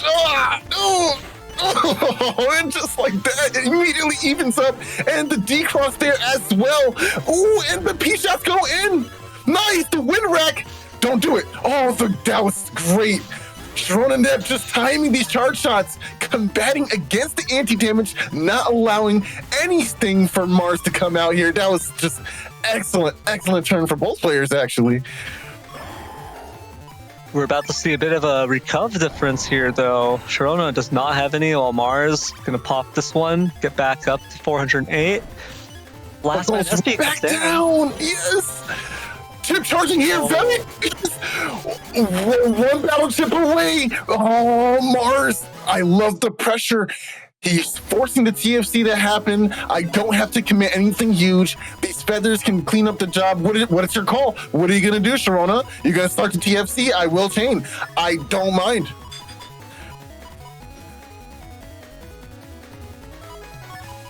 That was an excellent game. Wow, and into the second round. Here we go. I like Mars's hand here. Got some dragons, starting off with the invis, especially since we didn't hear the cue for a invisible come out. So that means they're both going to be starting with either confusion or, oh wait, I guess we did hear it. Sharona is in fact in an intangible state at the moment. Mars is going to match it and then trap him. Oh, Huge step up there. No, okay, not stepping up. Wait, he does have warp step. Maybe trying to bait it out. Nice. You go for the fire now. Waiting for the end of turn. Nice. Oh, the Heat Man as a punish. Very nice. Good trade so far. But the advantage is still in Mars's court as he has a position that ShironaNep cannot combat against. Dang, yeah. Wow, if Mars did have humor, this build would be insane. If only ShironaNep could just grow some wings here and fly on out of this little trap. Like going into a beast out or like maybe a cross that has air shoes. Yeah. Unfortunately, there's nothing like that available in this game, right? Yeah, unfortunately, like not in this game, in this one specifically, right? So yeah. Maybe if it was another game altogether. Yeah. Yep. Mm-hmm. No, I'm on the same page. I hear you, bro. Okay, getting the extra damage value, not going down yet, waiting for the opponent to force you out of the area. Excellent play from Mars here. Gonna go for the dragons eventually. Nice. Wait for the commitment and get the double hit. Very good. Opponent is not stepping forward. Excellent discipline from Sharona. Not going to get punished by a wind rack here. Just safely going to go for these charge shots, which will rack up a ton of damage. And still about even, but not after these double recovers from Mars, which will put him back to a pretty healthy state of HP.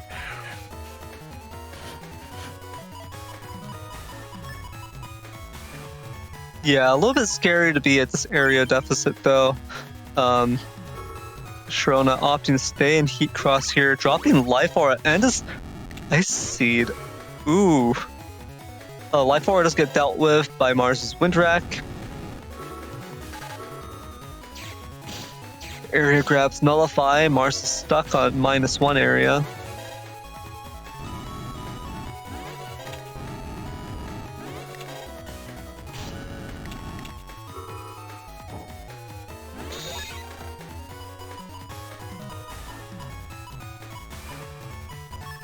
uninstall in hand with the static. That's going to be a very scary combo to deal with.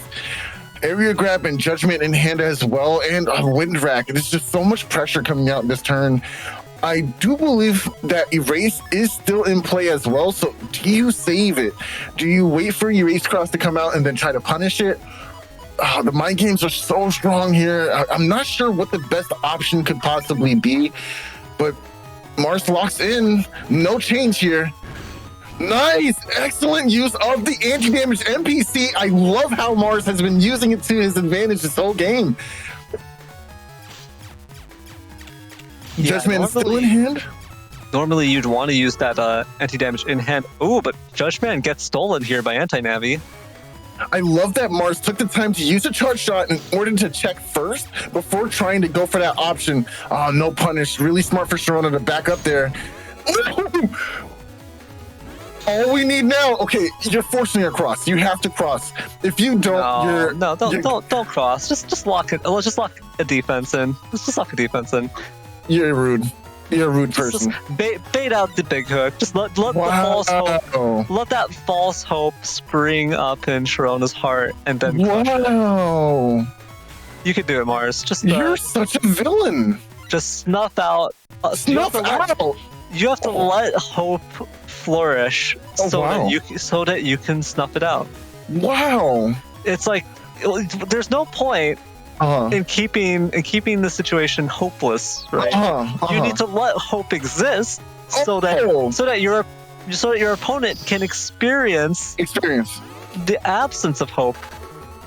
Are you a villain? Do you just like rob people for a living? Like, do you just like put poison in people's like backyards so they can walk on it? Like, is that what you do? Huh? What are we talking about? What happened? Huh?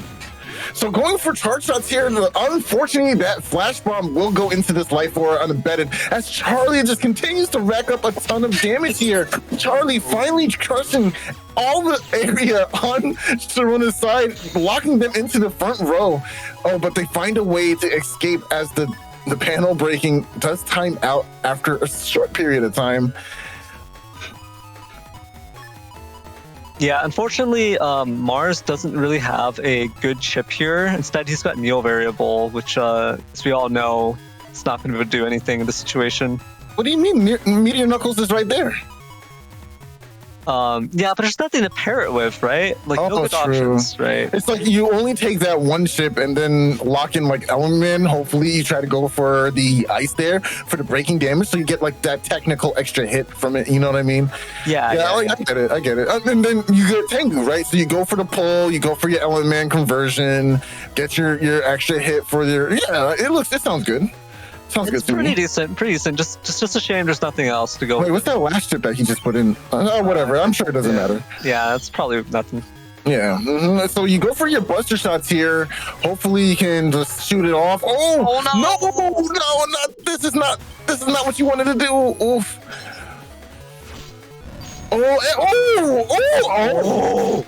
No. So much for breaking the hope. Yeah. Go good dodge on the lightning.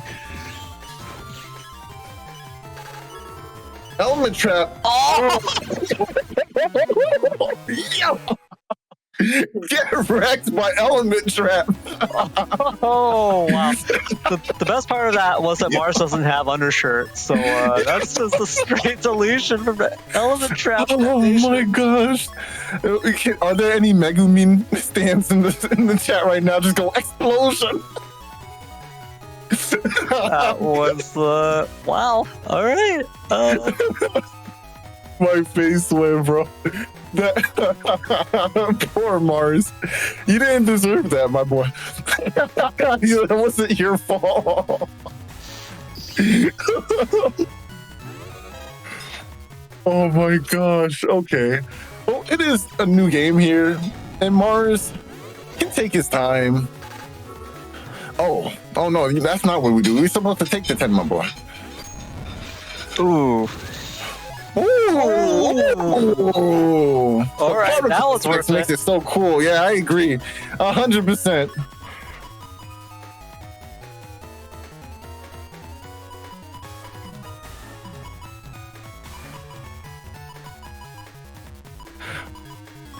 I see what you're going for. Double Dragon, yeah, that makes sense. This hand makes sense. And he gets it immediately. Oh no, the D-Cross is imminent. Boom, and now we're gonna follow up with a little bit of Dragon Hate. Take the damage. All this area is grass. Value. That's what I like to see. That's what I like to see. Excellent defense with this back B too. Nice. Ooh. Uh-oh. That's not what you like to see. Yeah, Mars is actually gonna cross out here because Mars doesn't want to use the life aura there on this turn. Oh, or actually maybe because I don't think you have to be too afraid of punish as long as you pop the life aura. But instead, it looks like Mars is just going to go for both a cross out with a Tomahawk and that's a bad situation for Sharona. Yeah, for sure, especially after getting those double grabs. Oh, and the barrier is gonna protect from the damage. I mean, I think taking the hit is probably better there and then just going up afterwards. I guess not. I don't know. Nice. Yeah. Excellent positioning. Oh, and dodges the machine sword. Unfortunate. No, you could have just camped forward. There's no way Symes can really contest that. It's going to take some very tricky movement. But Mars can get a hit if he wanted to, but I think confirming and keeping that area is much more important. So I think Mars made the right choice with not trying to go out and leave that area. Maintain the central zone and go for as much damage as you can in that way. This is a scary situation for Sharona because you've 3-paneled yourself and your opponent has Meteor Knuckle. And you only got the 700, my guy. That's gonna hurt real good. that's not gonna. Yeah, I mean, if you're against player 0, you're pretty much already gone, right? That is. Okay, throwing the life aura. It's worth it. Honestly, I think I would have done the reverse. Yeah, I think going Invis first and then life aura is probably better. But no, I guess not because you will just wait it out. Okay. Gets the D-Cross hit. 200 damage. Not bad, but still... No point in be-lefting this here. So I agree with going for Buster Shots over just trying to deny tower tackles.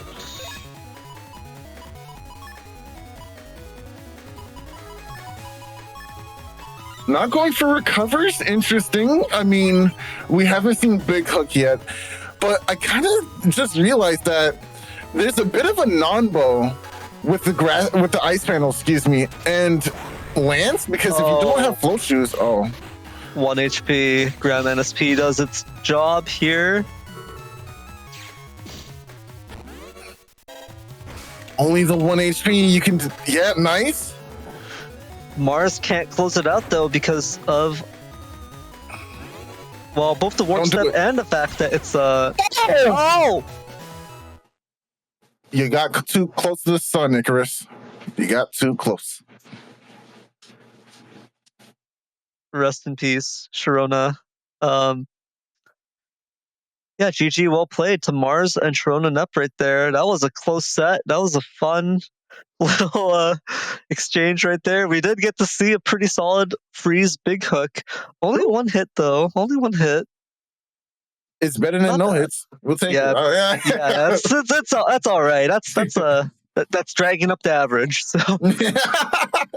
So so well played to both players there. With that, I believe our next set of the day is Passbyword versus Mars. So let's head right into that. All right, Mars is back at it. What is this, the Mars Gauntlet? Well, who's his opponent? It's Passbyword. And now Passbyword is playing a similar build with G-code splashed in. And of course, the N-code Neo Variable and N-code Meteor Knuckle. But alongside it, we do see Sanctuary alongside 2 Recover 300s. Very interesting. A lot of people have been teching in the Judgment SP and the 2 Recover 300s because they're just that good. they're both on code together. A significant boost to your HP stat. A nice use of recovery to your panels once they've been area grabbed or panel grabbed or what have you. I really do think these chips have made a mainstay in the meta currently.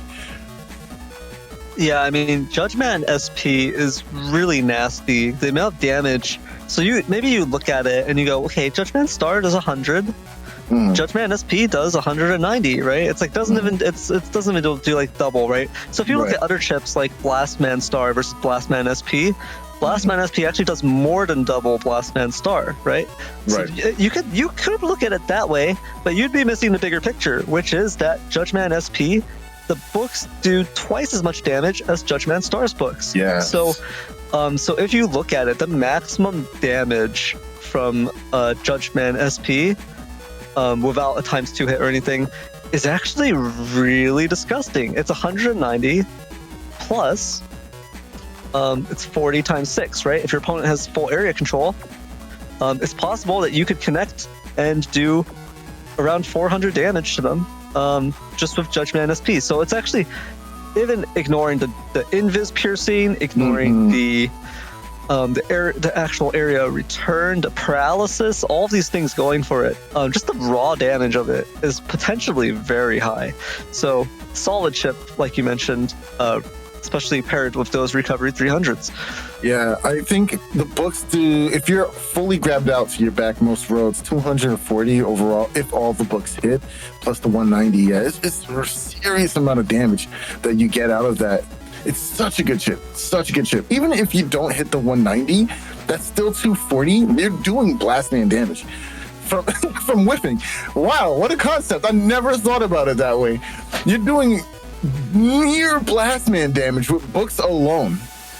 Yep, and there is just one problem, which is, of course, broken panels, right? Because the books will fall into broken panels. There goes your damage. But if it's a clean, unbroken field, oh wow, the damage potential, right? It can be pretty crazy. But still, like you mentioned, just a solid option right there, a solid choice from Passbyword. We can see here, Passbyword is running 1800 HP, charge max, speed max, attack max, all the good stuff right there. Gambling Buster, which I despise. I truly despise. I hate you, PlayerZero. Thanks for nothing. Wait, why do you hate PlayerZero? What did PlayerZero do? For popularizing it. Okay, and then, but an interesting choice here is actually the Mega Folder 1, right? So that's what's allowing Passbyword to fit in 3 SP navies and still have the standard Erase Man, Judge Man, Element Man, right? On top of that, Passbyword is able to squeeze in Ground Man SP, right? That's a solid check, an extra check against SoulXCross, just great damage overall. And then we see a pretty interesting response here. Mars's build, of course, we saw it just now being played. Love it, right? Love it. The only issue I have of it is that there's no humor. Yeah. Humor would be a great combination. It'd be pretty sick. Because then you're incentivized to stay in base Mega Man even more, and you've got both a defensive and offensive option there for out of your Navicus. But we'll see. The problem with that is, right, you do have to sacrifice something. So what is it that you sacrifice in that sense, right? Like, do you just get rid of the HP? Do you commit to having a lower base stat total in terms of HP? Like, where does it go? A really good question. Really good question there. I'm not sure, right? It all just depends on what you're aiming for in your build, but it would be exciting to see that build. Well, that being said, no use talking about it anymore. Let's get into the match and actually see how it shakes out.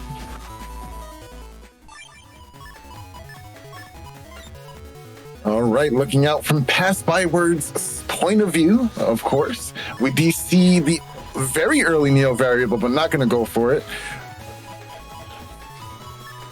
I kind of like the defensive start into Dust. Yeah, for sure. This sounds good. This sounds good. Yeah, if Passbyword can preserve this SoulXCross, which there should be no threat against it, right? No, there is none. The only erase man, so odds are this will survive. It would be a great second turn with them being able to cycle out chips, get an ideal offensive lineup. I would love to see Passbyword hold on to the full cust. Oh, the whiff. Oh, that's so lucky. And the odds were quite high, apparently. Oh my Mars, goodness. If Mars just stepped up, but Mars was blind. That was He the big issue there. blind. Like, I want to see. Oh, and Passby actually did what I was going to say. I was going to recommend waiting until the very end of the turn and hold the full cust for the next turn so you could get an extra turn of digging. Wow. Is that a turn 2 Giga? I Passbyword. Channeling the inner playerzero. I bet they're going to find bug fix. How much you want to put on it? How much you want to put on it? Quick. What? Well, there's the bug fix, like you said. Yo. But you know, that's fine, because Passbyword doesn't want to use those heavy hitters too early. It's a very high chance that they run into Mars's defense.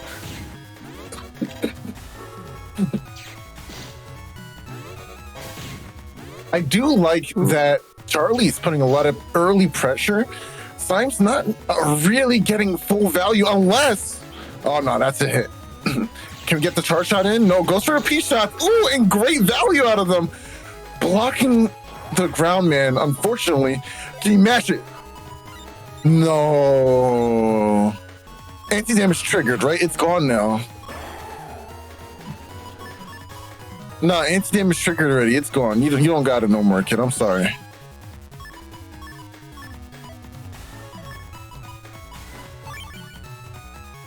Wait, did I say Symes? Hold on. Just the second time you've called Mars Symes today. It's okay. I understand. Yeah, you did it last set too. Oh my gosh. Why do I keep doing that? All right, yeah, you want to back off. You're getting no value out of this.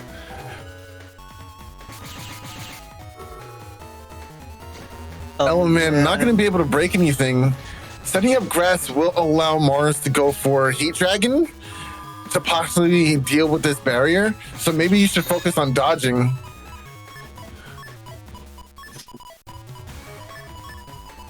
Yeah, against the potential Heat Dragon or any potential dragons coming out, what you want to do is stay on the bottom row and be one panel back so that you can step forward as well for your defensive option. Nice. Gets a nice trap here. Element Man SP. Defense. Oh, nice. Good job, Mars. Interesting. What? Oh yeah, those ice panels are going to be... That center ice panel is actually going to be a huge hindrance to Mars. So that's actually a very nice choice from Passbyword. Oh, yeah, that was pretty cool. Do you see what I did? Because it was ice. No. It was no. It was, huh? What? Acknowledge me. What? All right, fine. Who? What? But we do see the Heat Dragon with that beautiful uninstalled chip in hand, going for the double freeze. But doesn't get it. Yeah. Ooh, on wake up though. Good punish. All right, I think you stopped shooting now. Oh well, I guess it doesn't really matter. Heat Dragon not. Oh, and static gone as well. Running out of these options to get rid of this life order. We're gonna see a Tengu cross soon, and once that does happen, we all know what comes next, and it is that Neo variable. I mean, Mars also knows that Neo variable is a very, very potent chip, so I don't think it's a potent chip. What? It's potent, like what? It's strong. Huh? It's Neo variable. It's a strong chip. What? I don't think we're speaking the same language here, Soul. Yeah, there's the bat speed, there's the machine gun, all the defense is cleared out by Passbyword. Mars left open from the flinching from the super armor being uninstalled to that Groundman SP follow-up. Yeah, I think this is an excellent turn to bring Neo variable. We're gonna see Tengu. There's no way it doesn't come out here. But how does Mars protect it, right? How do you stop? But this is tough. This is a tough situation to be in. Well, Mars does have access to the back B anti-damage if you decide to stay in this cross, or stay in base rather. Yeah, I mean, I think there's no real pressure here because the Neo variable is effectively going to do 0 damage to Mars. So Mars really just has to watch out for this meteor knuckle. Oh, actually, you're not wrong. The reason being, oh, never mind. There's a cross here. I don't know how I feel about this. Ooh. 3 hits. Like I said, 0 Wow. damage. Wow. Like I said, a bad chip. Oh, but the ground cross. drill. Starting with Invis once again, and I do believe. Oh wait, no, both players have color bug once again, so that means it could be either or both players with Invis starting off.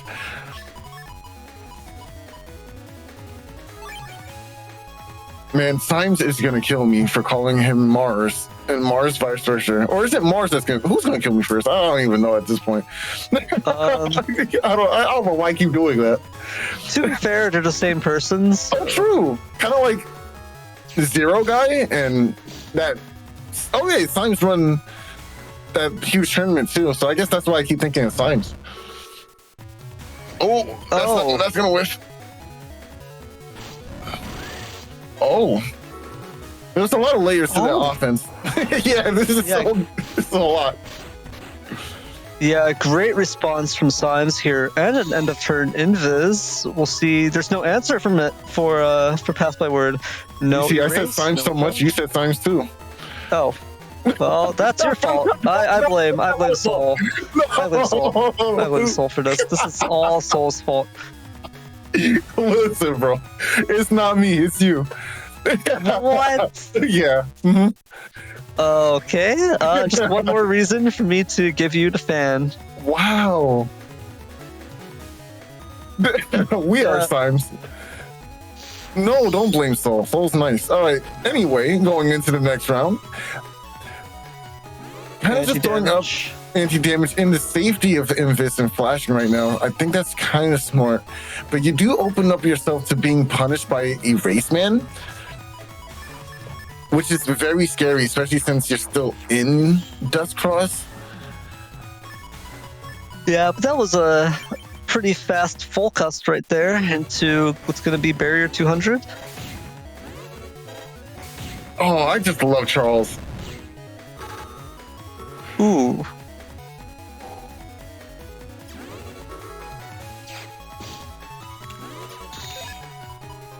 That was 50. That was literally 100 damage in 2 shots. That's so much value from Buster Bug. Wow. Yeah. Despicable, but it is what it is. It's really. Oh wait, no. No, Mars does not attack 1. Unfortunately, Mars does attack 5.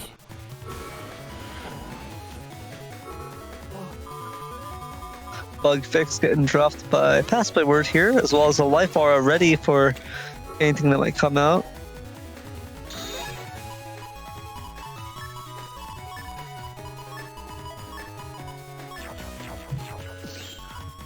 Ooh, and find some really good chips here. We have the Judgment, as we spoke about earlier. Oh, we're gonna see a double Judgment play. But do you expect to see double area grabs in this turn? You know, it's highly likely, especially if Mars goes into a Tomahawk or even Tengu Cross. No, it does not. Ooh, not getting down. Oh, wow, okay. Ooh, both players using Judgment Star to lead off, but oh, this is a great value. Buster. Oh, it gets a proc in the middle of that. Are we gonna see some more Busters? Buster, no procs. Oh, but can they? Oh, that was a times 2 wind rack. That was scary. Oh, and the warp bug saving Mars from being trapped. Very useful bug to have, especially in this situation.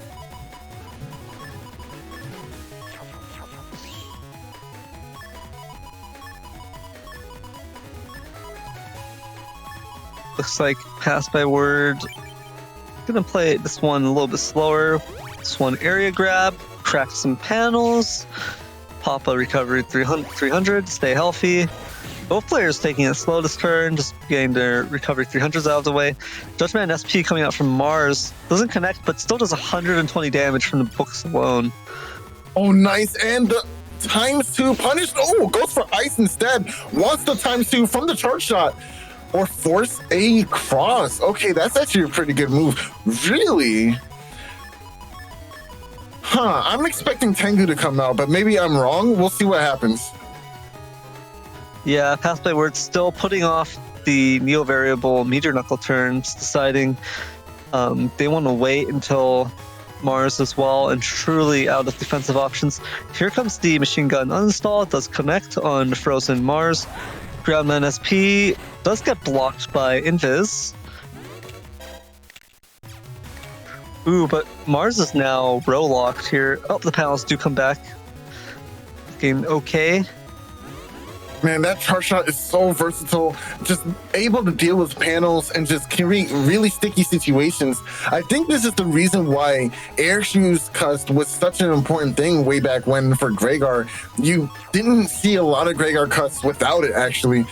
But nowadays, you've been seeing a lot less Air Shoes and cuts and more bulk just added on to circumvent that instead.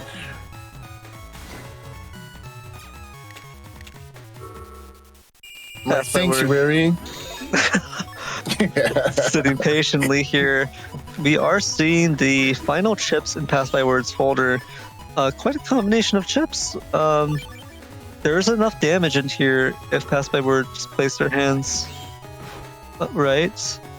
Element SP burns the anti-damage. I feel like that was unnecessary. Yeah, that it was so unnecessary. That was, you should have gone for a Buster Jam. I feel Buster like Jam, and then maybe try to go for the freeze into a charge shot, right? For the damage. That would have been the best way to play that out. Especially since there's so much life on Mars' side here, and of course the threat of the threat of be left has been removed, or 5-6 hits. But who's gonna get the real punish? Oh, but that was the Neo variable. It got eaten right there. Oh, interesting. But still, in this situation, going Beast? Wanting to confirm the last hit, I guess. She's trying to confirm the wind rack, but you're not going to get any Buster Jam value at that point. Yeah, but I'm not a fan. Uh-oh. Nice, gets rid of all the sanctuary panels. Is there a follow-up? Bug fix is in play. Ooh, Mars is in form now. Who are we in? 1, 2, 3, 4. Okay, not bad. Okay, no, you know what? I think this is good value. The feathers are adding up. It is a decent amount of damage, 5 per feather, and such a low HP count. And no longer having access to the B left, I think this was a good call. I'm not sure if Mars needed to go for Tengu here. Okay, and you know what? This could even it up. Nice! Ooh. Oh, the defenses are gone! This is an excellent situation for Mars now. Just get your charge shots in, as many as you possibly can. Tengu, but does Passbyword want to go for Tengu? No, I think this is a good call. Gonna wait until next turn when the Falzar Beast runs out here. Meanwhile, it will allow Mars to go for as much damage as possible. Yeah, this is it. This is Tomahawk. Yeah, there's a barrier there. There's a barrier Gotta there. be Tengu. It's cool. Oh.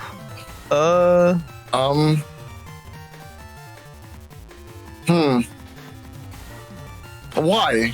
That's the question. Why? What do you know that we don't? Why? That's. What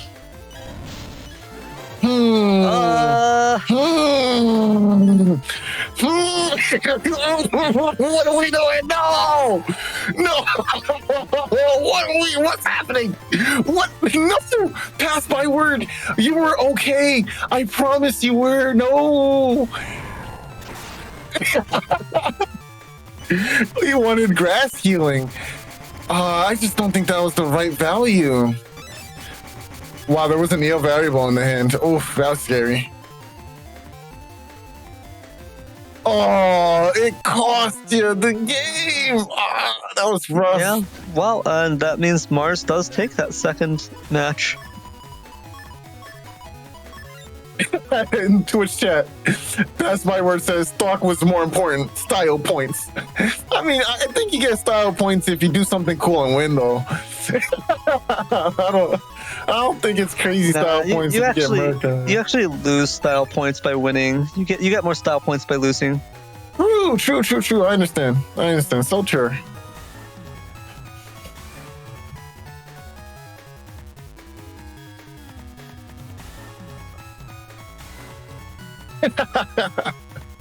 In Twitch chat, soup of the day goes, I don't know, winning is overrated. Didn't you literally just win the last blood moon?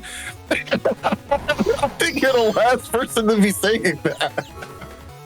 Anyway, starting off with bug fix is the best thing you could possibly do in any of these bug builds, unless you need the warp or something like that for like BDT builds or anything of that nature. Well, if you've got static as well, it's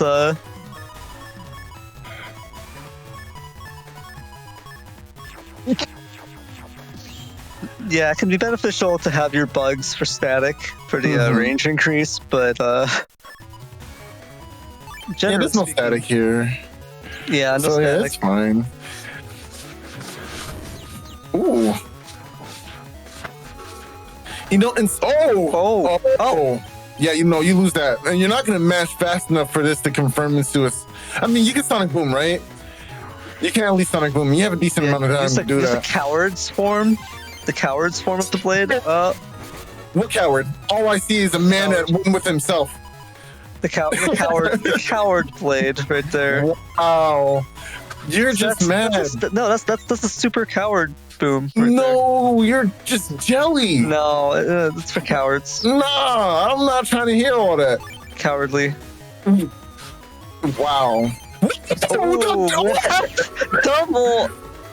Oh, they both have double anti-damage. times 2 anti-damage. But it whiffs. It whiffs. Oh my gosh. What was that? That was like 4 counter hits. That was a lot of times too. Wow. All right. Very interesting. I wish I could be good like these players. My face win. In Twitch chat. And when GB says, see, Mars doesn't need to play emotion, but he gets it normally. True.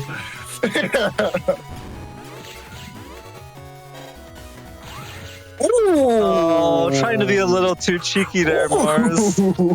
Trying to be a little too cheeky.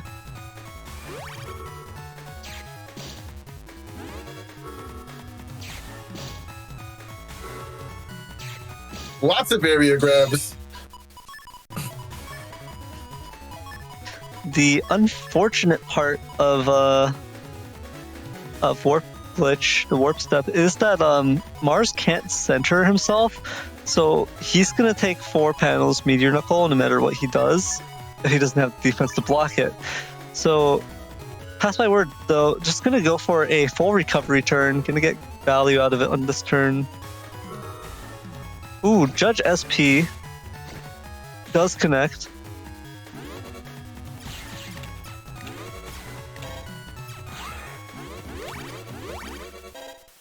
Nice, nice.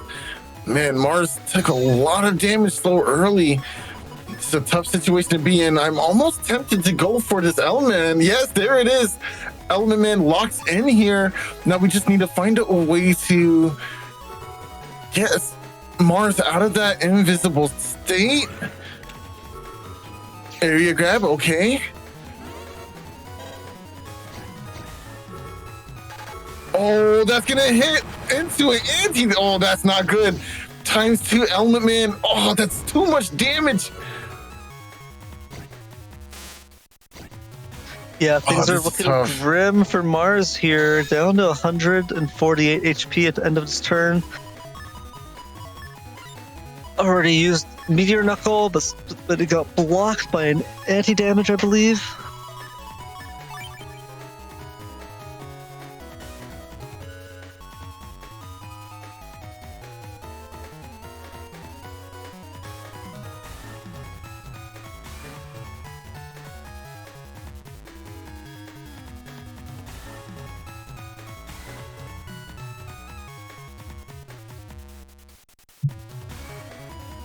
I don't know how Mars plays out of this. I'm just really brainstorming here. Don't worry about it. I'm sure Mars can execute a perfect play here. Just get like a unlimited number of counter hits and ×2 chips are here, and then you know, it's been very interesting. I've been seeing a lot less slow gauge recently. People just opting to play in a normal gauge setting. ooh, I see through all your moves. just gunned down right there. Mars tried to use the worst sword chip of all time, position Punish. forward to use the worst sword chip of all time, and was That's unfortunate. was just gunned down by that Machine Gun 1. So now we know which chip is stronger, Machine Gun 1 or Neo Variable. Seems pretty clear to me that Machine Gun 1 is far superior to Neo Variable. Vastly.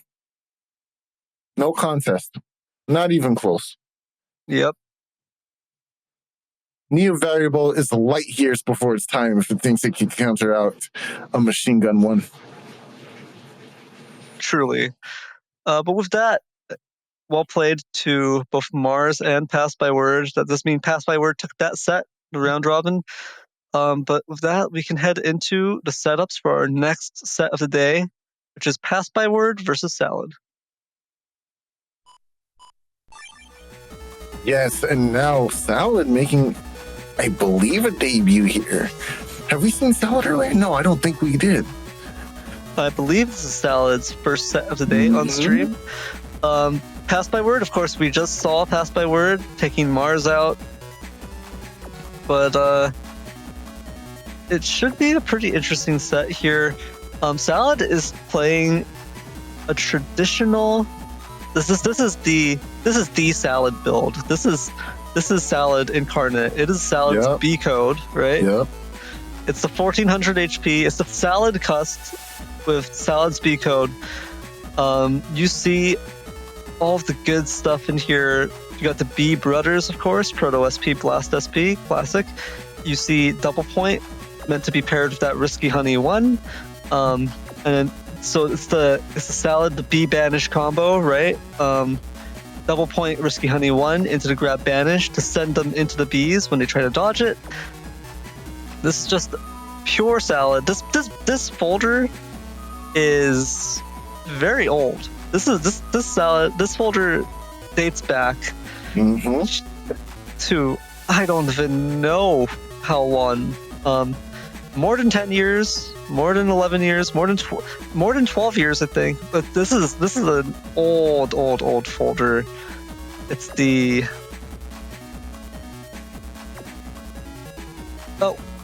playerzero is going to actually me in Twitch chat saying actually Neryth, I think Salad removed anti-navi from the original folder. Smirks.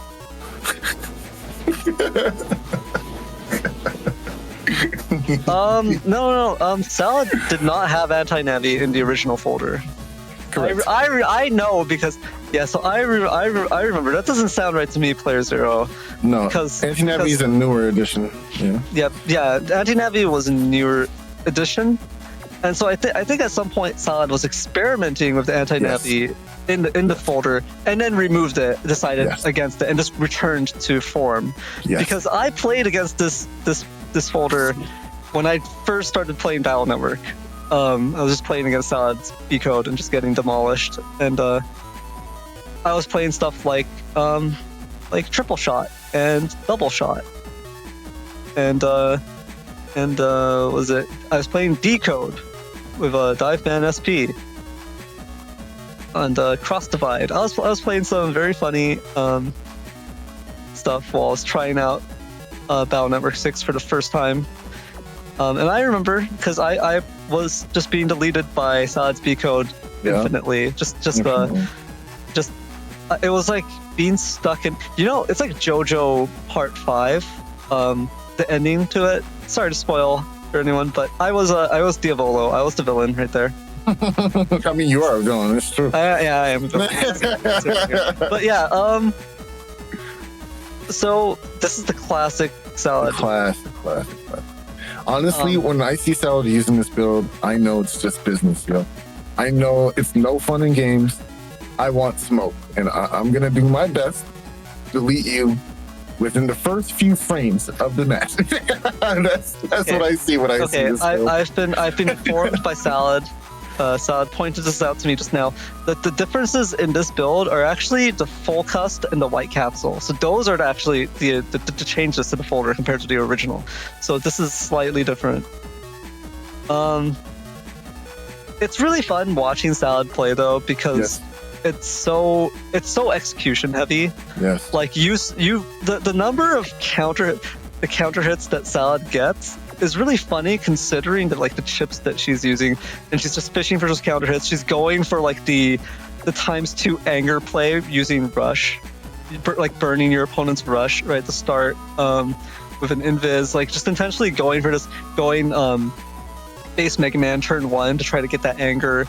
All of these really fun, interesting things that are off meta these days, because these days everyone's just going, okay, Dust Cross turn. I'm playing Balazar, Dust Cross turn 1, Dust Cross turn 1, full cast, Dust Cross. I'm gonna fish for my stuff, and playing just entirely different game. So Salad's B code is kind of like a window into the past, where it was Salad was playing such an execution heavy folder that's it's using such a different array of offensive chips. It's not relying at all on the types of things that are being played now. Look at Passbyword's maximum Buster Jam folder with 1800 HP,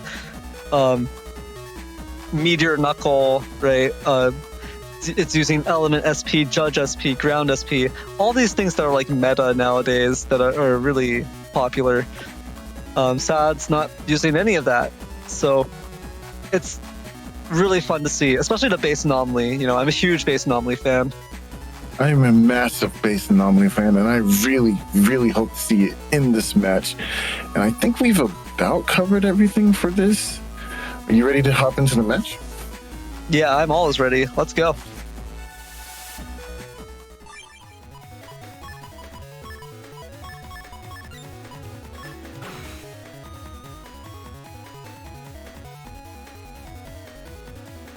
All right, now, Passbyword with a very, very strong looking start. I really, really love having this wrecked full cust backed by a life aura as well. So strong, so strong.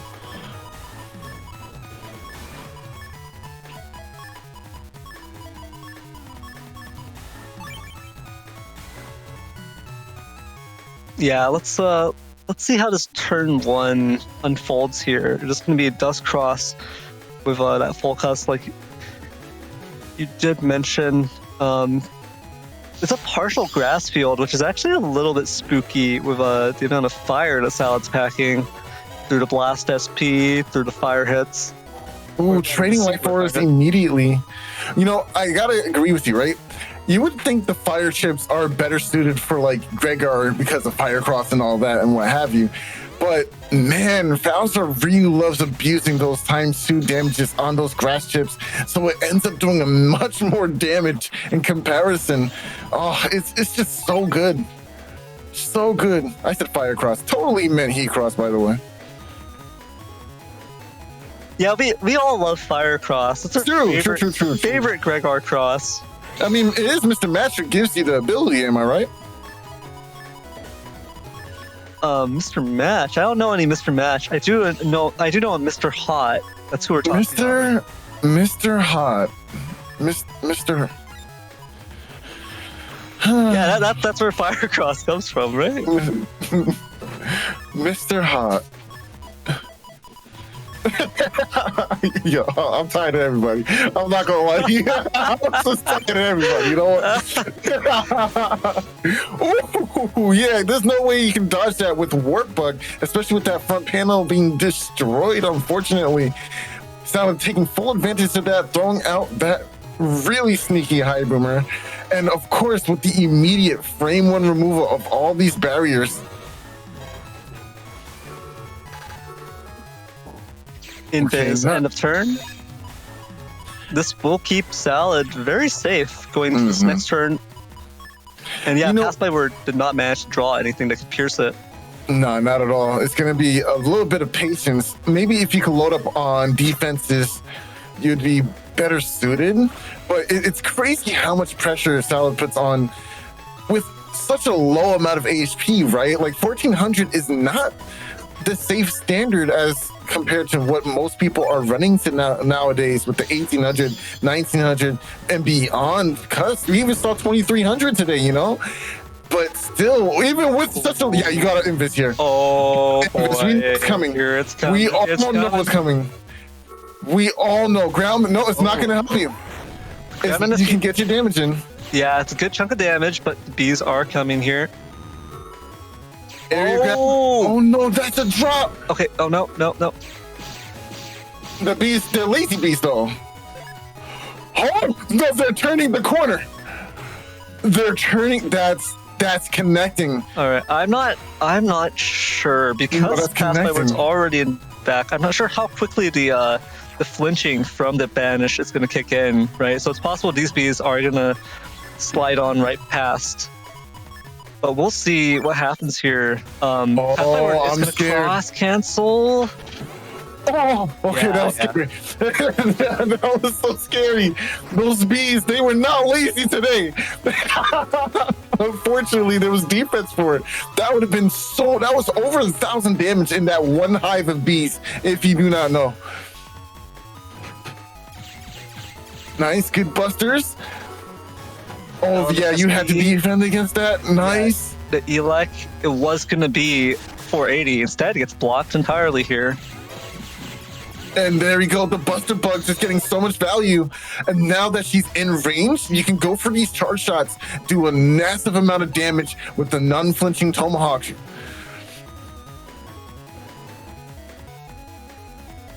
You're going to have to be careful here. The Spout Cross can burn your anti-damage in a moment, in just a second here. Oh, going to Spout Beast. No, Salad. Every time you try to go for chip charging, you lose. Oh, no. One hit on 9 panels. Oh. That was amazing. Oh, there's just too much. Okay, but it goes into anti-damage. Yeah. That was scary. Yeah, and that is nice. That is all of the fire available there. So Passbyword has to be feeling pretty comfortable, pretty nice in this current match with the fact that all the fire came out, didn't manage to get ×2 hit onto Tomahawk. And now we see Passbyword's recovery 300s in here. So Salad wasn't able to put out too much damage so far. So Passbyword is going to be comfortable with just going steady here. Oh, you gotta be feeling good about this though, because now you do get this uncontested sanctuary. But does Salad have area grab of her own? No, she does not, and she will take the damage from these Buster procs. Oh, nice. Having the area grab to deny theirs. But there's another one, so camping forward is probably gonna be what Salad goes for. Oh, that's an interesting area to be in.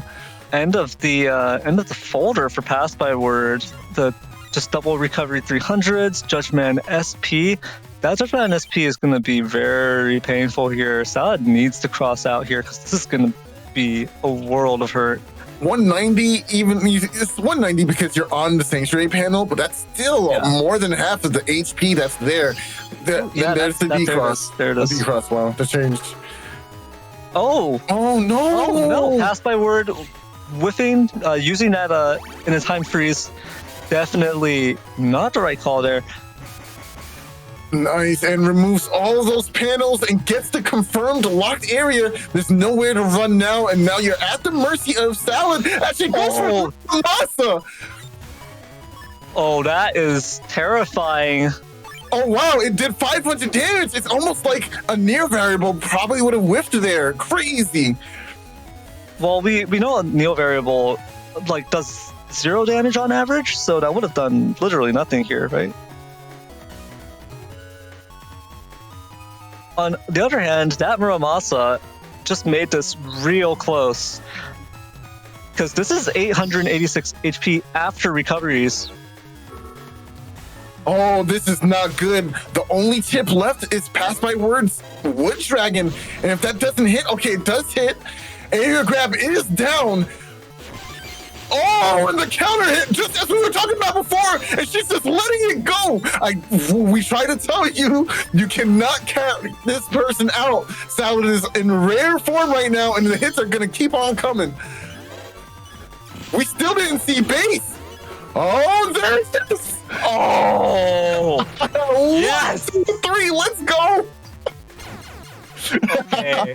All right. 1,400 is more than enough to get the job done. You want to look at it this way. Passbyword has 1,800 HP and then 2 recovery 300. So they've got their total HP count is 2,400. Right? They've got 1,000 HP over Salad. Salad's not running recovery 300s. No. So that was Salad did 2,400 damage to Passbyword there. That is crazy. And you know what's even worse? Most of the damaging things that she was trying to do missed. Wait. That means he could have done even more. Wait a second. That's turn 1 bug fix? That's turn 1 bug fix. Turn that was a turn 1. What's the problem? All right. Can we not be surprised anymore? Like, we all open turn 1 bug fix. You know what I'm saying? Like, that's what we do.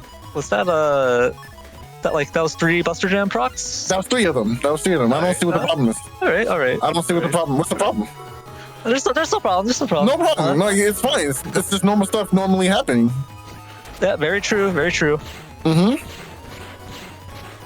HP is fine. That's fine, right? You still have 800. Fine. Yeah, fine. 800 is okay. No, that was a charge shot. That was a charge. You can't even. Yeah, that's a charge shot. That's pretty normal.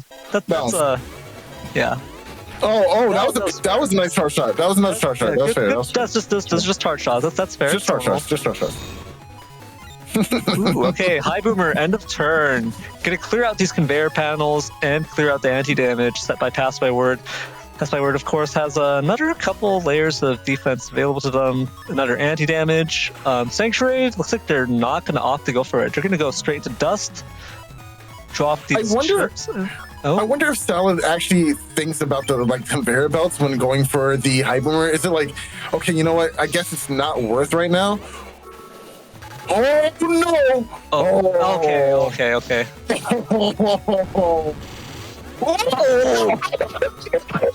How dare you punch me in the face after that? How dare you? How dare you actually try to deck me? But hitting me by 1,000 damage is not enough. Like that's, you gonna punch me too? What are we doing? Yo, come on. Oh my gosh. That is that's pretty crazy. Oh wow. I was convinced those bees were not gonna track and they were just gonna peace out, but no, they had a mission. They did a job right there. One goal, one mind. Element Man It's gonna get blocked. Would have been a freeze if not. Oh, the Buster Procs. Oh, the Buster Procs. That's so scary. Rush is going to appear here. I imagine throwing away Sanctuary might be imminent. Or not. We do get to use it now because Salad ended the turn with this Life Aura. Okay, yeah, we already knew crossing was going to happen. But what are we going to do? Okay, Tengu Cross. Seems legit. I actually like this play. In before Muramasa. In before Element Man Muramasa. Oh no, we're just gonna dust charge. Okay, I like that. Nice. Gets rid of 50%, 100% of that immediately answering all those Sanctuary panels. Excellent work here. Oh, that's gonna hit though. That's gonna be 4 panels. 1, 2, 3, 4, 5, 6. 6 hits. I think she's flashing. She's fine. She's fine. This supersonic boom is gonna pass right through, clear field. But, I see it. Yeah. Okay. Yeah. But wow, that was a meteor knuckle. That was a meteor knuckle. I mean, that's what it does, right? It just meteors and it's a knuckle, so it's a meteor knuckle. The knuckles are meteoring down. I mean, there's nothing else you can really do about it except accept fate, you know? All right, here is the... Oh no. Well, I'm sorry. All right. Anti-damage really just can't do nothing for you. At that point. Yeah, definitely. Yeah, so sad. But unfortunately, Salad did not opt to run the superior trap that is anti-sword, so that's to be expected. That's a turn 1 bug fix. That is a turn 1 bug fix. It's a turn 1 bug fix. That's a turn 1 bug fix. It's a 1-up ship, by the way, but it's on the first turn. Oh, that's green. That's some green. That's some green invincibility. That's some, you're not taking that was over some Buster Procs. Oh, that's another Buster Proc. Wow. There's the turn 1 uninstalled. Good job. Good damage. Good damage. All really right, nice so far. Oh, this is a turn 1 blast, man. This is a fire hit. I got jump scared. I'm sorry. Hold on. You can't just do that. You know what I love about fire hit? You're not anywhere near him. You're not even in the same row, and yet you still got punched in the face. Like, that's so rude. It's so rude. Oh, GFC. Oh no, it's too late. You're taking all that. Oh, there it is. There it is. The bees. The bees lost sight of Passbyword because of the anti-damage proc, and they just decided to leave the field. It was that timing was just slightly off there. Not like this. It's okay. Surely Salad can just crawl her way back, clawed her way back from this slightly unfortunate start with Passbyword getting uninstall and bug fix turn 1. Surely Salad has a fighting chance here. You're still, the field is mostly grass. You can see some blast SP potential. Sure. There's still the machine guns. There's still Muramasa. There's Muramasa, yeah. You know, we haven't seen Proto Man SP. No, we haven't. Not even one time. There it is. Oh, there it is on grass. 500 damage. Nice, Evens it up real fast. Ooh. Oh. And the judgment. You're gonna take ×2 for it, but that's fine. That's 480. That's a big hit. Oh, but we have Angie. Oh, but it doesn't look like there's anything to use it with. Yeah. Not yet. Base is right here, boy. He's on his way. He's right here. There's base. Yeah, you better check that defense. You about to get hurt real bad. You about to get hurt real bad.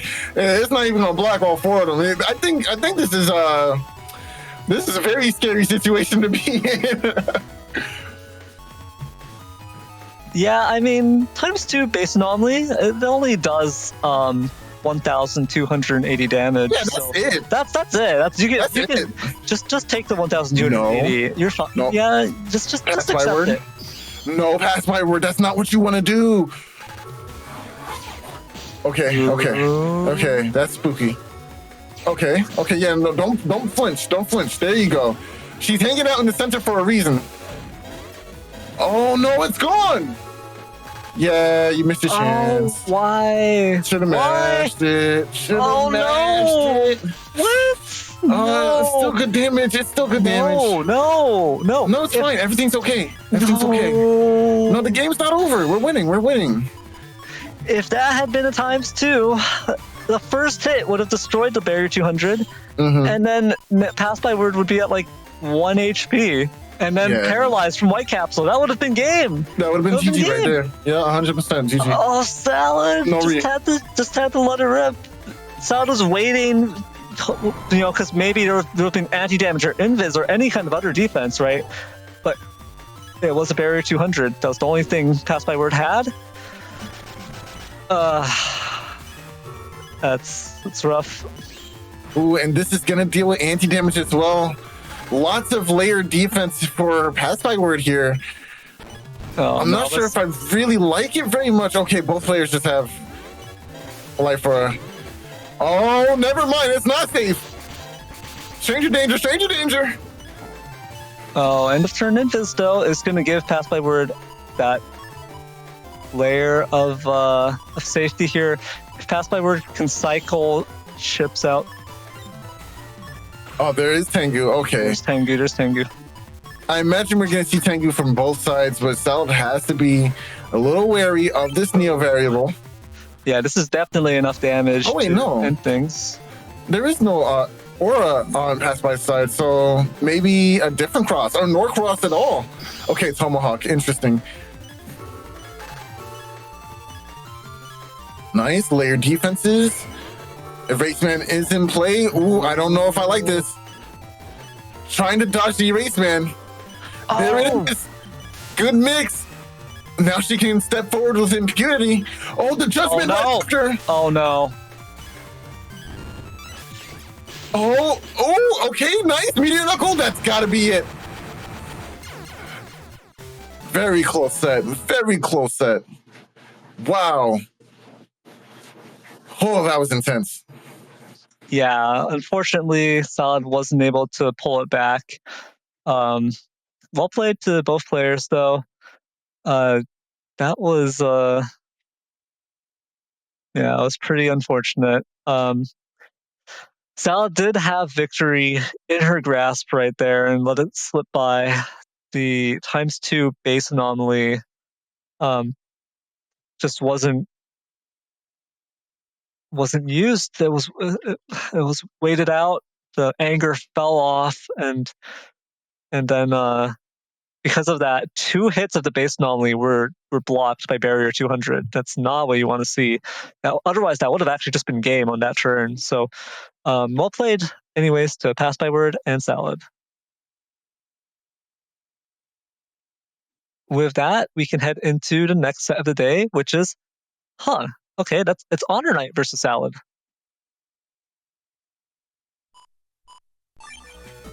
Now, I saw this very match, the very beginning of the stream, and I immediately wanted to see how it played out. We literally have the B code Ditto. Who the king? Who the queen? Who the one on top? Who the B code master? I'm trying to see this. Yeah, we do see both players playing B code. You've got the B brothers, right? Proto SP, Blast SP for both players. So identical Navi chips. HonorNite, of course, playing Gregar with this Kernel Force, and it's a 1900 HP Gambling Buster build. So it's going to have the edge there in terms of the Buster stats. Obviously, Gregar, entirely different beast, but HonorNite is also running double slow gauge, so despite the fact that they're both playing B code, it's a pretty different kind of B code. Of course, the chips, there's a lot of overlap. Machine gun 3s, fire hits between them, higher boomer, all good stuff. But just a little bit of extra splash there from Salad in terms of that Muramasa that we've already seen before in terms of what it can do. Should be an interesting matchup. Unless you've got anything to say about it, I think we can jump in. The only differences between these builds is one is Rhaegar, one is Falzar, one has the better Giga, and we're just gonna move on.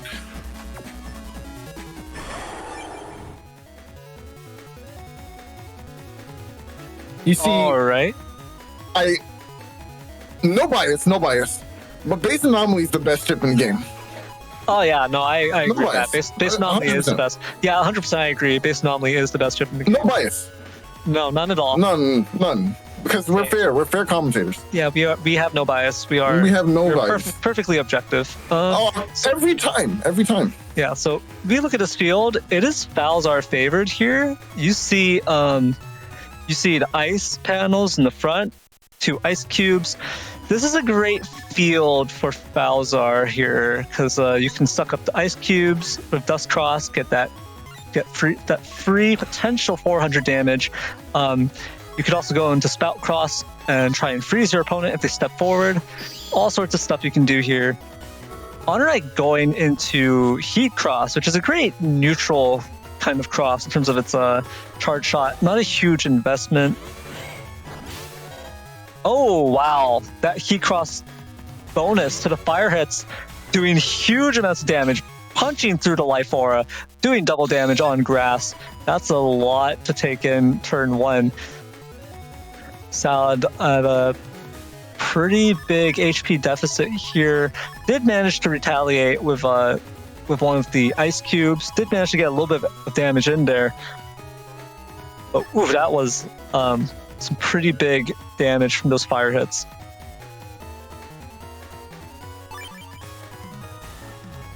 Man, I'm just seeing all these loaded up machine guns, and I feel like you're just gonna get counter hit. that's Well, here's the issue. To scrap Banish is gonna give HonorNite a lot of room to work with. So unfortunate because that was a lot of Ooh, nice conversion. Oh, wow. And a blue turn, no ice over here. We're gonna line up these short shots. Nice. That might actually be a bit of an issue. Oh, just barely. Yeah, almost getting a counter hit there. If HonorNite had chosen to stand the center and unload with that charge shot, that would have been a counter hit. That would have been 4 hits of the machine gun as well. Now Salad is in a difficult position here.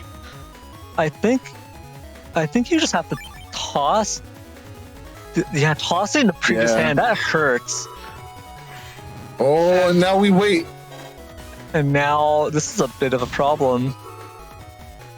Oh, okay. There's another one, right? No! You have to wait. You have to wait for the hole. There's a hole.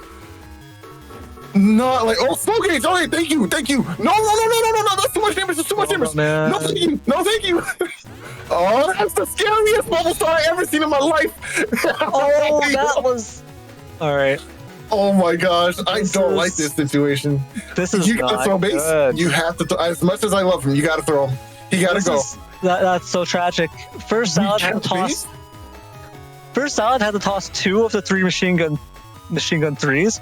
Now, Salad, if Salad tosses base here, I don't know if there's enough damage. I don't know if there's enough that can be done. There's still the bees, but they're not going to be boosted at this point. And you can't. You still can't. This hole. Oh well, this will clear it.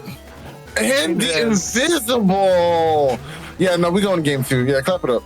Back it up. Yeah, that's the end, unfortunately. That's game 2. You got it. Mm-hmm. No, I understand. It's slow. We're real slow out here. I understand. I get it. I'm here for it. Oh, wait, hold on. So, okay, all right, yeah. I was getting a little hopeful for a minute.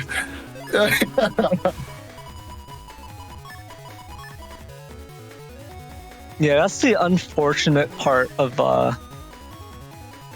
playing with base anomaly is actually you have to be very careful with your dust cross charge shots because you're actually giving your opponent the tools they need to avoid the base anomaly and to delay it. Yeah. That was very unfortunate. And you know what? Kudos to HonorNite for recognizing that immediately. He was like, oh, you know what? I like it back here. Kind of nice. Like, I got a nice little furnace in front of me. Okay, I got my little fire pit.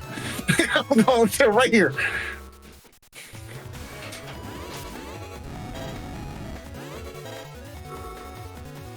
Nice. We'll go ahead and get this erase man, but it is going to be half damage only.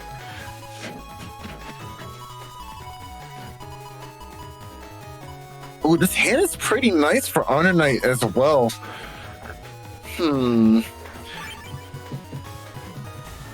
Yeah, definitely not bad.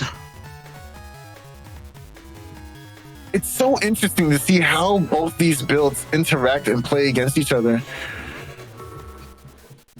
All right. For grass, right? Yeah, on the grass. Get rid of all of the holy panels.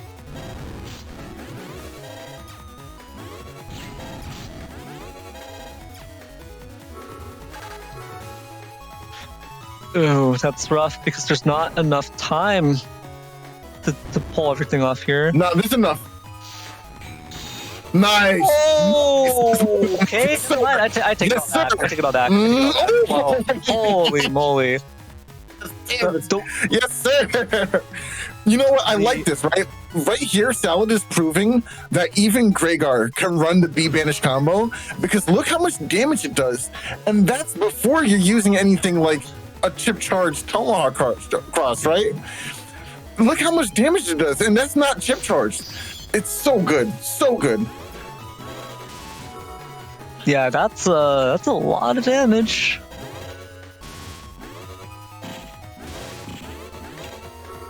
Nice.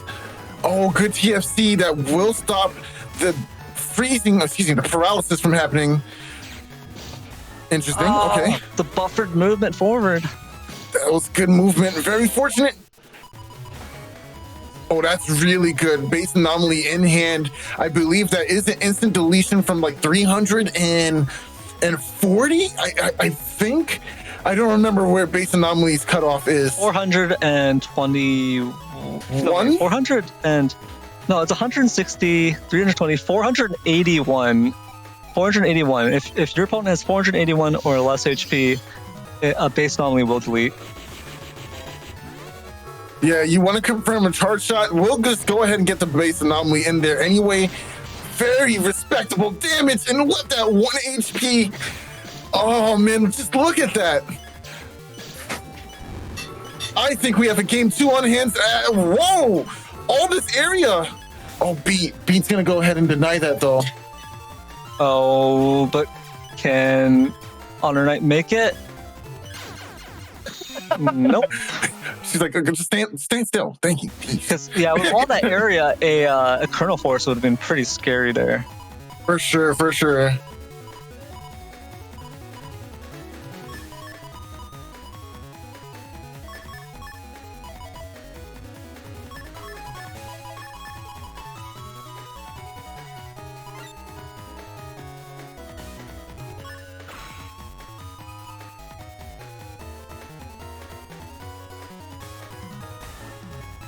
All right, it is a grass field with rocks. Looks like Saad's gonna go for base Mega Man. Just gonna go for this Machine Gun 3.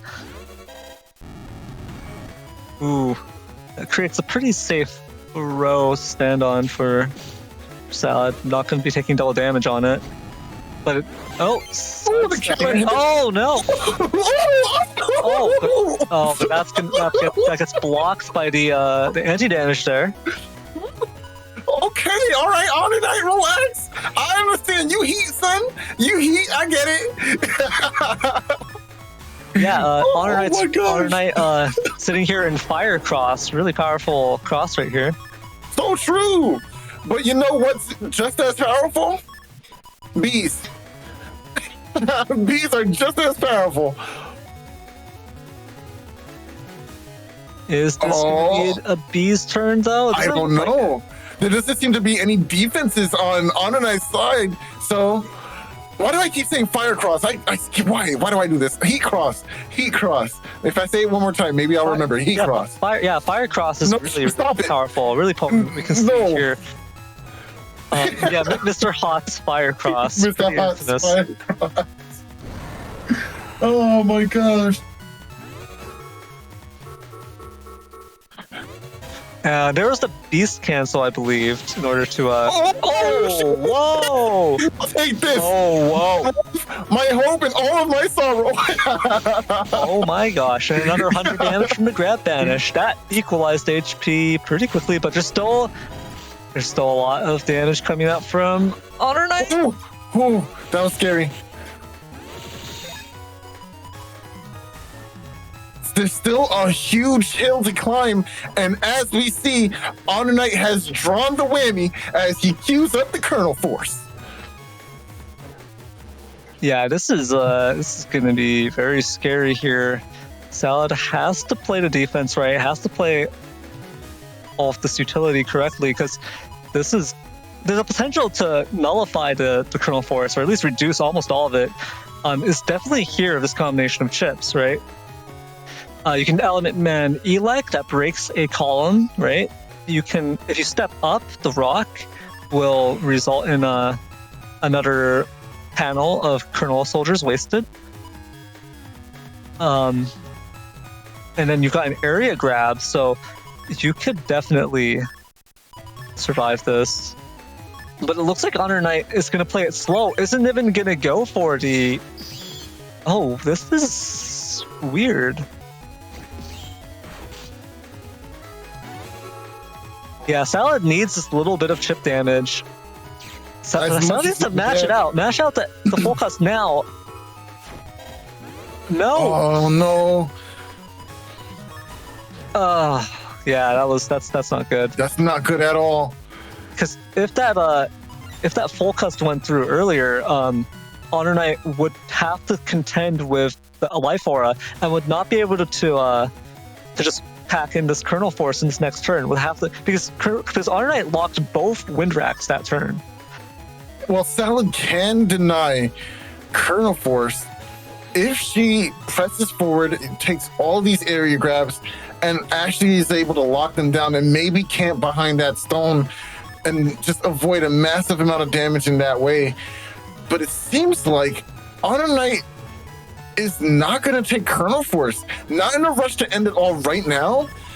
I kind of respect the decision. A beast over. Never mind. Never mind. Okay, what you got planned? What you got for me, brother? Oh, that's it. Okay. Oh, this is scary. Chip charge high boomers. They hit different. They hit very different. Oh no! Oh no! Okay, the books are fine. Oh, we kind of didn't want to do damage to that cube either. Nice. Get your space. Oh, that's a lot of damage. Oh, this is so scary. Just wait it out. Oh, that's not good. Okay, decross. Oh, that was rough. That was a rough game.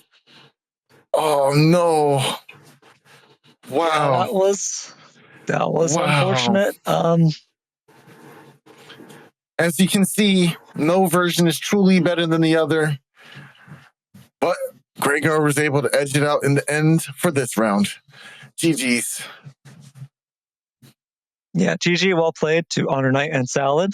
Unfortunately for Salad, that does mean HonorNite managed to take that 2-1. But that was a pretty respectable showing for base anomaly. Amen. I love me some base. No bias. Fish.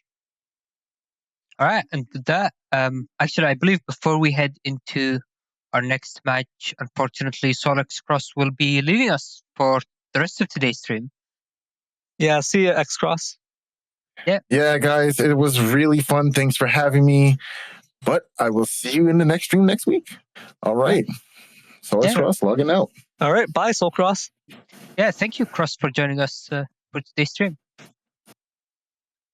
Yeah, there goes XCross. Yeah, he wasn't here for long, but the show must go on. Indeed, it must. I believe our next set of the day is David versus Salad.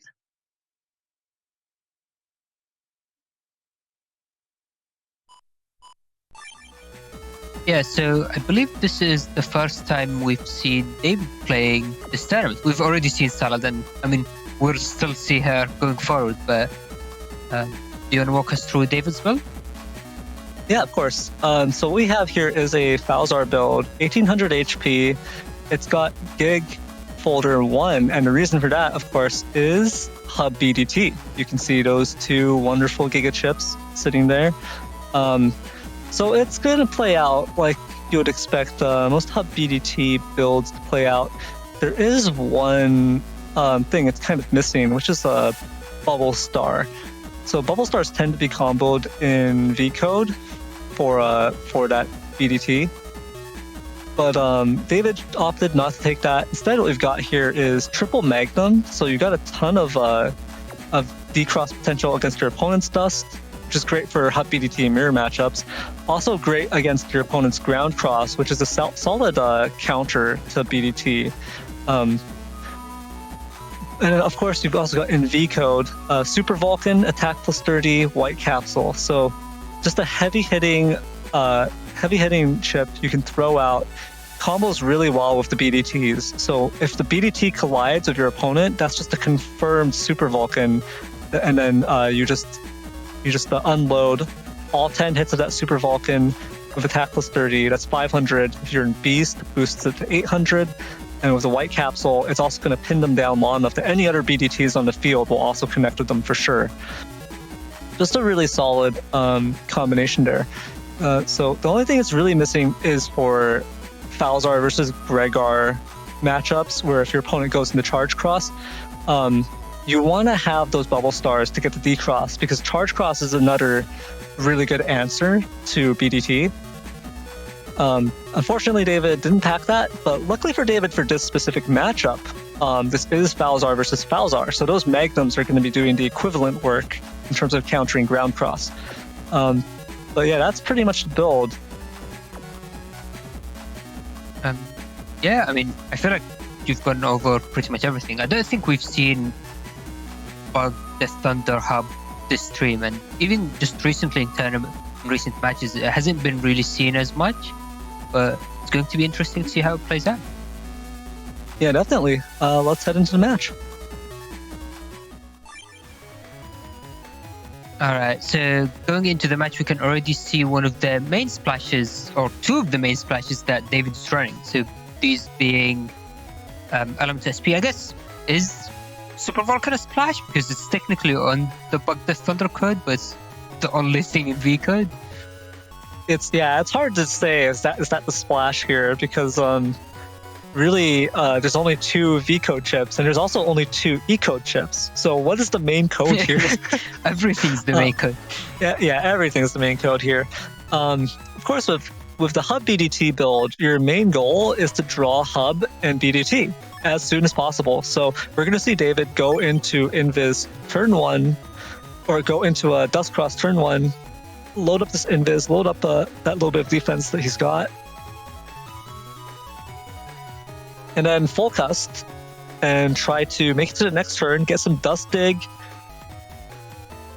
I don't think that was a really optimal way to play the full cust, or to load the full cust in here, because you also want to use as many chips as you can with only cust 6 in order to optimize the chances of drawing it. Yeah, so I mean, there has been a play that I've been liking recently. I don't think it would have worked against Salad, but holding onto the full cost in your custom instead of taking it into the hand, because what that could allow you to do is, in a hand like this, maybe you can take like air grab Elements Man and then take another full cost instead of just cycling. It allows you to get more, but obviously it's more greedy, especially against Salad, who's running 3 machine guns and like an erase man. Yeah, definitely. Salad has a lot of cursor options here to take out this dust. That's a very interesting usage of the slow gauge, because you have to keep in mind David does not have buster stats, so this is a pretty disadvantageous situation to pop the slow gauge in. Now you're getting whittled down. Ooh. Your area is getting destroyed here. Yeah. There's also... You're not trading back that well. Ooh. Salad had the life hour anyway, so that was really rough turn for Dave. Just take how much damage do they have to take this turn? Was it like almost 200? 230-ish. Yeah. But the issue here is that you don't want to pop slow gauge before you draw BDT. So unfortunately, David didn't get the memo. Ended up popping at slow gauge, and that's going to make these next turns that much more painful, because David really wants to get that hub BDT, the hub batch and the BDT out as soon as possible. Oh, nice having the Barry 200. But now seeing that Salad is in B code this turn, there's always one thing you have to keep in mind as Tengu, and that is the Proto Man coming out. And there it goes! Oh, Yep. yeah, that's a clean 580 damage and D-Cross right there. And that Tengu cross is gone. Such a painful D-Cross. Doing 500 damage can track fairly easily. I think if David was holding forward, so that is one of the potential plays, is they can use their own Magnum to break the panel in front of them and just destroy Protoman's ability to teleport. But now, look at this hand. So we see the full combo and with the plus 30 as well. Yeah, definitely. This is a very, very lethal hand here. Of course, it's going to take a little bit of time to flood the field with the Death Thunders. The Dark Thunders they take quite some time to charge, but if it connects the Super Vulcan with Beast and Attack plus 30 White Capsule boost, it's going to be really, really, really painful. Going to pretty much close this out almost. So we'll see what happens here. If Salad has any defense, though... Oh, no. Just went for it straight away, yeah. So... But there is anger too. Oh, no. Oh. No, counter is that? Okay. I was worried it was going to be a blast man. This is still going to be fairly painful.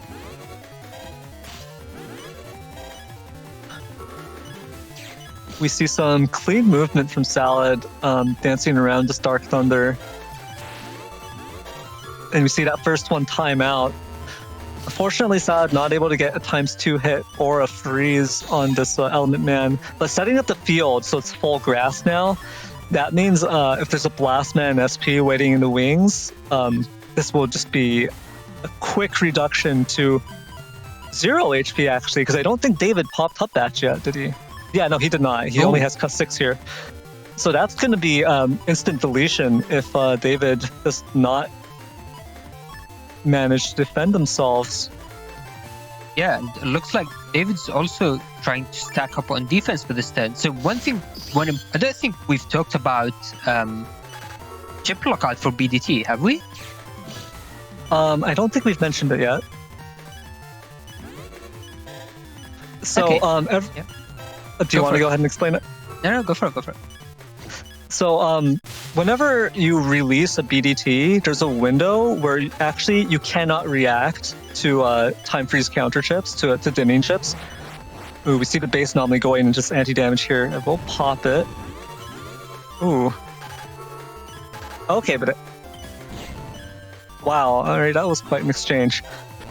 So that window created by the BDT release, by the release of the Dark Thunder, creates windows where your opponent, whoever is playing against the Dark BDTs, they can use a time freeze chip with impunity, and they don't have to worry about a counter.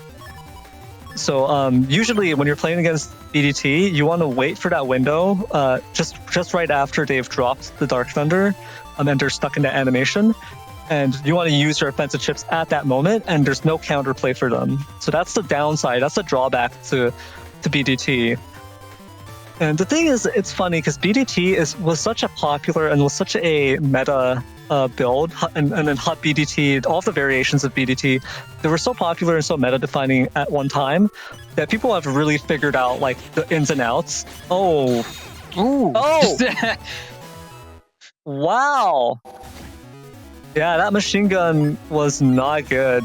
It did end up locking Salad in place, allowing the Dark Thunder to connect, and that was it. Just a P shot. Wow, that was... Was there even a full cost used at the very end? I think so. I think Salad used the full cost, tried to get into the next turn, but couldn't quite get that in time. And unfortunately, just that single buster shot. Yeah, definitely.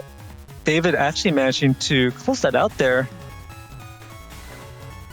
Yeah, so just going a bit back to the chip lockout, this isn't unique to Buck Death Thunder either. So we know that a bunch of other chips have it, things like High Boomer and, interestingly enough, Firehead, also, which Solid's running both. Things like Recoveries, Full Cost also have it.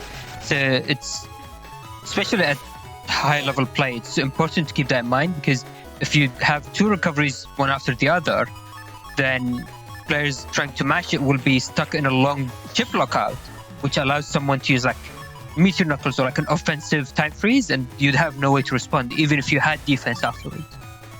That's true. Yeah, I think the unique part of BDT is the fact that this disadvantage is repeatedly exploitable because you keep releasing Dark Thunders. Because the BDT is a persistent effect which changes your charge shot. That means every single time you release a Dark Thunder, you're susceptible to this weakness. But yeah, that's true. Several chips have the lockout. Magnum does connect, and yeah, it was two Magnums there. Second one does connect, do 260 and take out Dust Cross. Oh, and I think they actually dodged at least one of the hits, and there goes that BDT. That's fairly early BDT actually. Well, that's Hut BDT right there. Yeah. They do have a decision of which chips they want to put into the back of their folder. So it looks like they're holding onto the E-code combo for later on, maybe expecting Tomahawk Cross to come in slightly later. And oh, look at that. We do see the Super Vulcan, but they are waiting for the plus 30 since I don't think they really have anything else to put with it. Here is the Life Aura here. Oh, and yeah, Life Aura. Actually, have we seen Beat being activated from... yeah, I'm not sure. So this BDT could... Oh, no, okay. that was your win condition.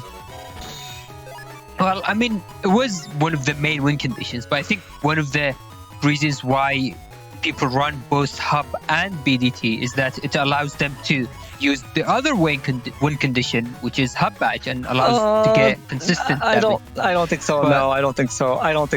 Hub is not in a BDT build.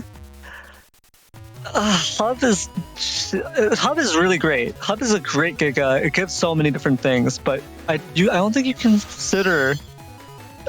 consider it a win condition in most matchups, because David doesn't have like Buster Bug or anything. So it's just going to be, it gives you max Buster stats. It gives you all these spoons, but 500 damage from that Blast Man SP on grass. Oh no, there might be a Proxima follow-up as well. Oh. At the very least, not while on that back column. Okay. Yeah, so this is it's still definitely possible for David to take this because of the Super Vulcan White Capsule, right? So that would do 800 damage if David manages to draw the attack plus 30 as well. 800 damage, huge. Salad only has 1,000 HP because Salad is playing a 1,400 HP build with no recovery 300s. So, and then that combined with some like beast charges, easily that would delete Salad.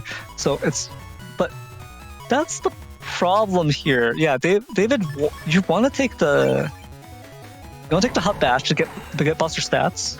Yeah. Pop it. Get +1 area. Oh no, you're just gonna charge that. No, I don't think that was it. Oh no, Solid being able to get the free charges as well. It does add up by quite a bit. I mean, Tengu doesn't seem like it can do a lot of damage, but it's actually, I think, the same damage as, was it Electros? I'm not sure. I think it might be, but it is a considerable amount of damage considering it's not setting your opponent to flashing either. Both sides playing it patient. Oh, the double point coming out from Salad. And the risky only oh no, this is actually really bad. So this is going to send out a second hive, which should be enough. Oh no! No, stepping. I think they could have dodged it if they hadn't stepped back. Yeah, I think that backwards movement sealed their fate here. Now they're taking a ton of damage from these bees. Oh, but Solid during that full exchange, Solid did lose Tengu Cross, so that means David using Life Aura here could be safe, but we still haven't seen Protoman, I believe. I feel like we still haven't seen a bunch of strong chips from Solid you can still go for. Oh, there is that Tomahawk as well, so not taking the machine gun was the right play. There is that Protoman, bringing David to 1 HP. Let's see if Solid has enough to... Buster shots, yeah, there it goes. Oof.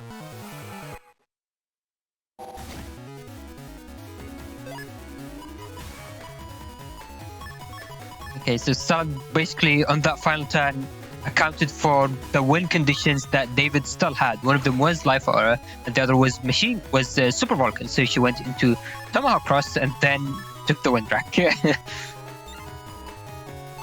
Oh, but now we see there is this Permahole field. So I don't think have we seen Solid play in a Permahole field so far in the previous matches? I don't think so. Okay, so do you want to explain why this is potentially? But I think from the last match, especially, people have an idea of why holes might be a bad idea, but especially Permaholes are really bad. So go for it. So. The pattern in which base anomaly travels makes it so that you really don't want permaholes on the field. So from this position, it's pretty limited in terms of how you can land the base anomaly. You could area grab and step forward, and you could probably land half of the base anomaly at best. Other than that, you have to point blank it. You have to actually use base anomaly right in front of them in order to get the full damage. So it's really restrictive in terms of how base anomaly can actually be used. So we see that BDT coming out. Oh, and there is that race coming out as well. Unfortunately, a bit too late to interrupt the charge itself. Let's see if there's some follow-up. No. Oh, and the blast on grass. It's very painful. David already lost 1,000 HP, over 1,000 HP. Oh, but anger, and with element SP, we'll see whether or not Salad has defense for this.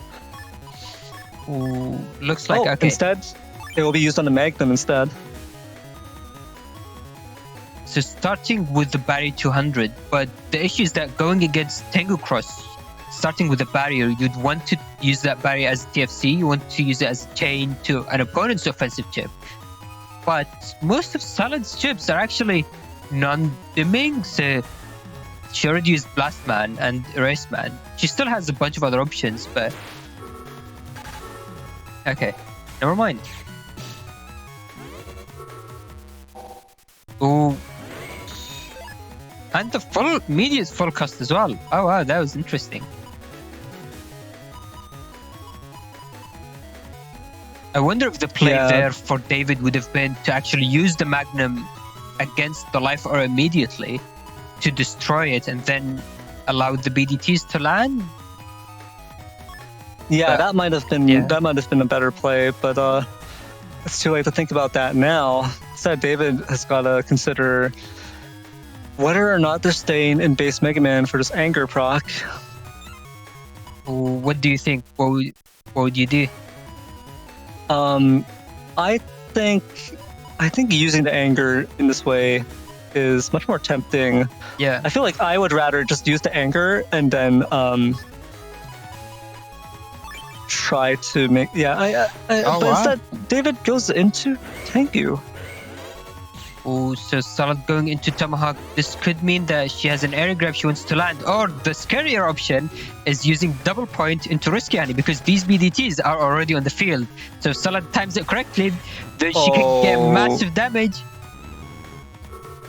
But unfortunately, there was that life aura from David, which would have negated the damage anyway.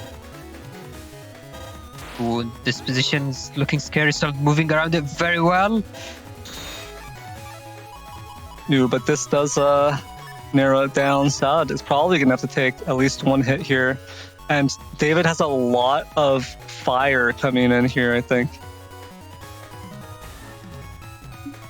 Also, Salad in Twitch chat does mention that she did not expect David to pick Life Aura into Tengu Cross. So Salad actually swapped out into Tomahawk on that turn. Oh, there was interesting lack of TFC there from David, but Salad is using up quite a lot of defense very quickly. So I think this second invis is going to expire before the end of turn. So if Salad doesn't have an anti-damage, that's going to be a very painful Element Mana speed take. Oh, nice. Gets the D-cross. Let's see. Oh, counter hit. Oh, no. Oh. That 1-8. I don't think I knew that. That was a thing that could happen. Okay, so no recoveries. Yeah, okay, good luck, Salad. Oh, the no defense. That's it. Yeah, that's it. That's game. That's it. Wow, that was tragic for Salad. That was probably like the only way they could lose like that, and they. Yeah, wow. It's such a weird thing because the BDT is out on the field for so long. You don't even think it can counter hit, but especially on Tomahawk, because Tomahawk gets stats guards, so doesn't even get paralyzed. Yeah, that was rough. There was a very early BDT drop, very unfortunate field as well. It was perma holes, and then what an ending. All right, so that is Salad's third consecutive loss on stream. Yep. Finally, we are going into our final set of the day, which is Player Zero versus Salad.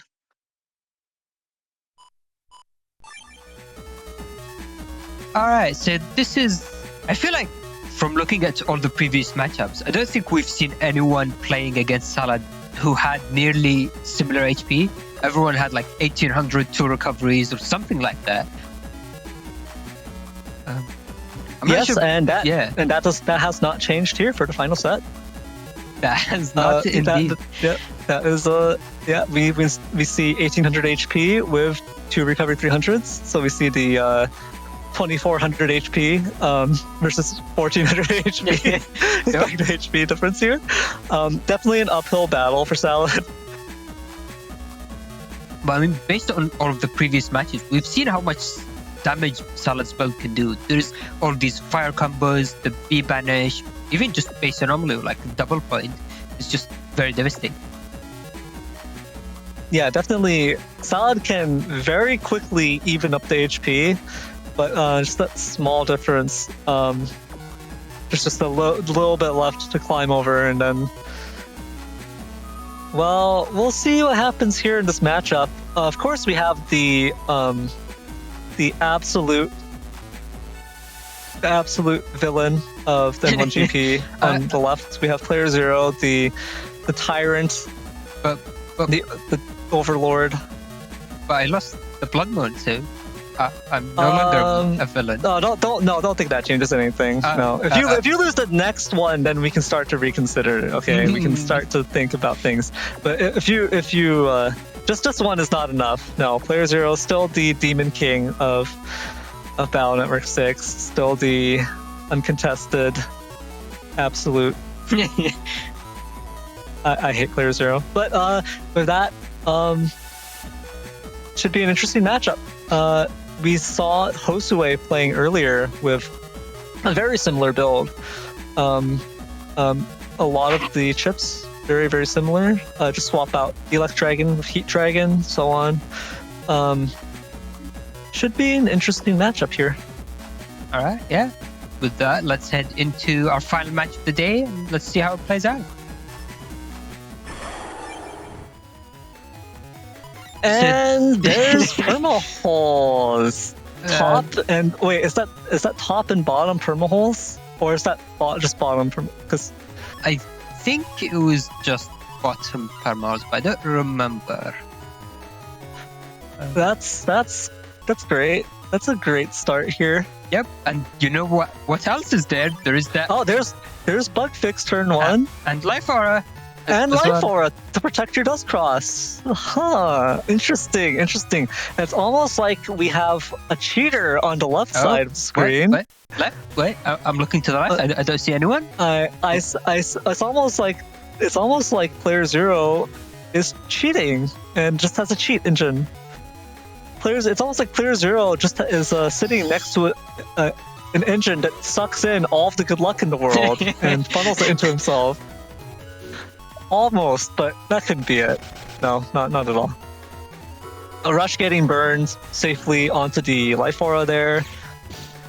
Here's a pretty good opening with this +1 area and then bug fix. And now you can already see Salad's morale hit rock bottom, having seen playerzero's opening hand. And now there's nothing Salad can do because there's life aura. So Salad has to wait, go next turn, Tengu, and then back B, Machine Gun 3, and open up with these offensive chips. Because Salad can't afford to toss these offensive chips away in this matchup, because playerzero has 2400 HP, but is also a very solid defensive player. Probably won't let that many gaps show up in defense, probably won't let that many offensive moves land. So Salad has to make everything count. And so here's the Tengu back B.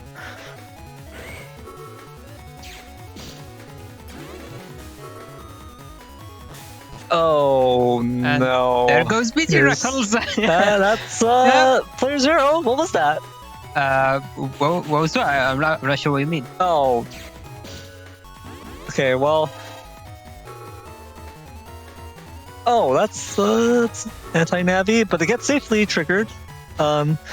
So at least Salad's only ranged man won't be shooting her in the face. Instead, it gets safely disposed of. When we do see on Salad's side on the right, she does have the B banish combo, and she is starting up with an anti-damage to begin. Oh, or maybe... So she does have a very big B chip hand, so she can go with the fire hit. Oh, okay, so it looks like she's planning on using the grass on the field to potentially do double damage with that fire hit, and then going to B side for potentially chip charge. All right, very interesting. We'll see how this works out for both players. Oh. Two Buster procs just coming out like that. All right, the anti-damage just get burned there.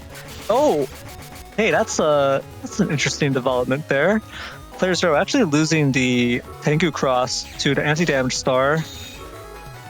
Rushing everything out here in order to burn through this anti-damage. And I believe it's because, yeah, there it is. There's Neo variable. Yeah, so that was why playerzero rushed all those chips out then. It's because he could sense the Neo variable coming up in his hand. And it is actually perfect. It's actually perfectly at the final chip, that slot. So now he can just Sonic Boom here.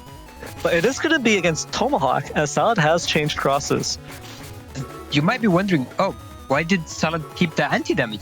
Wasn't she supposed to have lost it to the Tengu man? And to answer that is, there's something called anti-damage buffering, which is basically, if you are in the middle of an already active animation, you can delay you can delay your anti-damage activating with the animation, and people do that all the time, like machine gun, charge shots, stuff like that. But this time, looks like it happened with the Tengu B-back, which has no animation. So, I mean, you tell me how that works. I have no idea.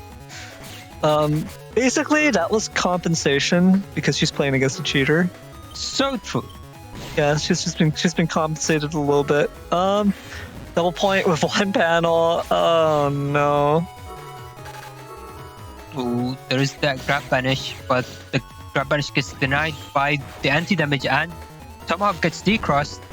So unfortunately the bees just fly off the field. Yeah, goodbye bees. You will be missed. You will be missed.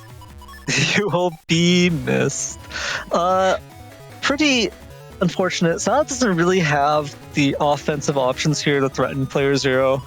Player Zero still has the double recovery 300s in the back pocket right there, waiting to be used. Oh, there is the invis coming down.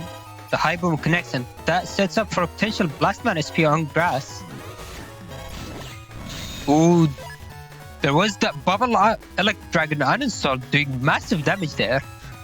Doing 380 damage. Yep, that is true. An enormous amount of damage coming up from that Bubble Star Elect Dragon combo. Salad not able to get the Blastman SP on grass like she wanted.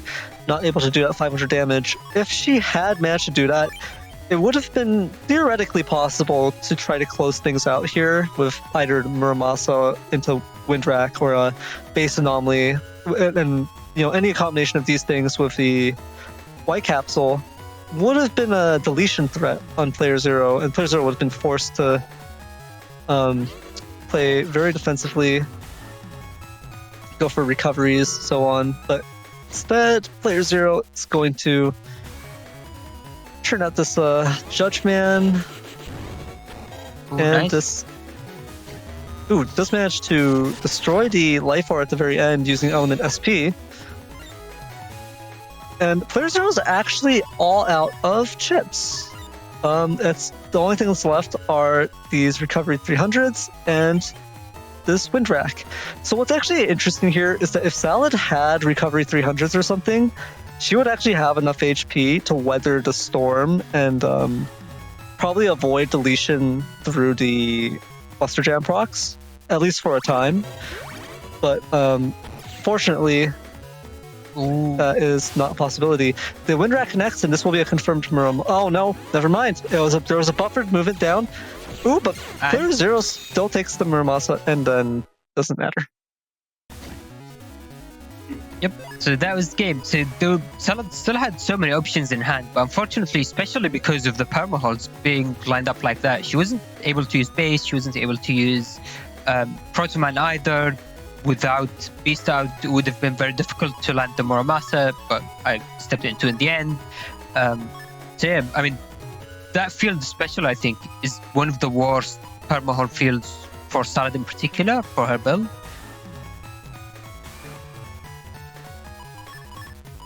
Yeah, so going into game 2, it looks like Salad's looking in Tengu Cross, maybe trying to play around the turn 1 Life Aura, which apparently is the usual. I mean, you told me Player Zero. Is that the usual? No comments. Alright. Ooh, high boom coming out. Unfortunately, he's going to miss. Salad dodges both the Elect Dragon and the Bubble Star. Yeah, very smooth defensive movement from Salad there, stepping back and forth on the bottom row. Manages to dodge everything here. Oh, and look at that. Another turn 2 Meteor Knuckles, but this time without Dust Cross. I don't think Beat was activated, was it? I don't believe so. So this is going to have to be a time freeze, which it will be. Oh, and the last hit gets the last blocked. knuckle. The last hit gets blocked by the Invis. Yeah, still... That was still 3 hits on 6 panels, I think? Ooh. The fire hit misses and the Blastman gets halved because of the Holy Panel.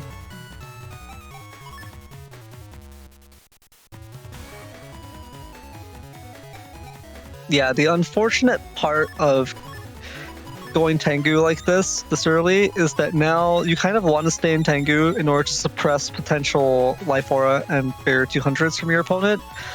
But it also means you can't really break the Holy Panel. So player 0 just has a solid defensive option here.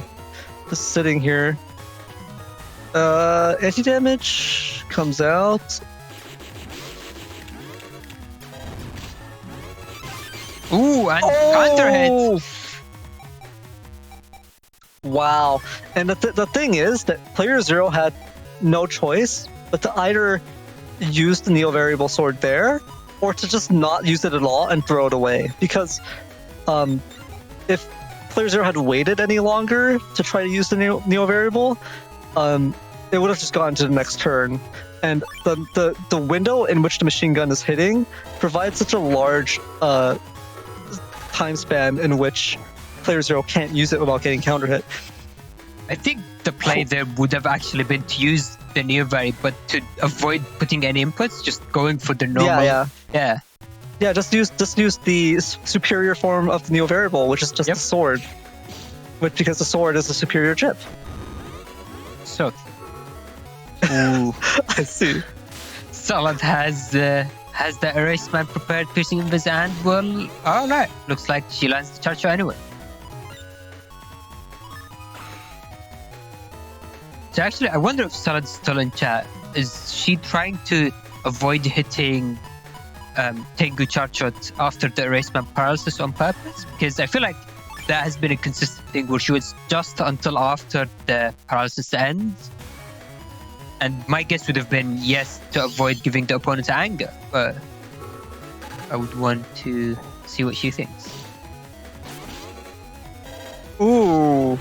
Oh! Okay, the Barrier 200 will block the Proto Man SP, but this is a rough spot here. Player 0 is managing to break the Tengu lock.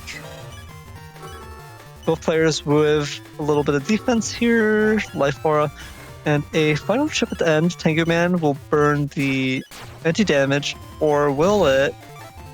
Okay, this time it did, apparently. Yeah, this time it did. But I don't think, actually, I think I still haven't found bug fix there. Oh, what's this? Player 0 struggling to find bug fix? Oh, what a shame. What a tragedy. Yeah, you sound really sad about that, Neryth. Yeah, you know how it is. I really feel for you, Player 0. Yes. What a shame. Such a shame. Ooh, the double movement, which unfortunately caused the Rescuani to also completely miss. And I'm not sure if people noticed it, but the HP recovery on the grass is trying to compete with the HP drain from all the HP bug that's adding up. And we can see here that player 0 has anti-navi, not anti-damage. So this base anomaly with the white capsule is going to delete. Oh. All right. Game.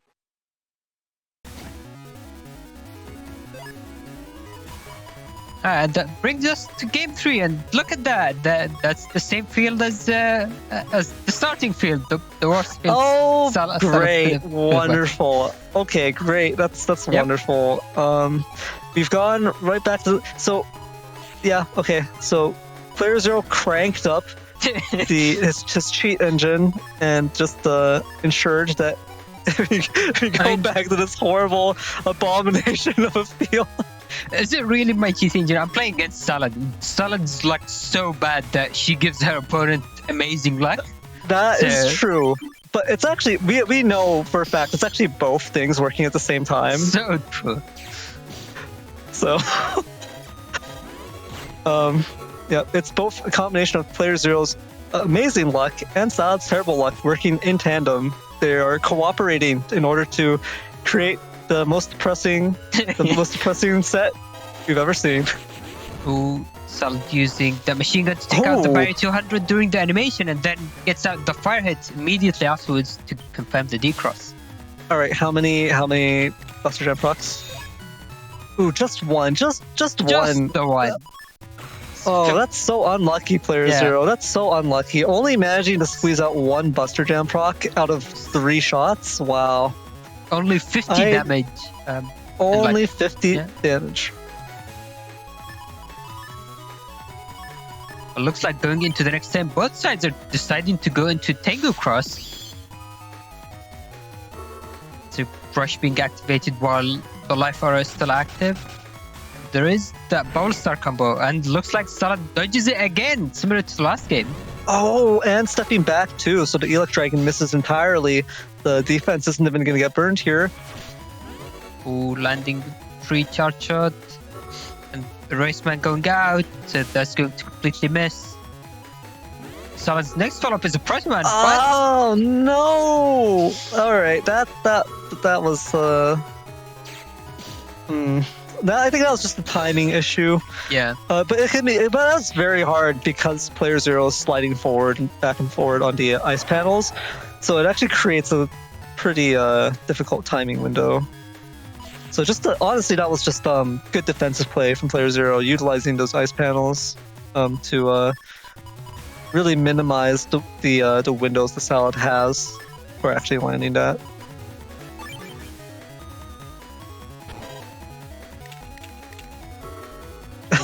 Player zero trying to fish out the anti-damage here.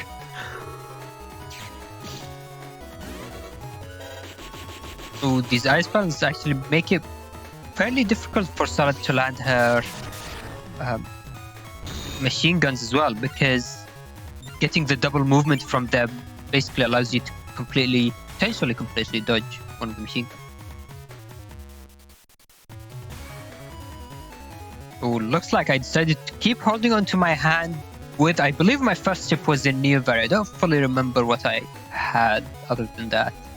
But oh, Salad's going with that base anomaly potentially, but with these broken panels and the permaholes. Yeah, there's it would be a miracle if this lands. So even disregarding defense. Ooh, going for the air grab, and Oh, what a punish! she dodges the charge shot, the nearby, and lands the hit as well, doing 240 damage, I believe, which is quite a lot. Yeah, once again demonstrating why the Neo Variable is the worst chip in the game. So Right, and the Coward's Blade that was just used right there with a supersonic boom coming out. Truly the worst. I think if I actually did do double life sword, that would have probably gotten me a counter hit. So Yeah, probably. I think so. ooh, actually, did Salad Ooh. throw away base anomaly? I don't remember if she already had the, I think no, it's Oh, at the no, end okay. here. This is the same hand, so. Oh, looks like there was a buffered movement back, Ooh, but yeah, there's no yeah. opportunity to use this. So not only was it the permahole, but also the Magnum and then the Elementsman Man SP, and just all of these factors keep destroying these panels. Salad's probably, yeah, so she is considering throwing that away and just going with a new hand.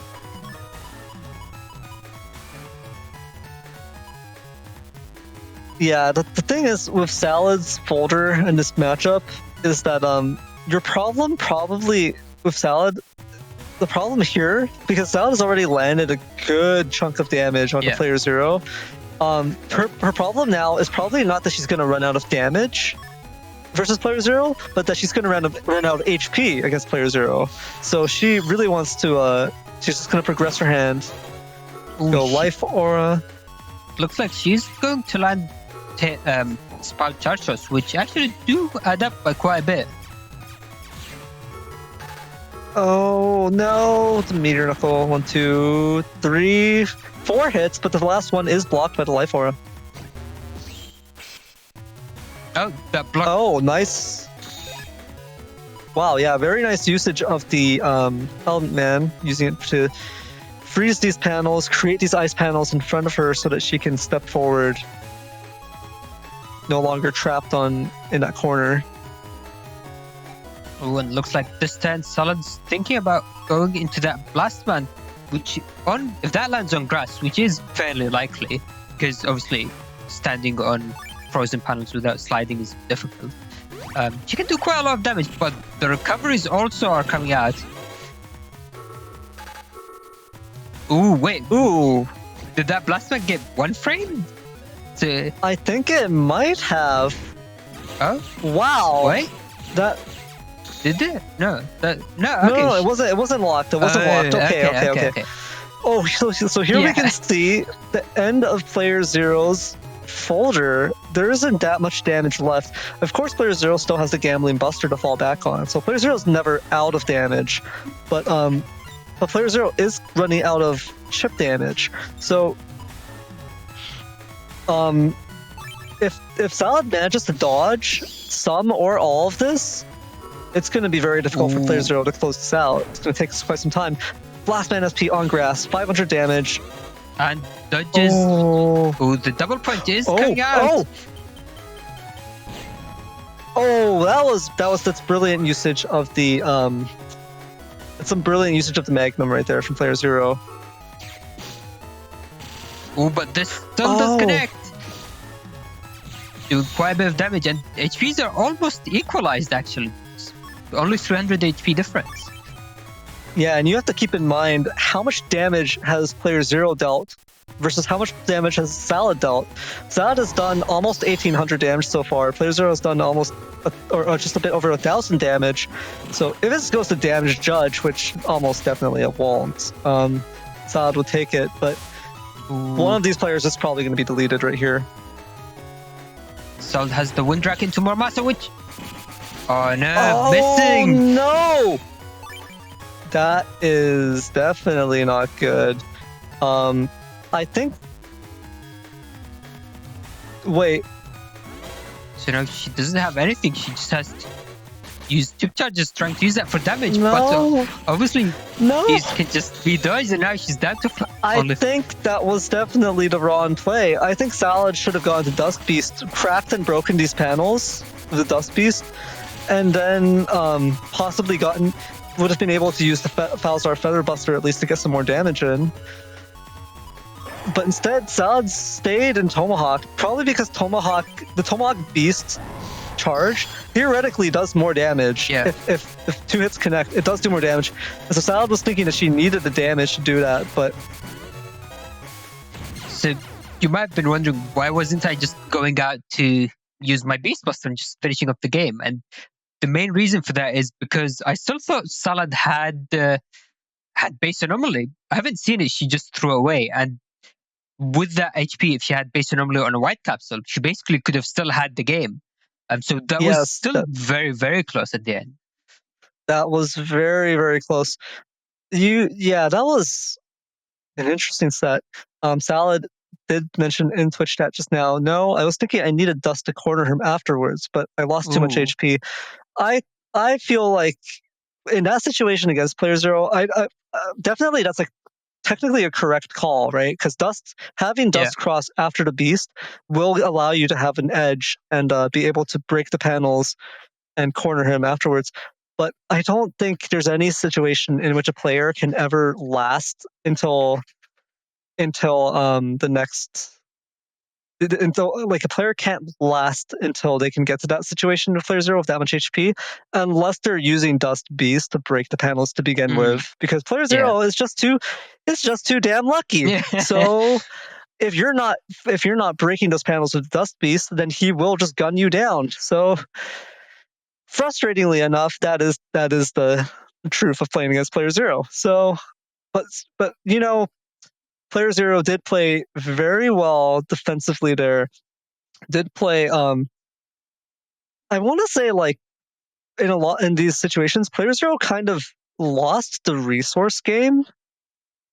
Because Player Zero burned out their chips first. Actually ran out of chips first and then had to play a little bit more, like, I don't want to... It's kind of a difficult situation for Player Zero because it's actually, like, Player Zero lost a certain degree of agency because of running out of chips towards the end, right? So it became less about whether or not Player Zero could use their remaining resources to close it out, and more about whether or not Player Zero's opponent could correctly utilize all the resources in order to close it out.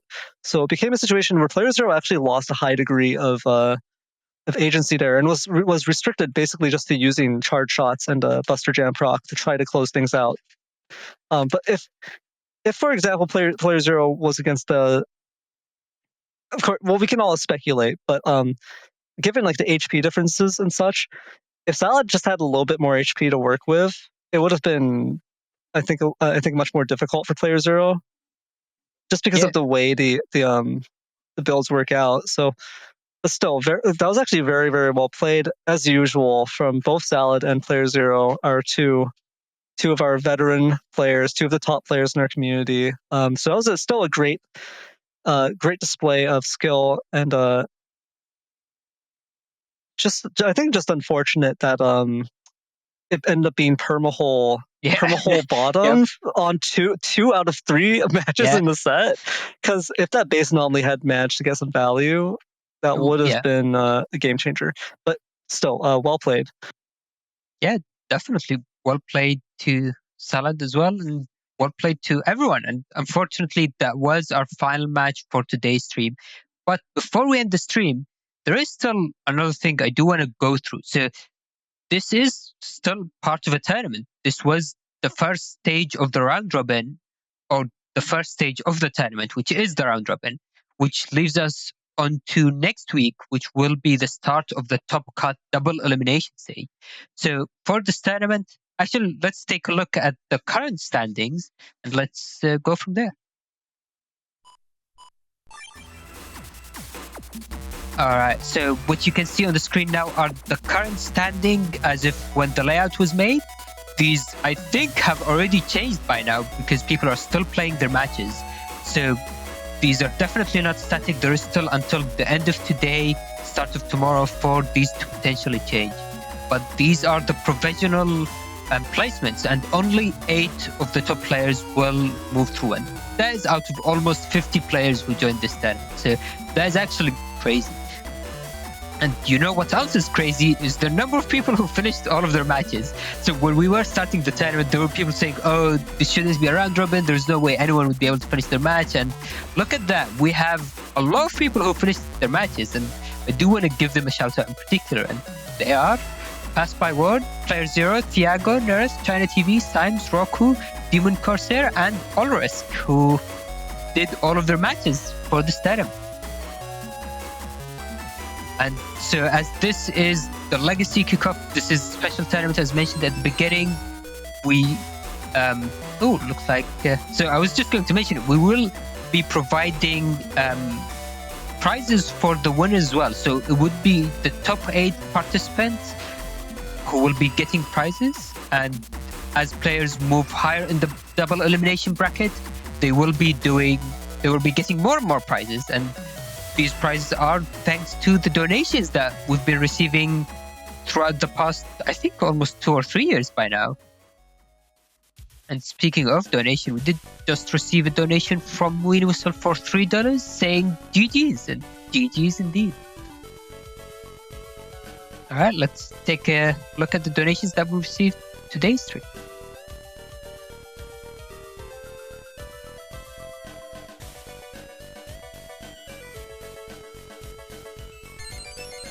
So, looks like another one coming in from Soup of the Day, our latest Moonmaster. Let's update the page, actually. Alright. Oh, it's not coming on this for some reason. Soup of the Day donating $3 and apparently giving us their Soup of the Day recommendation, which is cream of mushroom. I believe that's a soup, but yeah. So the donation we received today's stream were Rock Syndicate, starting us off, then Reggie Romano and Part 2, as well as Weenie Whistle just now and Soup as well.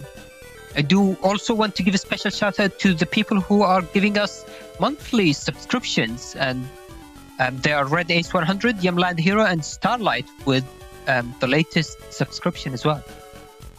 Thank you everyone for your continued support and generosity, and hopefully we'll be seeing more and more as we get active into the Legacy Collection.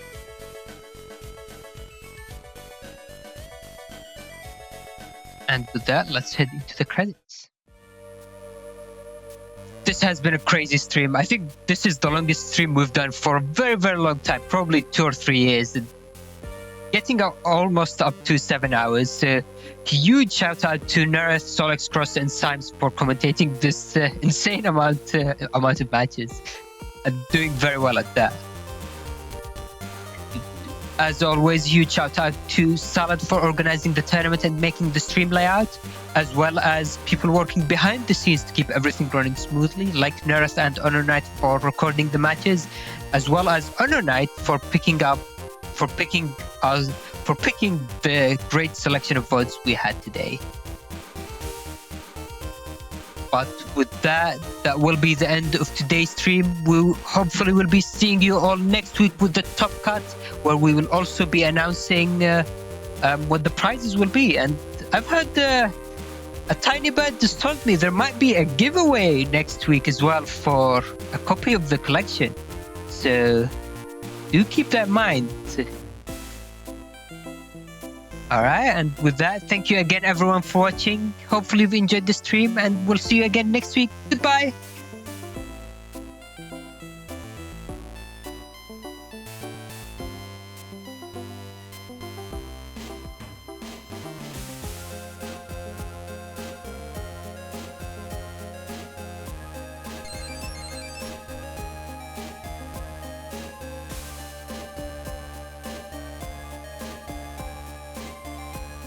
Oh, looks like Avacus got in with a final last-second donation. Let's quickly read that on the stream before I end. A sneaky last-second donation.